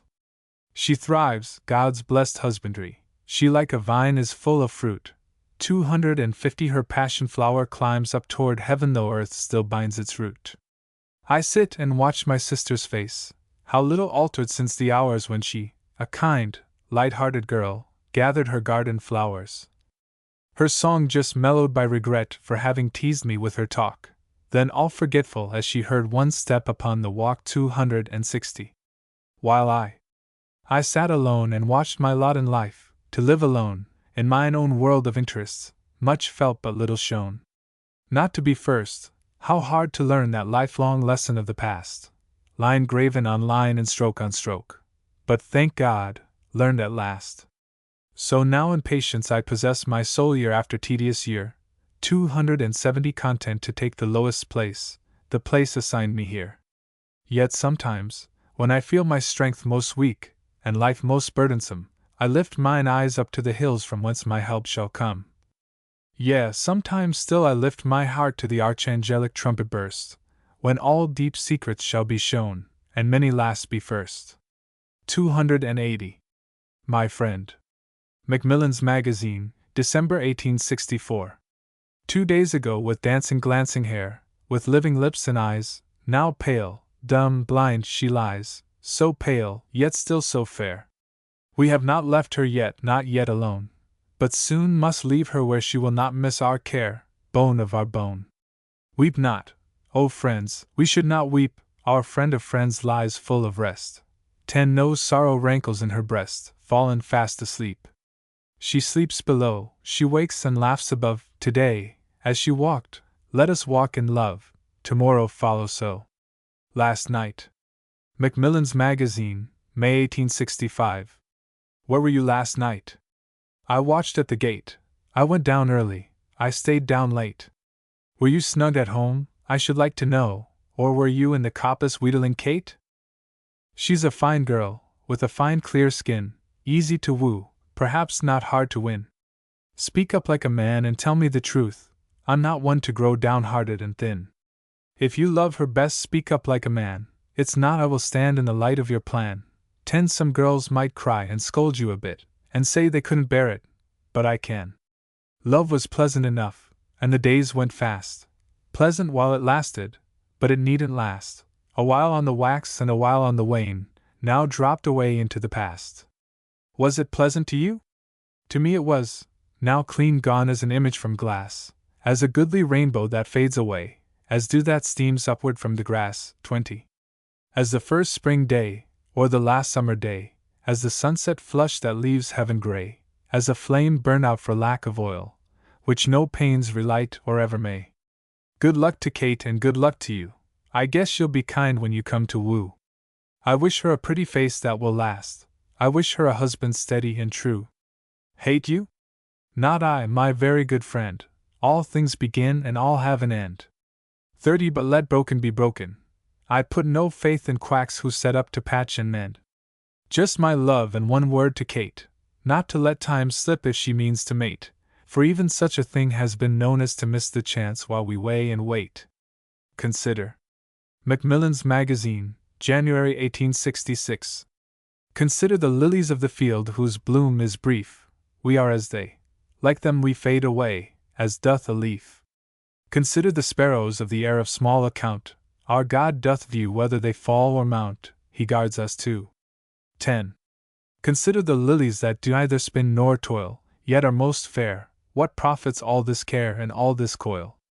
Consider the birds that have no barn nor harvest weeks, God gives them food, much more our Father seeks to do us good. 20. Helen Gray. Macmillan's Magazine, March 1866. Because one loves you, Helen Gray, is that a reason you should pout, and like a March wind veer about, and frown, and say your shrewish say? Don't strain the cord until it snaps, don't split the sound heart with your wedge, don't cut your fingers with the edge of your keen wit. You may, perhaps. Because you're handsome, Helen Gray, is that a reason to be proud? 10. Your eyes are bold, your laugh is loud, your steps go mincing on their way. But so you miss that modest charm which is the surest charm of all. Take heed, ye yet may trip and fall, and no man care to stretch his arm. Stoop from your cold height, Helen Gray, come down, and take a lowlier place. Come down, to fill it now with grace. Come down you must perforce some day. 20 for years cannot be kept at bay, and fading years will make you old. Then in their turn will men seem cold, when you yourself are nipped and gray. By the waters of Babylon BC 570. Macmillan's Magazine, October 1866. Here where I dwell I waste to skin and bone, the curse is come upon me, and I waste in penal torment powerless to atone. The curse is come on me, which makes no haste and doth not tarry, crushing both the proud hard man and him the sinner double-faced. Look not upon me, for my soul is bowed within me, as my body in this mire. My soul crawls dumbstruck, sore-bested and cowed. As Sodom and Gomorrah scourged by fire, 10 as Jericho before God's trumpet peal, so we the elect ones perish in his ire. Vainly we gird on sackcloth, vainly kneel with famished faces toward Jerusalem. His heart is shut against us not to feel, his ears against our cry he shutteth them, his hand he shorteneth that he will not save, his law is loud against us to condemn, and we, as unclean bodies in the grave inheriting corruption and the dark, 20 are outcast from his presence which we crave. Our mercy hath departed from his ark, our glory hath departed from his rest, our shield hath left us naked as a mark unto all pitiless eyes made manifest. Our very Father hath forsaken us, our God hath cast us from him, we oppressed unto our foes are even marvelous, a hissing and a but for pointing hands, whilst God Almighty hunts and grinds us thus.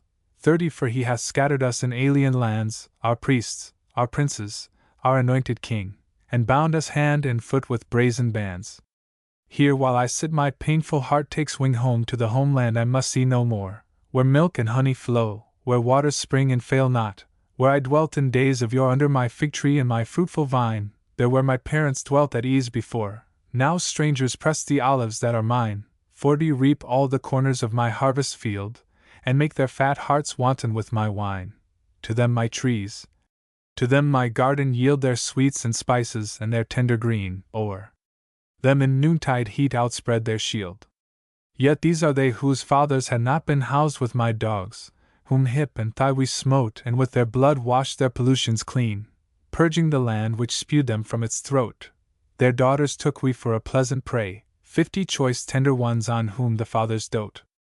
Now they in turn have led our own away, our daughters and our sisters and our wives sore weeping as they weep who curse the day, to live, remote from help, dishonored lives, soothing their drunken masters with a song, or dancing in their golden tinkling jives, accursed if they remember through the long estrangement of their exile, twice accursed if they forget and join the accursed throng.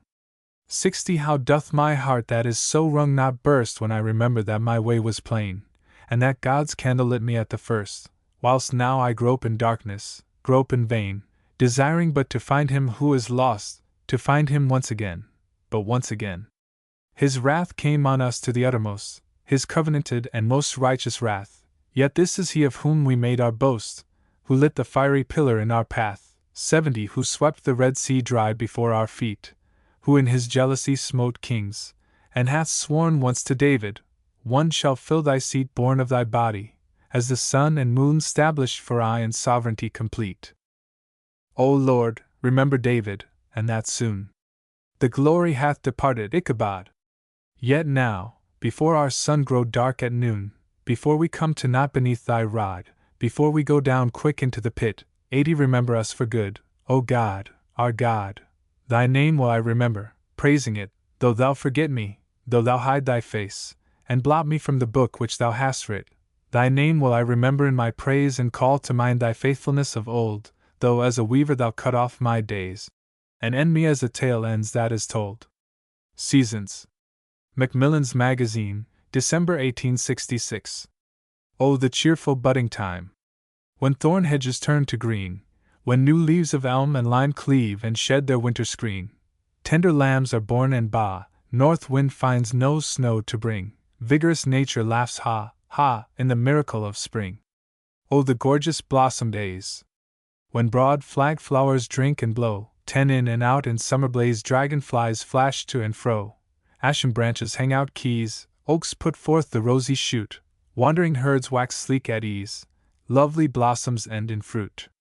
Oh, the shouting harvest weeks!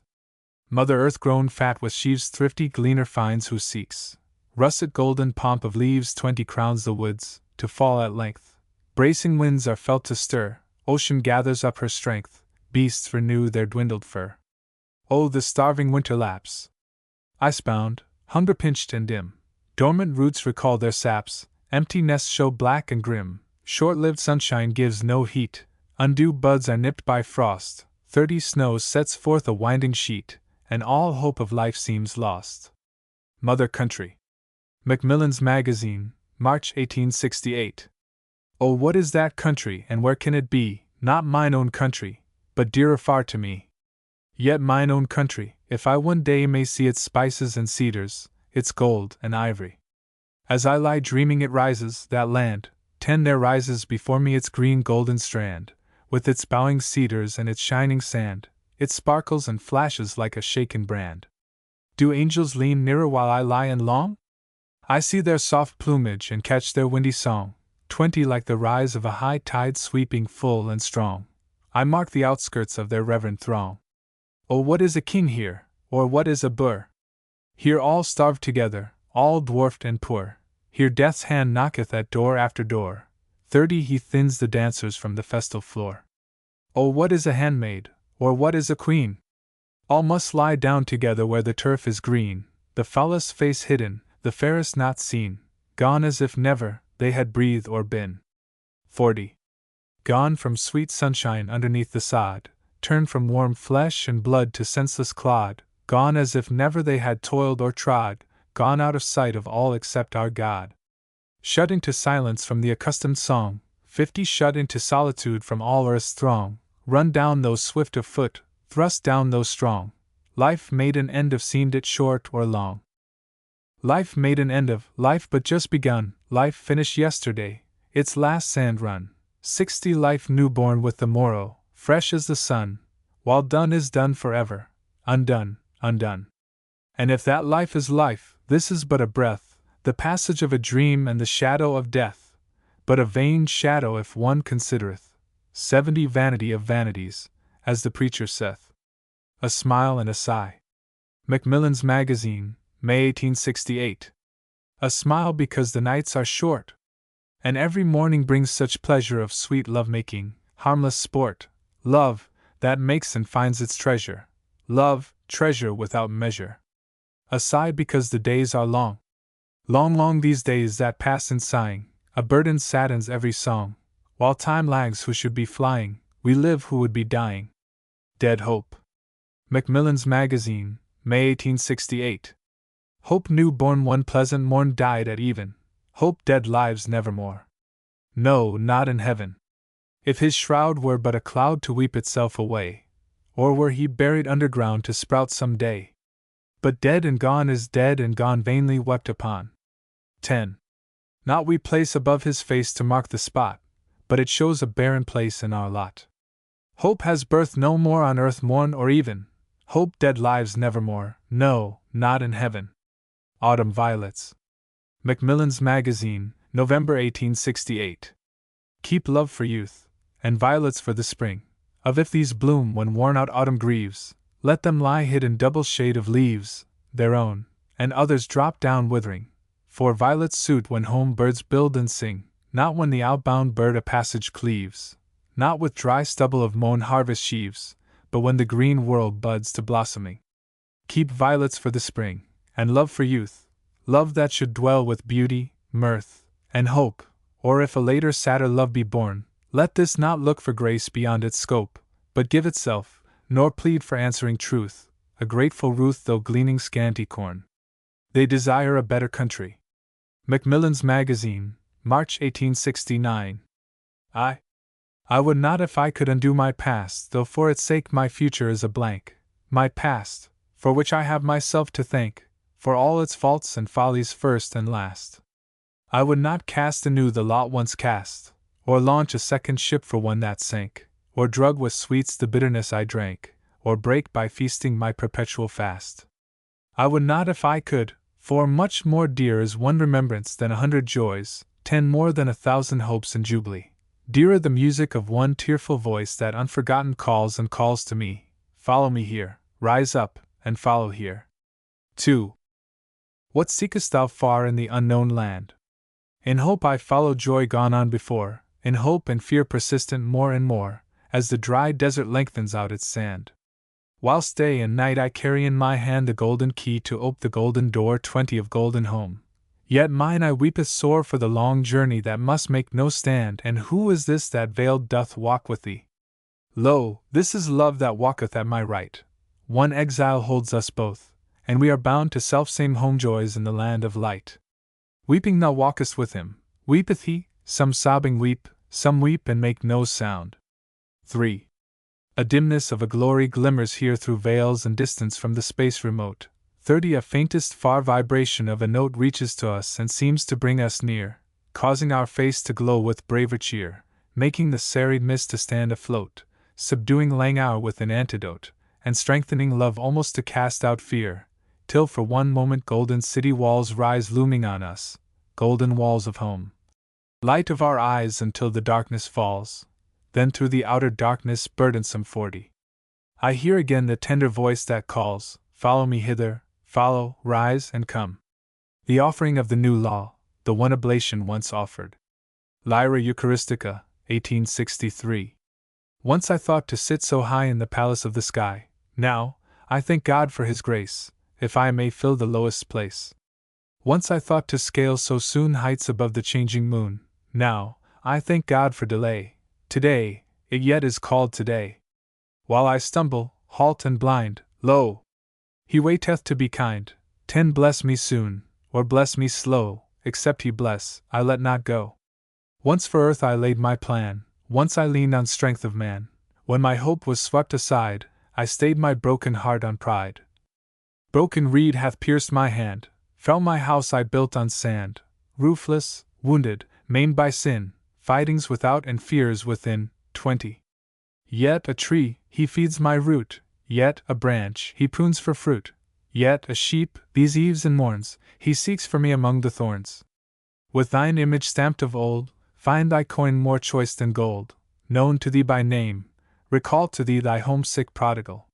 Sacrifice and offering none there is that I can bring, 30. None, save what is Thine alone, I bring Thee, Lord, but of Thine own.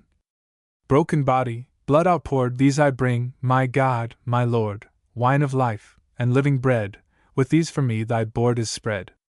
Conference between Christ, the saints, and the soul. Lyra Eucharistica, 1863. I am pale with sick desire, for my heart is far away from this world's fitful fire, and this world's waning day. In a dream it overleaps a world of tedious ills to where the sunshine sleeps on everlasting hills. Say the saints, their angels ease us glorified and white.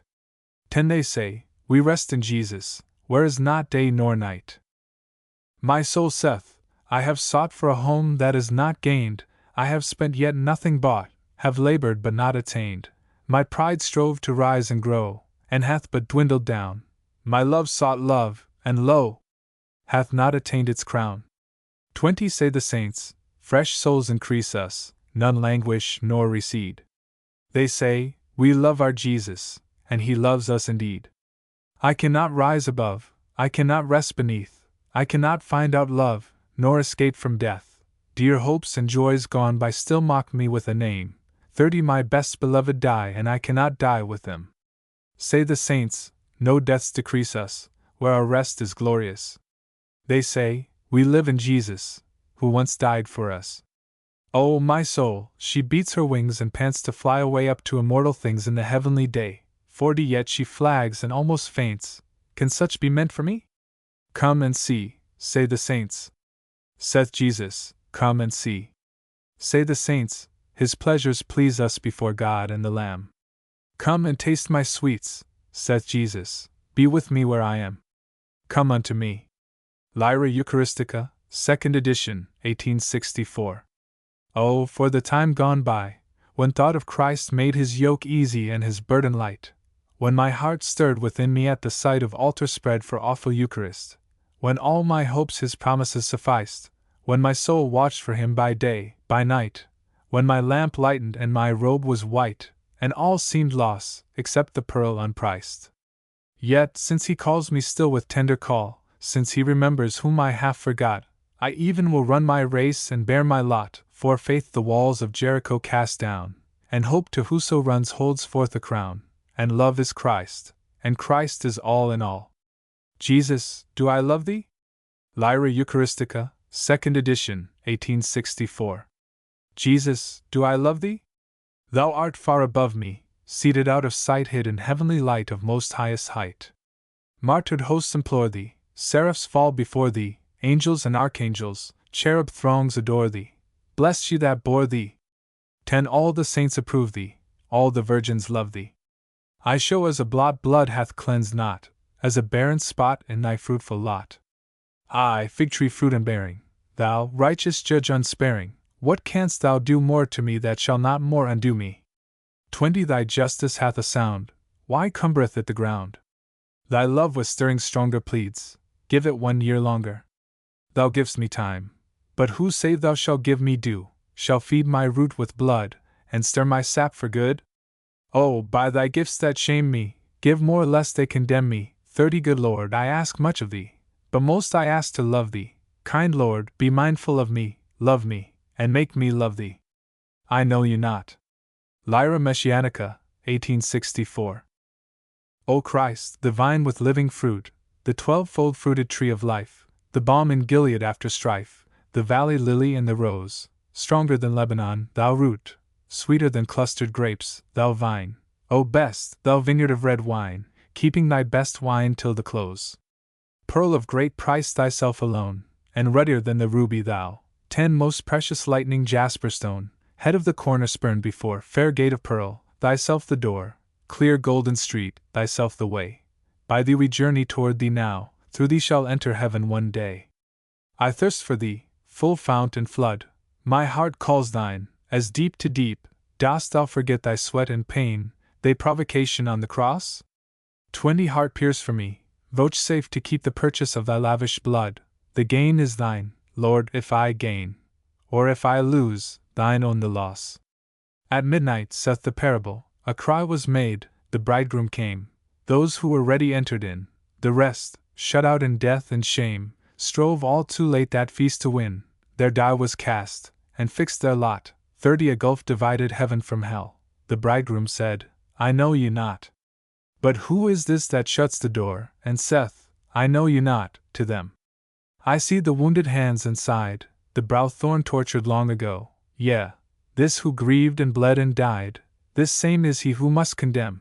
He called, but they refused to know, so now he hears their cry no more. 40.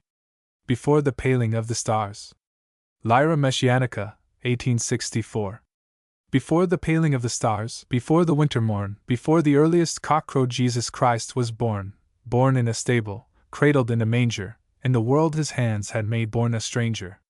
Priest and king lay fast asleep in Jerusalem, 10 young and old lay fast asleep in crowded Bethlehem. Saint and angel, ox and ass, kept a watch together, before the Christmas daybreak in the winter weather. Jesus on his mother's breast in the stable cold, spotless Lamb of God was he, shepherd of the fold. 20 Let us kneel with Mary Maid, with Joseph bent and hoary, with saint and angel, ox and ass, to hail the King of glory. Easter even. Lyra Messianica, 1864. There is nothing more that they can do for all their rage and boast. Caiaphas with his blaspheming crew, Herod with his host, Pontius Pilate in his judgment hall judging their judge and his, or he who led them all and passed them all, arched Judas with his kiss. The sepulchre made sure with ponderous stone, seal that same stone, O priest. 10 It may be thou shalt block the Holy One from rising in the east. Set a watch about the sepulchre to watch on pain of death. They must hold fast the stone if one should stir and shake it from beneath. God Almighty, He can break a seal and roll away a stone, can grind the proud in dust who would not kneel, and crush the mighty one. 20. There is nothing more that they can do for all their passionate care, those who sit in dust, the blessed few, and weep and rend their hair. Peter, Thomas, Mary Magdalene, the Virgin unreproved, Joseph, with Nicodemus, foremost men, and John the well-beloved.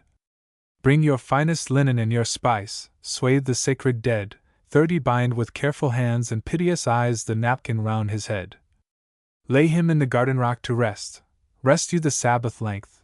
The sun that went down crimson in the west shall rise renewed in strength. God Almighty shall give joy for pain, shall comfort him who grieves. Lo! He with joy shall doubtless come again, and with him bring his sheaves. 40. Paradise, in a Dream. Lyra Messianica, 2nd edition, 1865. Once in a dream I saw the flowers that bud and bloom in paradise. More fair they are than waking eyes have seen in all this world of ours. And faint the perfume-bearing rose, and faint the lily on its stem, and faint the perfect violet compared with them. I heard the songs of paradise. Each bird sat singing in his place. 10 A tender song so full of grace it soared like incense to the skies. Each bird sat singing to his mate's soft cooing notes among the trees. The nightingale herself were cold to such as these. I saw the fourfold river flow, and deep it was, with golden sand. It flowed between a mossy land with murmured music grave and low. 20 It hath refreshment for all thirst, for fainting spirits strength and rest. Earth holds not such a draught as this from east to west. The tree of life stood budding there, abundant with its 12-fold fruits. Eternal sap sustains its roots, its shadowing branches fill the air. Its leaves are healing for the world, its fruit the hungry world can feed, 30 Sweeter than honey to the taste and balm indeed. I saw the gate called Beautiful, and looked, but scarce could look, within. I saw the golden streets begin, and outskirts of the glassy pool. O harps, O crowns of plenteous stars, O green palm branches many-leaved, eye hath not seen, nor ear hath heard, nor heart conceived. 40. I hope to see these things again, but not as once in dreams by night. To see them with my very sight, and touch, and handle, and attain. To have all heaven beneath my feet for narrow way that once they trod. To have my part with all the saints, and with my God. Within the veil. Lyra Eucharistica, 2nd edition, 1865. She holds a lily in her hand, where long ranks of angels stand, a silver lily for her wand. All her hair falls sweeping down, her hair that is a golden brown, a crown beneath her golden crown. Blooms a rosebush at her knee, good to smell and good to see, it bears a rose for her, for me. Her rose a blossom richly grown, 10 My rose a bud not fully blown, but sure one day to be mine own. Paradise, in a symbol. Lyra Eucharistica, 2nd edition, 1865. Golden-winged, silver-winged, winged with flashing flame, such a flight of birds I saw, birds without a name, singing songs in their own tongue, song of songs, they came. One to another calling, each answering each, one to another calling in their proper speech, 10 high above my head they wheeled, far out of reach. On wings of flame they went and came with a cadenced clang, their silver wings tinkled, their golden wings rang, the wind it whistled through their wings where in heaven they sang.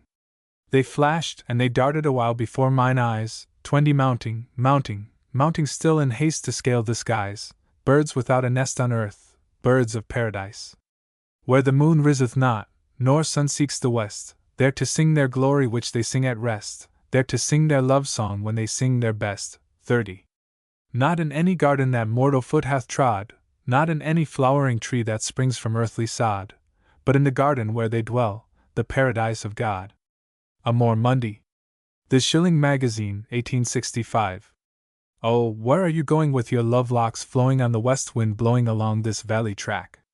The downhill path is easy, come with me and it please ye, we shall escape the uphill by never turning back.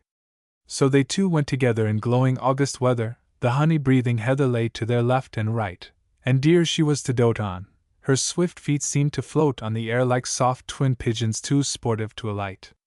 Oh, what is that in heaven where grey cloud flakes are seven, where blackest clouds hang riven just at the rainy skirt? 10 Oh, that's a meteor sent us, a message dumb, portentous, an undeciphered solemn signal of help or hurt. Oh, what is that glides quickly where velvet flowers grow thickly, their scent comes rich and sickly? A scaled and hooded worm. Oh, what's that in the hollow, so pale I quake to follow? Oh, that's a thin dead body which waits th eternal term. Turn again, O my sweetest, turn again, false and fleetest, this way whereof thou weetest I fear is hell's own track. Nay, too steep for hill mounting, nay, too late for cost counting, this downhill path is easy, but there's no turning back. 20. Who shall deliver me? The Argosy, February 1866. God strengthen me to bear myself, that heaviest weight of all to bear, inalienable weight of care. All others are outside myself, I lock my door and bar them out the turmoil, tedium, gadabout. I lock my door upon myself, and bar them out, but who shall wall self from myself, most loathed of all? If I could once lay down myself, 10 and start self-purged upon the race that all must run. Death runs apace. If I could set aside myself, and start with lightened heart upon the road by all men overgone. God harden me against myself, this coward with pathetic voice who craves for ease, and rest, and joys. Myself, arch traitor to myself, my hollowest friend, my deadliest foe, 20 my clog whatever road I go. Yet one there is can curb myself, can roll the strangling load from me, break off the yoke and set me free. If. The Argosy, March 1866.